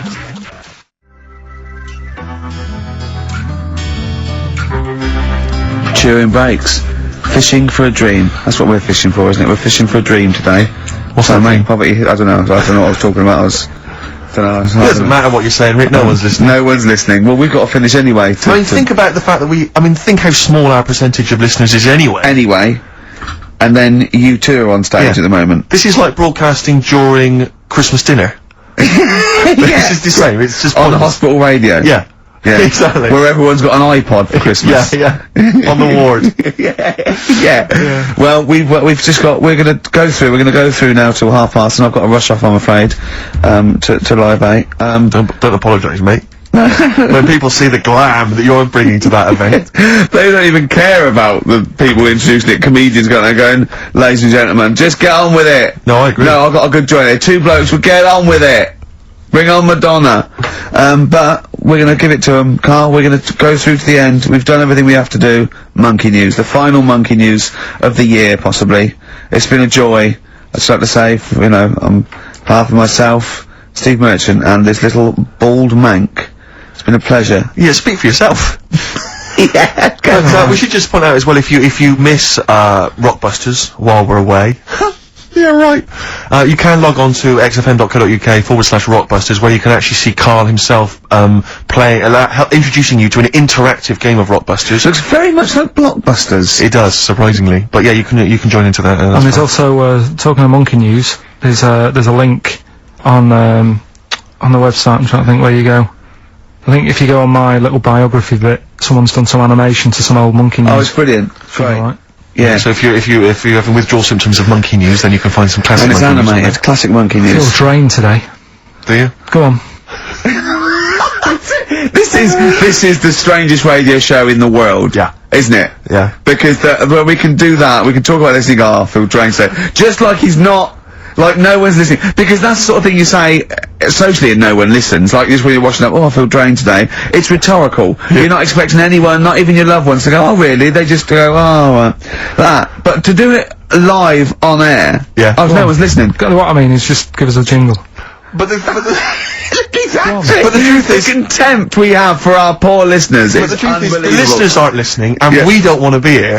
So it really is one of the most pointless things ever. No, would have been quite happy to do a full show. But you know The what? flow of it's just. I would love to listen to this back in 10 years. This actual show, let's keep this forever. Let's keep this show forever. The show, we went early, we were bored, it was a day we're trying to save Africa, but we're a little bit annoyed that no one's listening. Yeah, right, right, once and for all, the final monkey news of the year. Oh, go on. What were you going to say? No, I was just going to say, if you're not into the Live 8 and you're gay, you're not listening. Because you're on a walk. Right, okay, right. Oh, chimpanzee that monkey news! Right, there's this, card game going on, right? a big hotel in Vegas. Right. The Luxor Hotel in Vegas. Yeah. There's a major card game, all the big players and that. Sure. were involved, right? They're all invited. Anyway, so they all meet up in this dark room at the back of the. Oh, there we go, dark room. But hairy fella. So it was brilliant at poker. Like I say, it's a big game, and that everyone's been waiting for it. So it's played in the back room, not in the main entrance bit, right? So anyway, like I say, it's dark in there and what have you, and the players went in. There was already someone sat in there, right? Right. But they couldn't quite see. Was he a short, hairy bloke with slightly longer arms than legs? Couldn't see him. Were his arms slightly longer than his legs, Couldn't see strangely him with enough? it being dark. Was he holding his hand of cards with his feet? Anyway. So the cards were dealt, right? Cards were dealt, game's going on. His cards with his feet!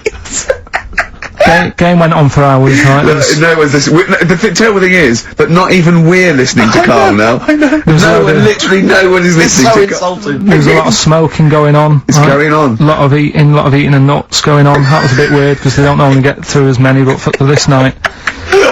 So, come on, let's just play Bruce. Goodbye, everybody. See you maybe Christmas time. Goodbye. Yeah.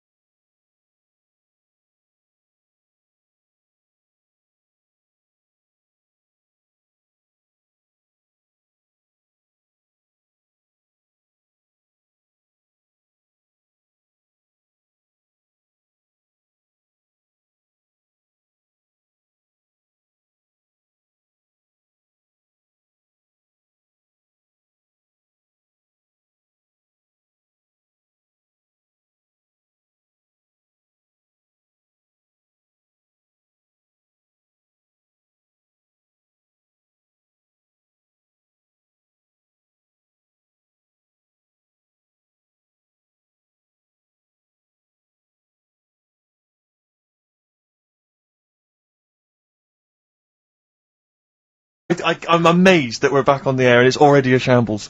What are you doing? What?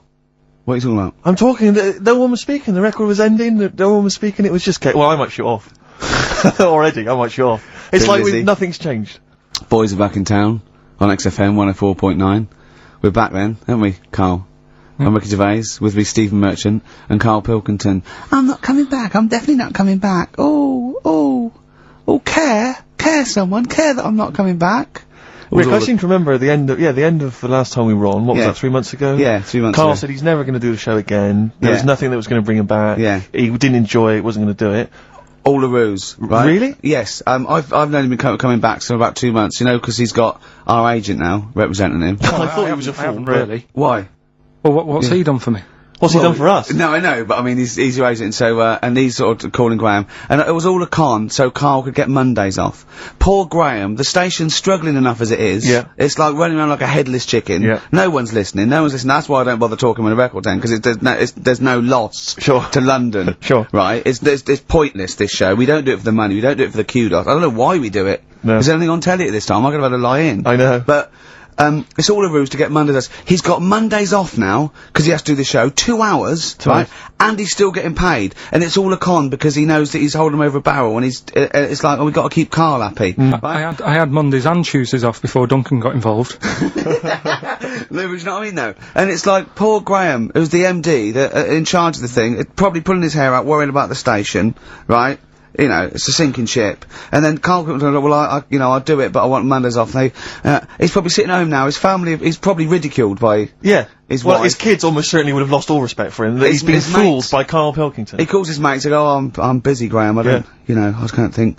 It's embarrassing. But do you know what I mean? And you think it's funny, and you think you've got one over him, he's going, Monday's off for 2 hours. Yeah, you do. You think, and now you're embarrassed, we've said it on air. But you're only conning yourself in the long run.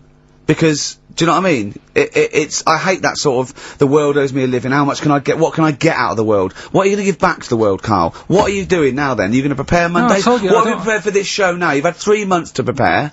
Yeah. What have you got? What have you got for us? Okay, what's happened in the last 3 months?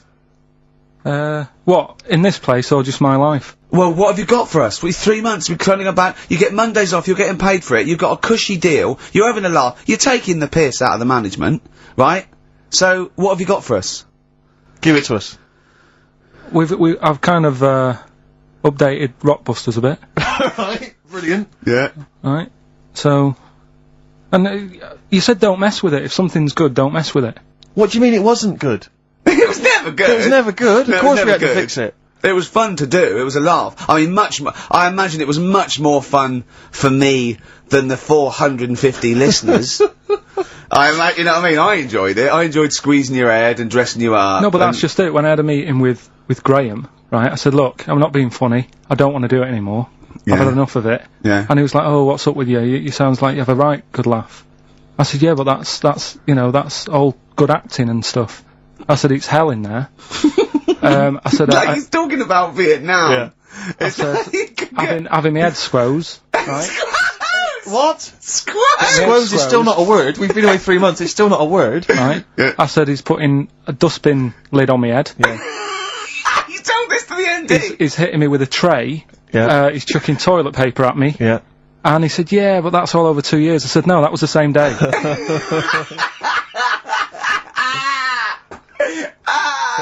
Okay then, what has changed in 3 months? They're listening, they've been listening for 6 minutes now. Come on, give us something.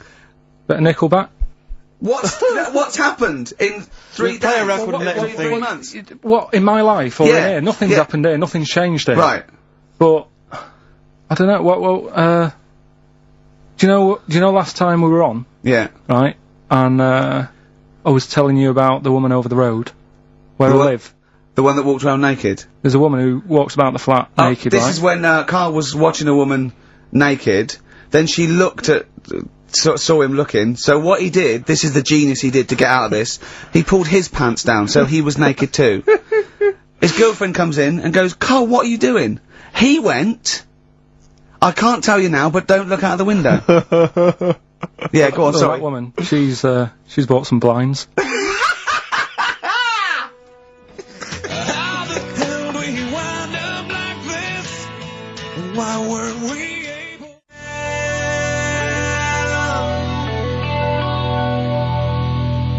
Nickelback Sunday on XFM 104.9. How old's the bloke from Nickelback? He looks about 40. It reminds me of, you know when a kid's made up at a fete to look like a lion? Yeah. Do you know what I mean? It's like the Wizard of Oz lion. Yeah. But, you know, good tune. Could I be controversial? I think rock rules the world again, Steve. Well, I'd hope so, mate. Do you know what I mean? Are we going to hear some rock later in the show? We're going to hear lots of rock. Excellent. In fact, I might even play a little bit of Rainbow. Blimey. Just to, you know, rewind. We've got the darkness, but Sure. I want to remind them where it all came from. Yeah. You've heard the Liz. Yeah. You're going to hear the Bow. Cheers, mate. Thanks for that. No, just high five. Yeah. So, Carl. Keep it real. Here we are then. Oh, incidentally, before we carry on, I just thought, it's weird, I was reading some of the fan emails and stuff we got, and one of the things a lot of people like, it divides the listeners, is your laugh. It's interesting. Some people love it, they find it infectious, they find it adorable. I mean, close up in a small space, like a kitchen or something, it's annoying. Like, Carl was annoyed, because I squeaked in his ear earlier, didn't I? Sure. Why did I laugh? He was on the toilet? I think I squeezed his head again, didn't I? And he said, no, it's not 1 o'clock He doesn't like the squozing. The squozing head. But it's the squozing one. The funny thing is, right, we were out a few weeks ago with a mate of mine, right, and he went to squeeze me head, right, give it a squoze. Sure. And I was like, don't do that, you know, I don't like it, right? And Ricky said to me, mate, yeah, he doesn't like having his head squoze. As if it's like Marmite. As if some people love it, yeah, and some people hate it. Sure. Yeah, okay. Well, anyway, there was a little taster of the laugh. That was more the kind of deep, throaty laugh, the belly laugh, but there's that kind of high-pitched squeak that you do. When I've got to get air out quickly, because I'm going to burst. Sometimes I laugh so much that my liver and all, they try and get out to it, so I have to get it out really fast, like a siren. Right. Do you know what I mean? Is that how you explain the fact that you're quite fat? Yeah, that's just laughter waiting to come out. Every time you laugh, you become a svelte young thing, like Brett Anderson. Oh dear. Well, anyway, it reminded me of the game that you and I used to play in our very early days of XFM, when it was literally Make Ricky Gervais Laugh. Make Ricky Gervais Laugh, which was a great game, I think. I remember the first one. It was that fella drinking a pint of beer. Yeah. I remember the very first time. I tell you what, it's not great. Though? Ant and Dec do it now. They actually, it's very similar to Make Ricky Laugh. It's called Make Ant Laugh. Interesting. So many of our great ideas have been stolen. Yeah. Or stoled. Stoled, yeah. Anyway, I was looking through the paper in the week, and there was a picture which which I think might be a Ricky Gervais, Make Ricky Gervais Laugh, I don't know. And again, obviously it doesn't really work for the listeners at home, but I'll try and do my best to describe it. Can we stop saying my name, because it's like a Dave Gorman project? Can we just stop? Let's say a word often enough, it doesn't mean anything. Yeah. Let's stop saying Ricky Gervais. Well, what we're going to refer to you as. Alright, well, Make Fatty Laugh is a new game. I'm trying to get one of those squeaks of a laugh. I'm concerned, because I know... I'm not a monkey. I'm not sure, you're not a performing monkey. No, okay. I know that. Right. But anyway, let me just briefly summarise the story for those at home. Okay. The headline was Mum 48.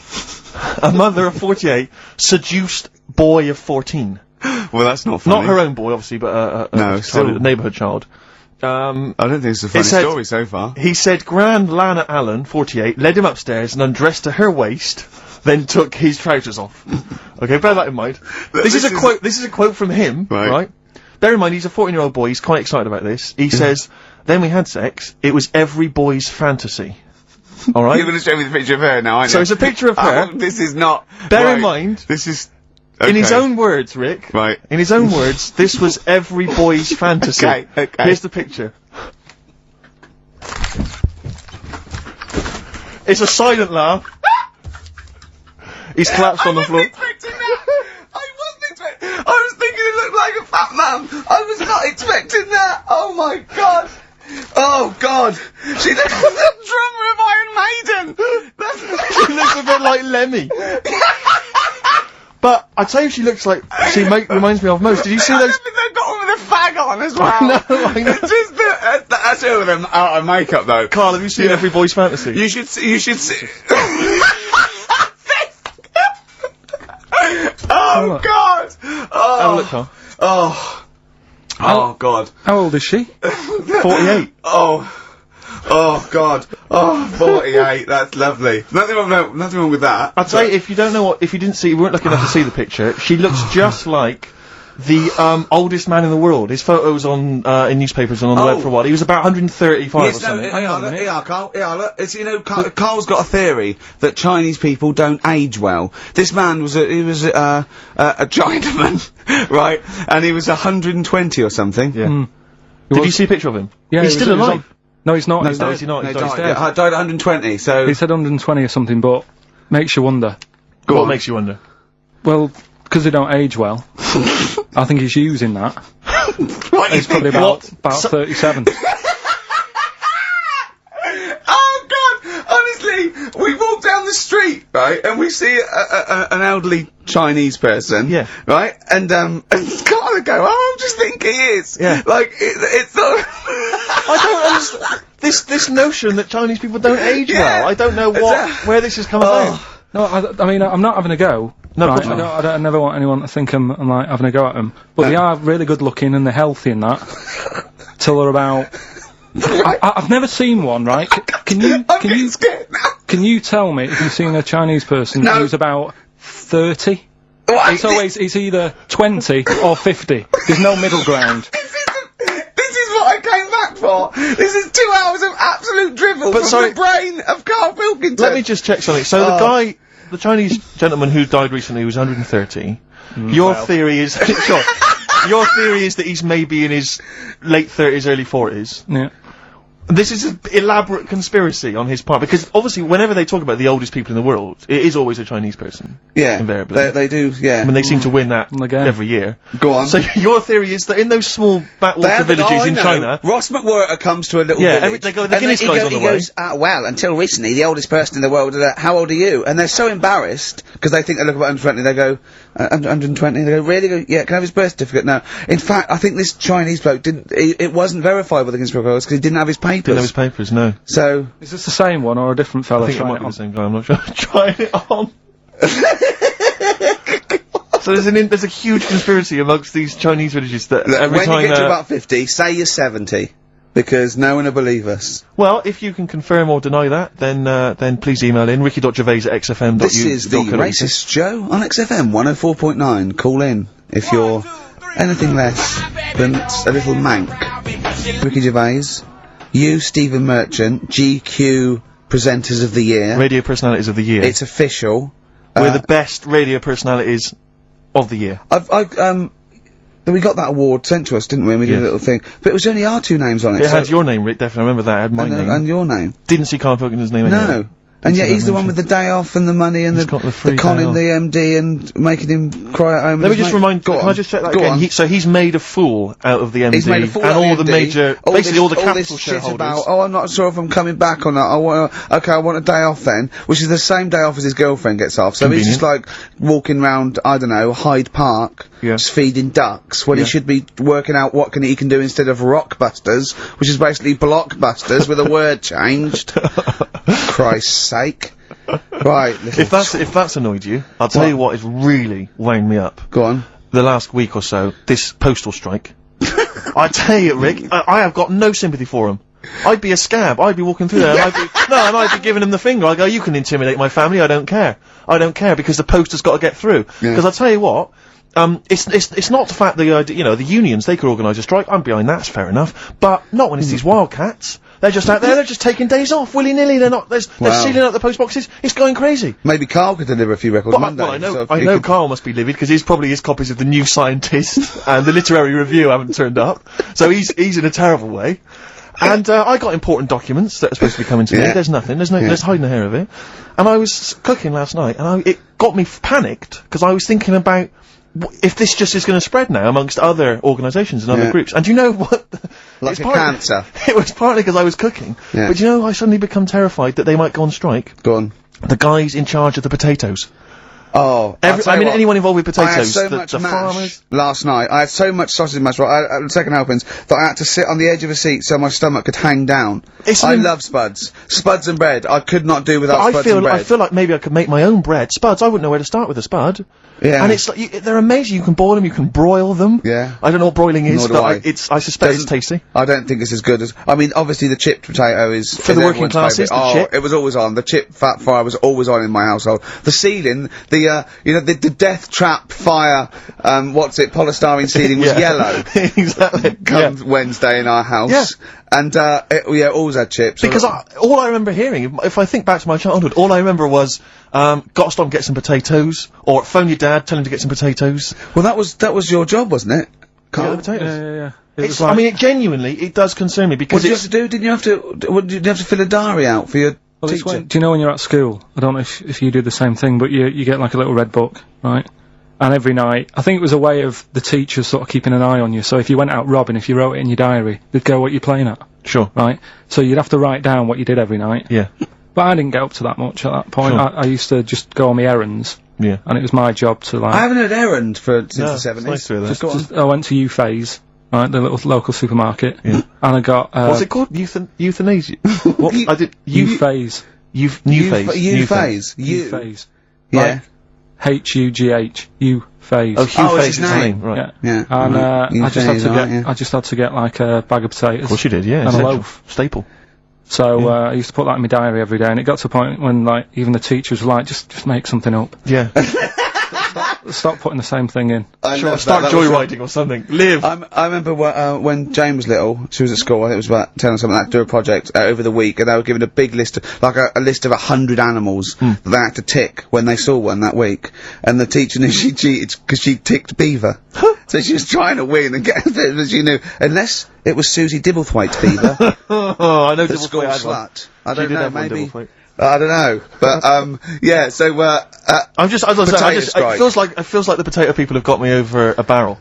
You know, I mean, they could hike the prices up. I still have to buy the potatoes. I got nothing else. I got to have that. You know, you got your fancy pastas for the upper classes, but for the working classes, it's chips or mash, isn't it? Really? Yeah, no, I wouldn't worry. I don't think people who do potatoes are going to go on strike. You don't think so? Because we just go and pick them ourselves, don't we? Or grow them ourselves. Sure. What would be the most pointless strike? What would be the strike that we went so? Do you know what I mean? I'll tell you one strike that would go so. Those guys who do sketches in Covent Garden.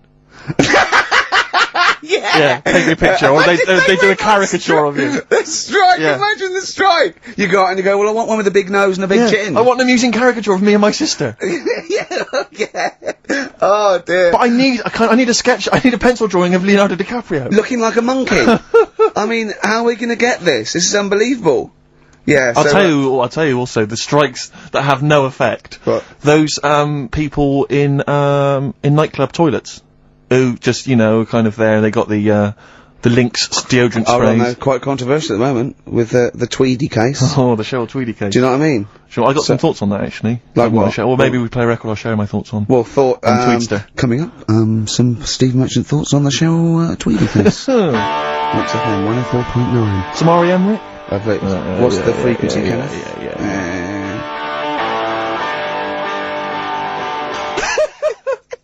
You should talk like that more.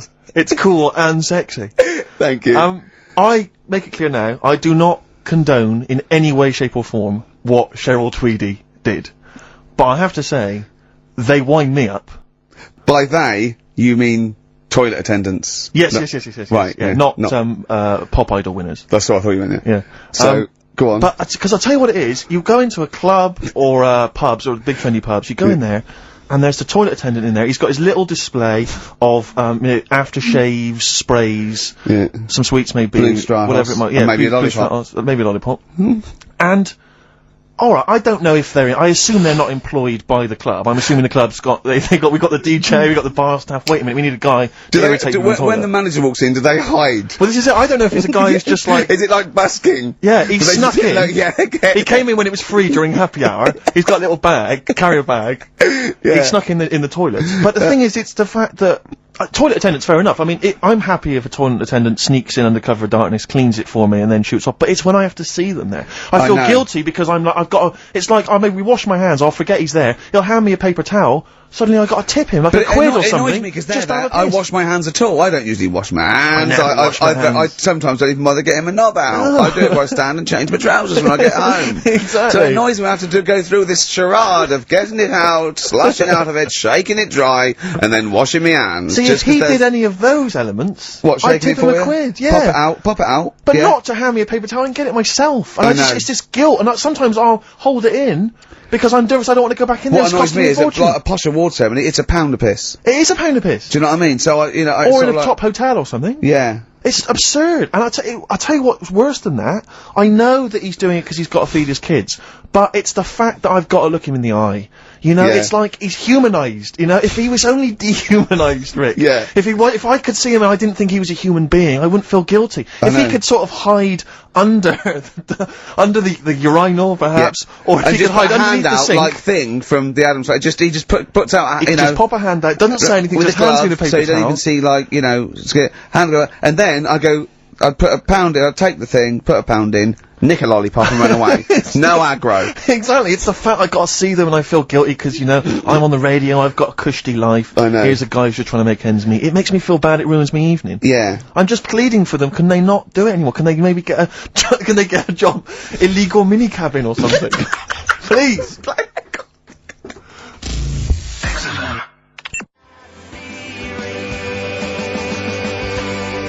Born Again, Star Sailor on XFM 104.9. We're back. It's the 1st of November. Ricky Gervais, Steve Merchant, Karl Pilkington. It's the same old email address if people want to get in touch. ricky.gervais@xfm.co.uk. We've had a couple of emails, Rick. Someone, actually Ian, he's emailed in. He said that because of the blinking postman, it's his wife's birthday today. She's had no cards or presents because, presumably because she's got no friends, but also because of the postal strike. But you won't be able to use that excuse for Suzanne's birthday again because she knows that the postal strike won't be on around that time. Alright, Carl. But anyway, so would you just say happy birthday to Tracy? Have those condoms run out yet that you got for Christmas?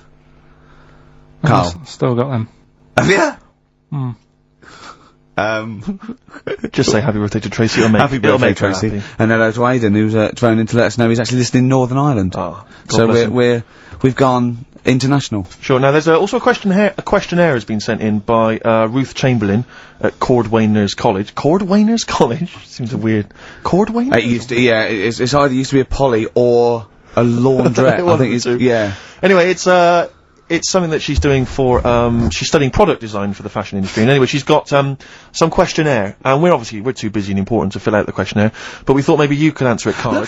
Look, he's yawning, he's looking round, he's only got to do 2 hours and he gets a whole day off and he's getting paid for it. Do something, Carl. Be grateful. You've probably ruined a man's career. He's ridiculed now for doing this, that he's so weak, where he should have squoze your head and kicked you out of the building. So, let's have a little bit of effort. You've only got an hour and a quarter to do, then you get 2 days off, alright? Alright. Right, Carl, it's a questionnaire about happiness. Oh yeah. There's one person... Well, that should answer it right where. The first question, Carl, on a happy scale of 1 to 10, where are you on the happy scale? Is it at this moment, or in general? Well, I would say generally. Okay. Yeah, but you don't always have to, like, I mean, I think I'm happy in that, but I don't always show it. You never show it? No, but it doesn't mean I'm not happy in that. Like, I'm alright at the moment. I'd say I'm probably on about an 8. I was probably on about a 9 when I woke up, right? And then, sort of fell out with Suzanne over her haircut. Yeah. Right? She went for a haircut and came back with something that I didn't like. Sorry, what did you say? So when your girlfriend walked through the door, she had her hair done, you said, I don't like it. Alright? Well, she could tell by the look on my face. But don't you say, no, I'm happy with it, I just can't tell. I'm loving it. Because then she might have it done again. Oh, Carl, I just cannot get over you. I really can't, No, but you haven't seen it. Right? So then I was fed up, but then I thought... Sorry, what authority have you got to talk about haircuts? Yeah, you had well, officially, from a barber in Manchester above a railway station in a shack, it was £2 a cut, told you had the hair of a Chinaman. Well, you wish you had the hair of a Chinaman now, you got no hair. You're a little bald mank with your mouth open, so don't... Is she listening to this, Suzanne? Sitting at home with a woolly hat on? I don't know. Well, she knows now, doesn't she? What did you say? What words did you do about it, though? I just said you look like someone out of Slade. Interestingly, that's what I look for in a girlfriend. Oh, God! Which one of Slade? That one with the funny Not Dave Hill. Yeah. The one with the crooked fringe and the goofy... She had her teeth done as well, did she? She had 2 front teeth put in. Dumper. So anyway, So prior to that, you're on a 9. Then you saw the haircut, you're on an 8. Yeah. Yeah. And now then, what you on? I'm probably on about a 6 at the moment. Why? What's happened? Well, while Star Sailor was on, bit more head squeezing going on. So, yeah, about a 5 or 6. So, generally speaking, what would you say you are? About 4. You're on a 4. Alright. What would you give someone who wasn't very happy? What would you give them? What are you thinking, Carl? Depends why they're not happy. They're low, okay, so what would you give them? I mean, yeah, depends, innit? If it's someone who's just lost their arms and legs in an accident, you don't give them a lollipop. Sure, or some mittens. Yeah. You give them a hat. Yeah. Yeah. And dare I say it, a smile. A skateboard. Yeah. Yeah. I don't know. You don't know. You gotta answer the question. Right, so hang on, let's assume that you've upset your girlfriend because you slagged off her haircut. What right? you do now feel to go guilty. and make her happy? How are you going to cheer her up?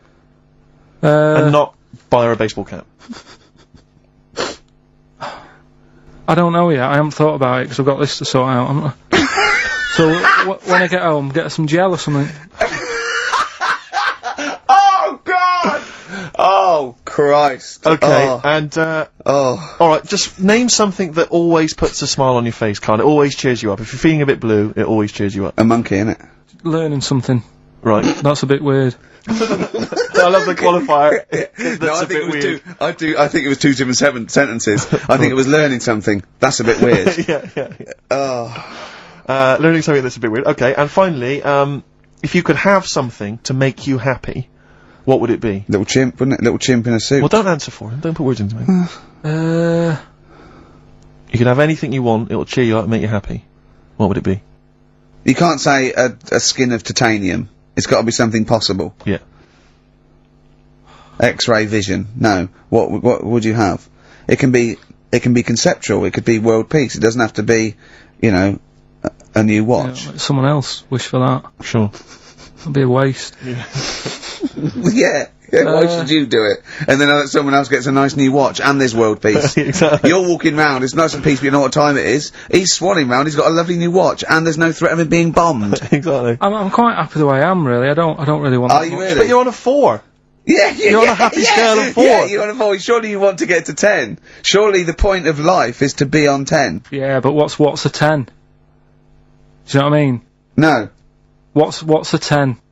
Contentment, absolute contentment, joy Bliss. in your heart, Yeah. inwardly and outwardly. Not walking around with a little round mank head with your mouth open going, what's the point of that? I've done it once. Is that why you've still got all the condoms? You go, I've done it once. What's the point of that? Alright, we're gonna get over some hair gel. Come on! 10. Just one thing that would make you happy. That would cheer you up if you were feeling low. Tuesdays off as well? I'll have the MD just, you know, resign straight away, shall I? I honestly don't know what would make me happy just like that. Cause I am happy. I know you say I'm fed up and that. Do you know what? Do you know? He said he wouldn't want to be too rich. He said because if I was too rich, then Suzanne would say, "Let's go around the world." He said he wants to be rich enough so they're happy in that they got their bathroom and everything, but they still can't afford any more holidays a year. Think of that. Think of that wish. Think of that capping your wishes. Yeah. Do you know what I mean? Putting a ceiling on your ambition. I love it. It's genius. Look at his face. Play a record.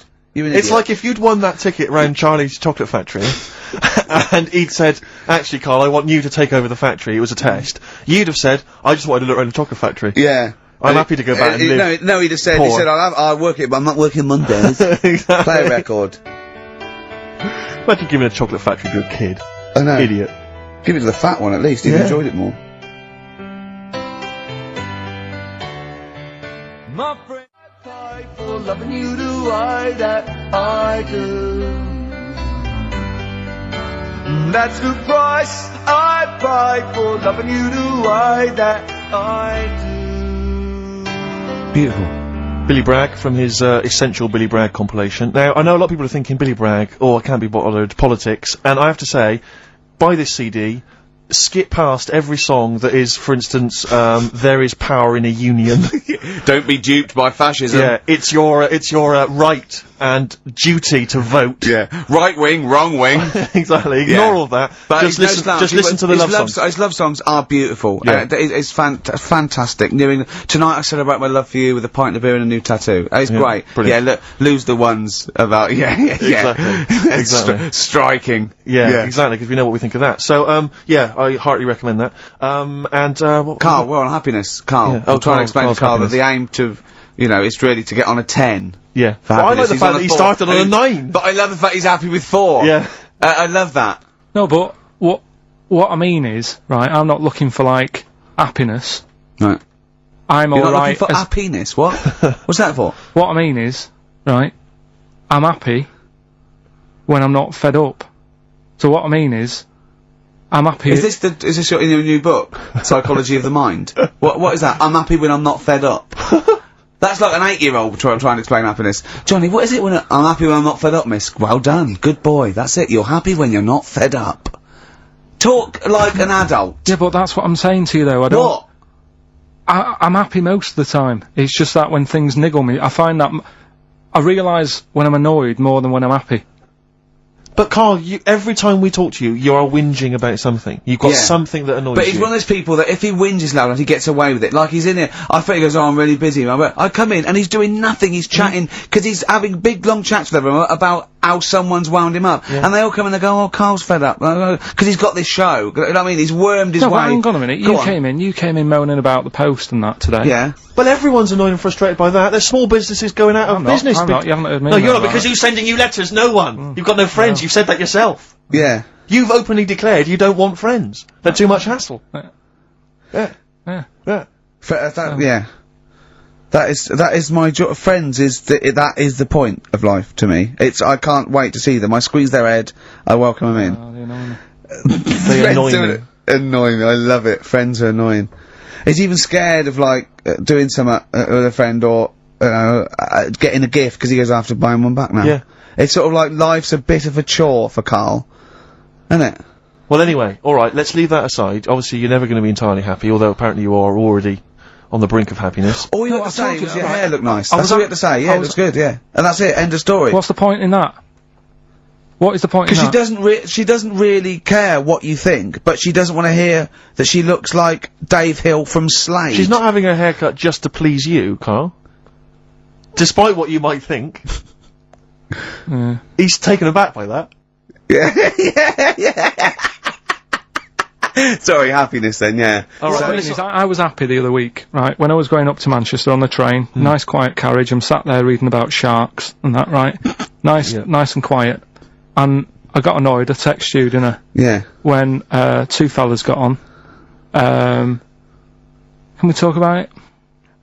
Well, yeah, you've started it. 2 gay men got on. Go on. 2 gay fellas got on. And it wasn't the fact they were gay that bothered me. It was like, each to their own. Let them get, you know what I mean? Let them do what they do. Yeah. And, behind closed doors. But they started talking really loud. Right?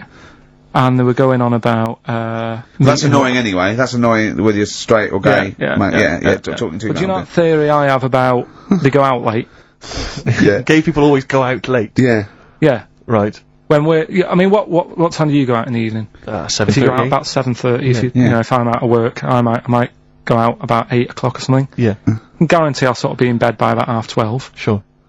At that time, they're still sort of ironing the jeans, right? And the funny thing was, ironing their jeans. I've always said this, right? Dancing along to ABBA. You sort of said that's rubbish. I'm sat on the train reading about sharks. These 2 are talking, and they're going, "Oh, we can't wait to get there." And his phone goes, and he goes, "Hello," and on the end he goes, "Anyway, I'll see you at 1 then." Right? Right. So I thought, well, maybe that's tomorrow. Could be 1 in the afternoon. That's when most people would meet. Yeah. And then he carried on talking. Most people would meet. Carried on talking, and he goes, "Yeah." So anyway, like I say, see you tonight. 1 o'clock is meeting someone. Yeah. I don't know why you go out that late. Do you remember when his favourite record of all time is The Killing of Georgie? Sure. He said, would he have been killed if he'd have been back at a decent time? There's no mention of the time in this song. And then the funny bit was, actually, that did make me laugh, right?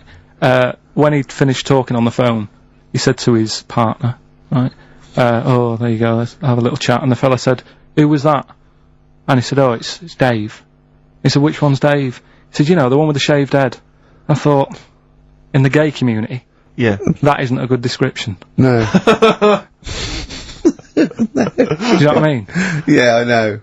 They've all got little shaved heads. Before we move on, was the Sharks article interesting? Did you learn anything? It's pretty good. Was it? Go on, Yeah, what I'll was teach it? you something about that later. Oh, okay. Is this educating Ricky? It wasn't, but I can teach you a bit. Yeah? Alright? That's good. Play some ads and that. And Play some ads on this tune, and then have we got maybe a competition? yeah. All What have we got? We're all looking forward to that. Alright.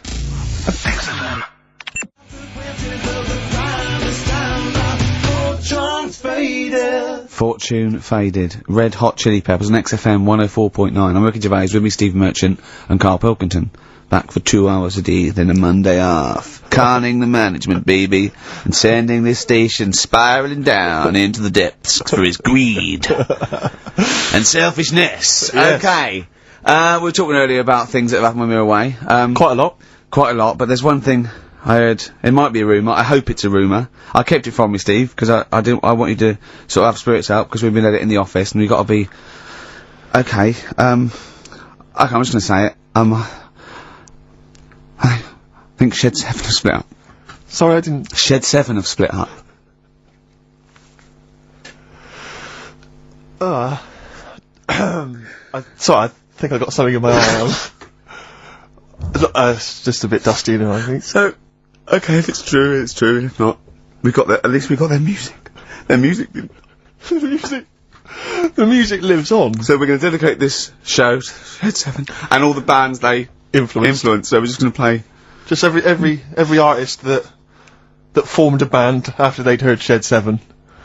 Just play them from now on, and obviously the hits, all the hits, the Shed 7 hits. When I saw this, I saw it on a website. It said about, is it true Shed 7 has split up? And the next, one of those dorky message boards, someone came on and said, you are joking.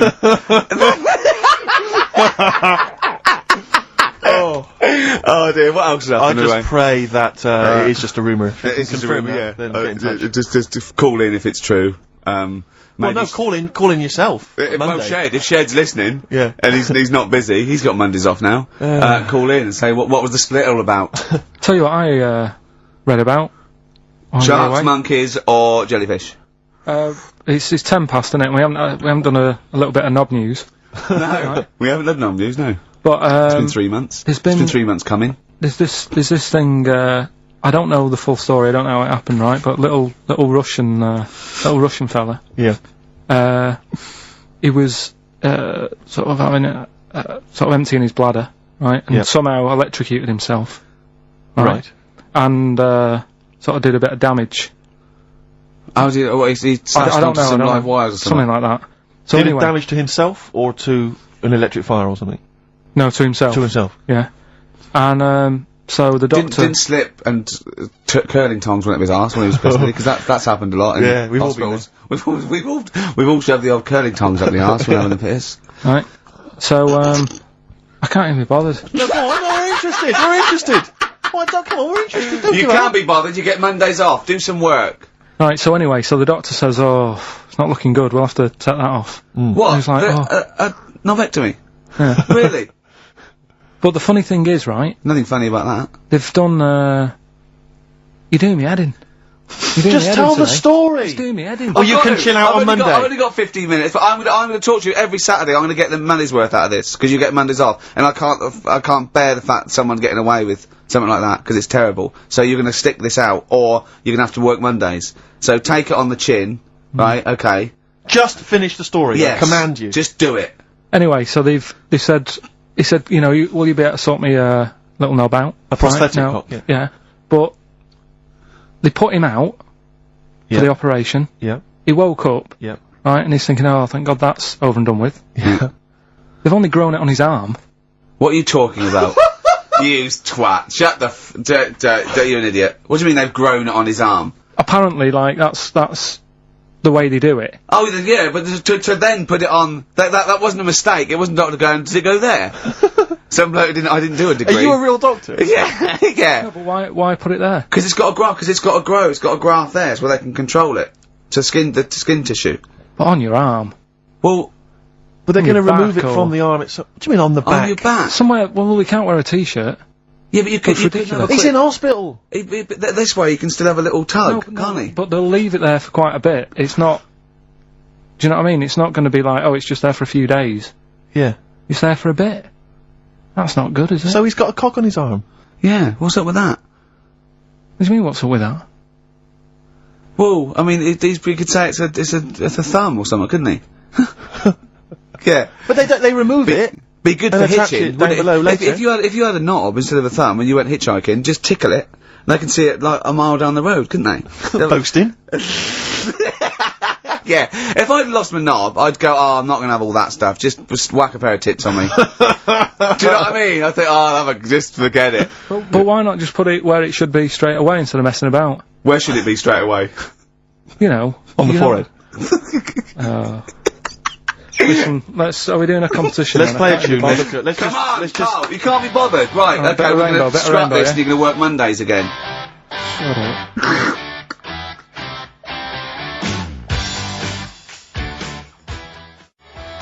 Since You've Been Gone by Rainbow on XFM 104.9. Well, it's what the Londoners have been waiting for. It's Rockbusters, isn't it, Carl? Well, it's not Rockbusters. It's something we've done. It's a bit like Rockbusters, but it's been tweaked. Brilliant. Right? So remember that it's done with sound effects and that. Oh God! Really? What do you mean? All right, come on. Right, remember this one? We tried it before. Hold on, wait a minute. There's the headphones on. Right? Hold on, wait a minute. And this is one you've done in the past. This is not the competition. This is not the competition, but I said like, what song is this? Smack My Bitch Up, yeah. Yeah. Brilliant. Smack My Bitch Up. Yeah.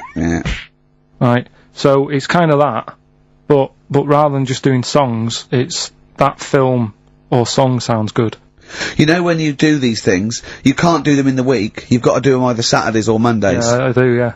Well, I'm going to check on that because that really annoys me. Because it's been done, so it doesn't really. You don't have to worry about it when it gets done, that do you? Because it's done. So. Well, yeah, but I don't want you taking time out of things you should be doing at work. You're already weaseling way out. XFM's going down the tube, and you're taking the piss left, right, and centre. Right. So here's this week's little grab. That film or song sounds good. So what is it? Come here.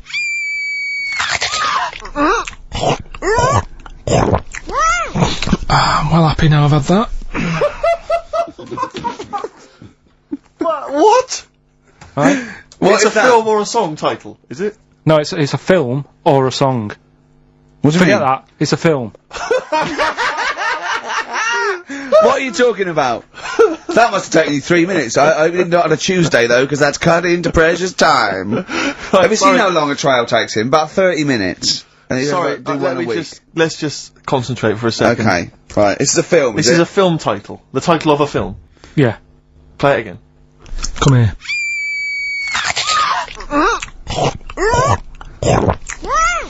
I'm well happy now I've had that. Right? Oh, dearie me. Dearie me. 3 months they've waited for that. 3 months for that. Shite. Do you want to say what the prices are? Oh, I can do.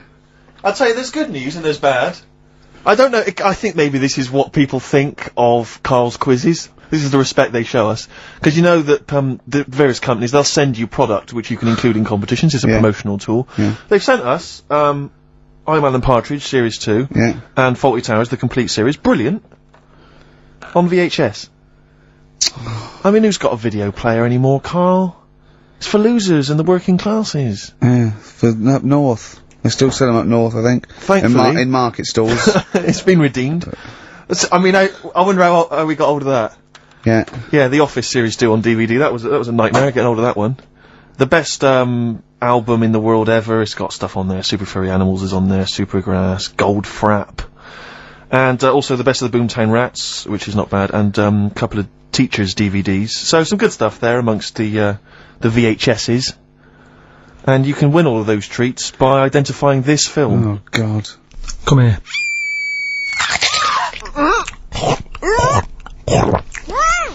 I'm well happy now I've had that. Email only, we don't want to actually speak to you. ricky.gervais@xfm.co.uk. I'm sorry if that's brought you down, it's made us feel Can low. I just say something? What's the phone number, Carl?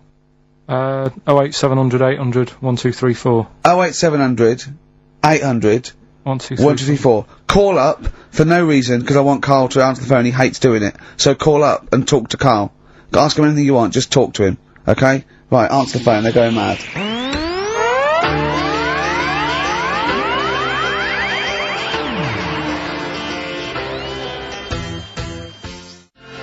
Baby, please don't go. Drills. Big Sir on XFM 104.9. He's so annoyed that he had to answer all those calls. Why did you like it? We're wasting time, aren't we? That's your listenership. No, they want to speak to you. No, that's nice and everything that people call up. Yeah. But we should be concentrating on what we're doing. Yeah, well, but I do this show to annoy you. I don't do it for the money, or the kudos, or the awards. So I mean, I do it so you have to be here and do what I say for 2 hours, because you're getting away with murder here in the week. I don't like seeing that. I don't like injustice in the world. I try and fight it wherever I can. So I do it to annoy. It's good of you, Rick. Thanks for doing that, mate. Yeah. It's interesting though that you're passionate about fighting injustice, but you focus specifically on Karl at XFM. One of the world's lesser crimes. Yeah, being a little bald mank twat. Exactly. I know, yeah, but nonetheless, it is a crime. Look at it, look, he's got his head down like one of those, you know, one of those chimps that have, like, lost their mate in London Zoo. He just sits there like, you know, a broken animal. Carl, what are you thinking? Where are you on the happiness scale now, of 1 to 10? Carl? On about a 3. Go on, Steve, what are you gonna do? Well, we were talking earlier about stuff that happened while we've been away. We don't talk I haven't been this upset since, Skunk and Nancy broke up. Yeah, I know. Cheryl Tweedy. Tweedster. We've done that, we've done the Tweedster. Well, of course, the war. Is that all done and dusted now? I think it's pretty much over. I think we've sorted that out. Okay, good. What annoys me is we were going at Tony Blair and Bush, right, for like bombing stuff and all that. But my point is this, right? Those bombs have all been bought and paid for. Yeah, you, the taxpayer, they're yours. And I'm not a scientist, but I think bombs go off. I think so. And if you don't use them, you lose them. So let's use them. Exactly. Do you know what I mean? It's like tinned food. It lasts for a while, but eventually it's gonna go off. It's like anything. Oh, we better eat that. No, don't open the fresh stuff. Don't build the fresh ones. Let's use the old ones. Exactly. So because they're just stockpiling there, and they cost us millions. I know. We want to see if they work as well. What? We've never tried that one. Use them. Use them on just, you know. Oh, exactly. Carl, who would you bomb if you could? I wouldn't. No? What do you mean? Well, imagine you could bomb a country. You're not actually going to bomb them, but you're just going to frighten them. Just going to put the frighteners on them. Frighten them, yeah. You're just going to go, I'm going to bomb you, and then obviously and they'll go running, behind and under tin shelters and that. Yeah. Ricky's house? No, come on. What country? No, what country? I wouldn't. Honestly, no one sort of makes me fed up or anything. No one makes you fed up? Not enough that I want to bomb a place. Well, you're not actually going to bomb them. I You're won't just get putting the frighteners involved. on. I just say, let someone else do it. Sure. Just a good edit. What about you, Rick? I got a list here. You know who I'd threaten? Go on. The Swiss. Oh, they've had it easy. They've always had it easy. They've always chicken there. It's that equivalent of having Mondays off. Exactly. Like, oh, we don't want to fight. Exactly. You can both walk through it. You know what I mean? Yeah. We're a carpet. Exactly. While we're busy sorting out fascism. Yeah. You know, or Osama bin Laden. They're just chilling out. They're holding ours and Hitler's coat. Exactly. Do you know what I mean? Little weed. We should have both turned on them. Yeah. And I'll tell you who else. This will just frighten them up. Just shake up a bit. Iceland. They've had it easy. Because they have stayed out of everything. They have not been involved in anything, as far as I can tell. But you don't have to bomb them, do you? Eskimos, they've never been involved in anything. I know, but don't bomb them, just pour hot water on their igloos. Exactly. Just send a plane over with warm water. Yeah, with a big flask. Yeah. No, just to shake things up a bit, just to keep them on their toes, that's all it is. Why would you live there? If you could choose, I've no idea. If you're an Eskimo and you're born, little baby, you grow up and you go, what? I'm sorry, I'm eating ice and fish for the rest of my life. Well, fair you're enough. having a laugh. Fair enough, like years and years ago, but now, presumably, they're aware of the proper house and the fact you can live in, say, Somerset or the south of France. I know, but it's like, haven't they learned? It's sort of like, they haven't even got, they're not even on as good a thing as the North American Indians. Now they're sort of pierced up. They got smoking fags, they live in lovely little cages. Up. They're all brought to their little village. They're having a whale of the time. They don't have to go hunting anymore and not killing buffalo.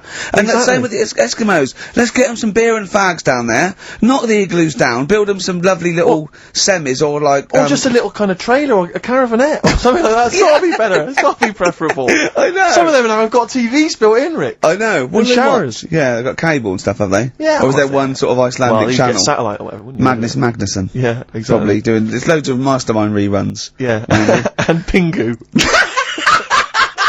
just on a loop. That's porn over there. Yeah, though. exactly. Oh, brilliant. No, well, that's like a hardcore documentary. Yeah, this is Racist FM 104.9. Yeah. So, who would you like to see bombed, or not bombed, not bombed, but just put the frighteners on them? Yeah, it would Email Ricky.Gervais, XFM. Anyone, any nation or anything. Carl, thoughts? Play a song?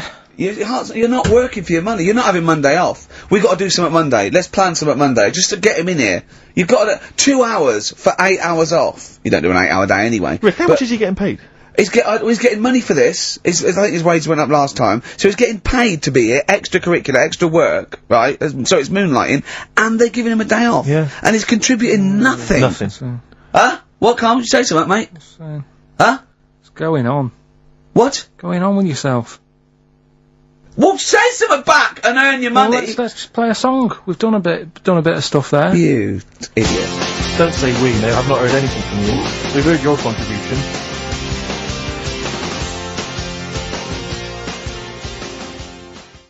No Cadillac, no birds you can't see.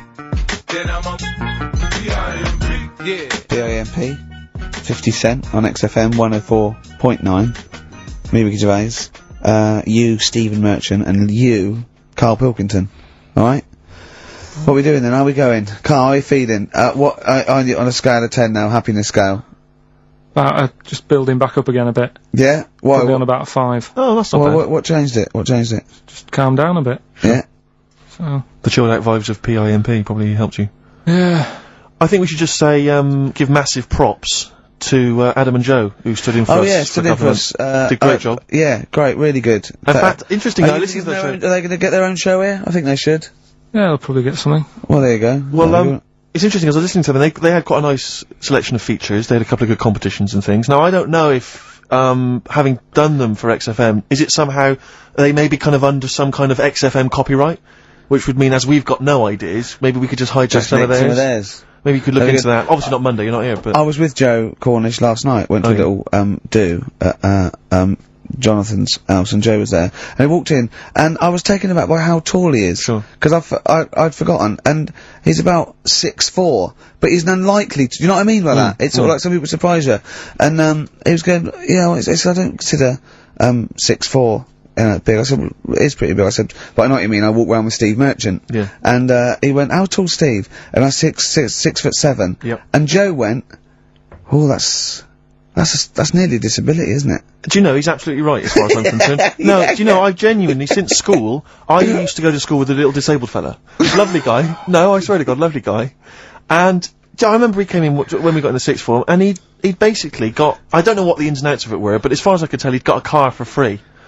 A specially converted car. Yeah. You know, because he was disabled. And, he was driving same as Carl. Me. I need this, I need that. But it seemed to me that I was thinking, well, why can I not get something similar? Because there are some cars I can't fit in. Because I'm too tall. I genuinely cannot drive the smaller cars, the cheaper cars. I'm obliged to buy a more expensive, larger car. Because I can't fit in the tiny one. That's like saying you've got to pay more for your shoes because there's more leather, which is true. Which is absolutely true. It's a nightmare getting shoes. But fat people have to pay more. Do you know what? It's a nightmare getting chairs, comfy chairs that I can sit in the home. I sit in a chair for very long, my back's killing me. Now, how is that not a disability?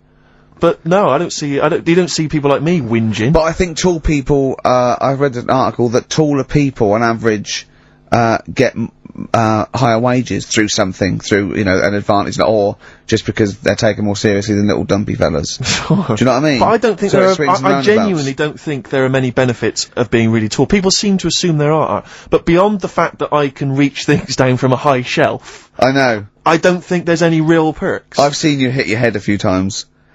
That's a disability. I know, I have seen you hit your head a few times, and I think, oh god, that must have hurt. Obviously I'll make sure okay and then laugh. Of course. But I know it must be annoying. Thanks, No, but I mean, there's a pub, there's one pub in Soho that he has to go down backwards. Yeah. He has to lean that, it looks like a limbo dancer. Yeah, they've almost got to lower me in on ropes. I always find it amusing. But like, for instance, on the plane, on an aeroplane, I can't get some of the seats, I can't fit in some of the seats. Not in any way, not the way that I could. Because some people, how is that not a there's disability? some seats that people can't afford because they're poor. It's not a disability. Well, that's irrelevant. Don't go on a plane then, because you're poor. If you can't afford to go on a plane, you can't afford to go on a plane. You should have studied hard at school. But what annoys me about that is there's This is a physical disability I was born with. There's a weight allowance, so I might not be allowed loads of bags on, but there might be a big fat pig in the queue who's allowed the same chocolate allowance But that's as because me. they've been eating like a bloater. I couldn't stop myself from growing this tall. It wasn't a conscious decision. I didn't think, I'll tell you what, I won't smoke when I'm a teenager. Maybe I'll shoot up. I'll eat healthy. I'll probably add an extra 2 feet. They just kept going. You do eat too healthy. You eat way too many greens. But that's not why I grew to this height. It's a genetic thing, isn't it? Yeah, but if you lived near some sort of pylon or something and just, as I say, smoked from an early age, you wouldn't have been that tall. Don't think when I was a gangly teenager having the piss taken out of me, I wasn't thinking I wish I'd been born near a pylon. Could you, or Chernobyl. Could your mum or dad, could they have bandaged you like they did with little, didn't they do that with someone's feet? Well, yeah, concubine, yes. I didn't come out this tall, did I? No, but snip it in the butt. And how would they bandage him? They'd have to bandage him round the feet and round the top of the head. Yeah, I'd be walking around like a mummy. Yeah, yeah, or a bonsai boy. But people didn't really realise I was going to be this tall until I was 14 or 15. You know, you don't realise when you're an 8-year-old. How tall were you when you were about like a gangly, okay, so that typical gangly teenager, 15. How tall were you at 15? I don't know, 6'5" maybe? And I bet you were like a beanpole, weren't you? Well, of course. Yeah. And what sort of glasses did you have? Cool. No, what did you have? I don't know, a monocle. No, I can't remember. Did you wear a bow tie once? I wore a bow tie? I thought I was trying to preempt the styles that might be coming round. I think I've been watching a lot of George Formby films. And I thought it can only be a matter of time before the bow tie comes in. I thought it might be quite kind of urbane and debonair. Yeah. So what was Robin Day at the height of his fame? I think he might around this time, yeah. Yeah, I wanted to go for that dandy look. I thought that's what the girls would go for. I know, yeah. The dandy. Oh dear. So I still want to see you with a pipe and trilby. Yeah. I just think you'd look great walking on the street. Yeah. But I genuinely, I really, it does frustrate me that I don't get any allowances for being very tall. It doesn't count as a disability. Well, it does count. No, it doesn't. It's not a disability being 6'7". But how can you explain, for instance, travelling on a bus or a coach? There's some seats I can't sit in. The only disadvantage is, people look. I've seen people stare at you, but they stare at me because I've been on the telly. What's that a disability? Are that people being recognised? Yes, but you could avoid that by not being on the telly. It's your choice. This is my point. It's your choice. Yeah, it's the same as the big fat people. It's their choice. It's a different sort of stare, isn't it? I've been there.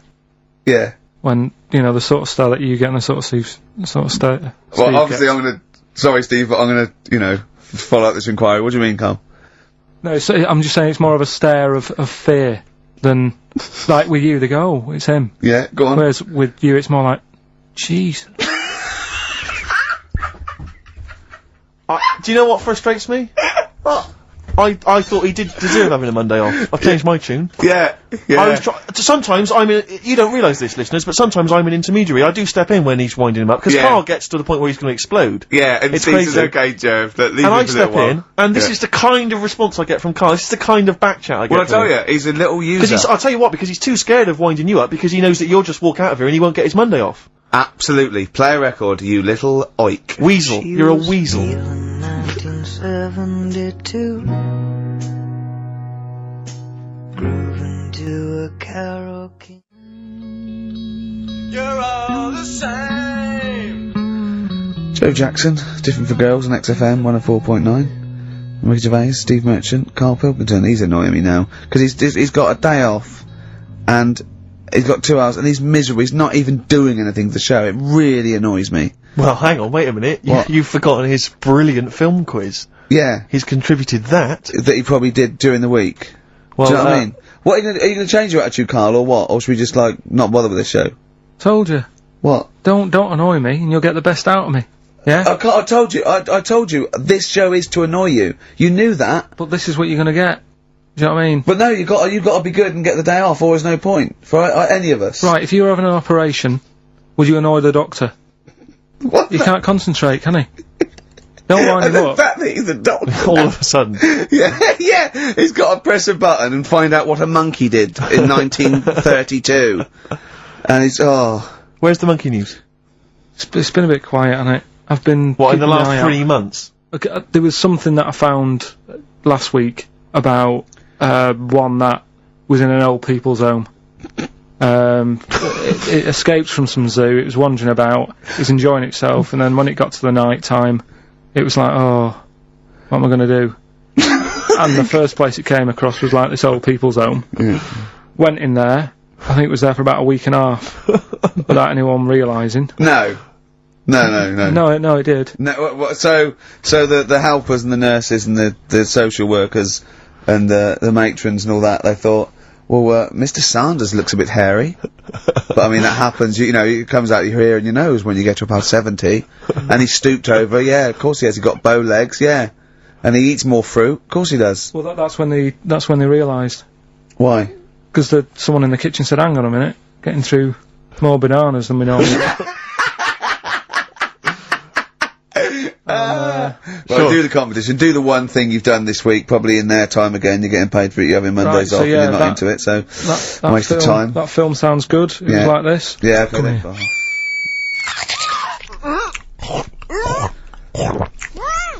I'm well happy now I've had that. Hurry up. Right, so that's a bit of a cryptic clue. Yeah. Someone eating this woman, and he's happy that he's had that. Yeah, go on, That was Gladiator. So, who wins a couple of people sent in Hannibal, which would still work. Yeah. And, someone else sent in Maneater, which I suppose works as well. Although he did put the thing in about, I'm well happy. Glad. Yeah, I know. I know, it's not worth the, I don't know, £100 he gets for this and a day off, no. Well, Eva, who got the answer right, well done to her, I'm going to give her the prizes, she said that she'd heard this before on Christine O'Connell's show.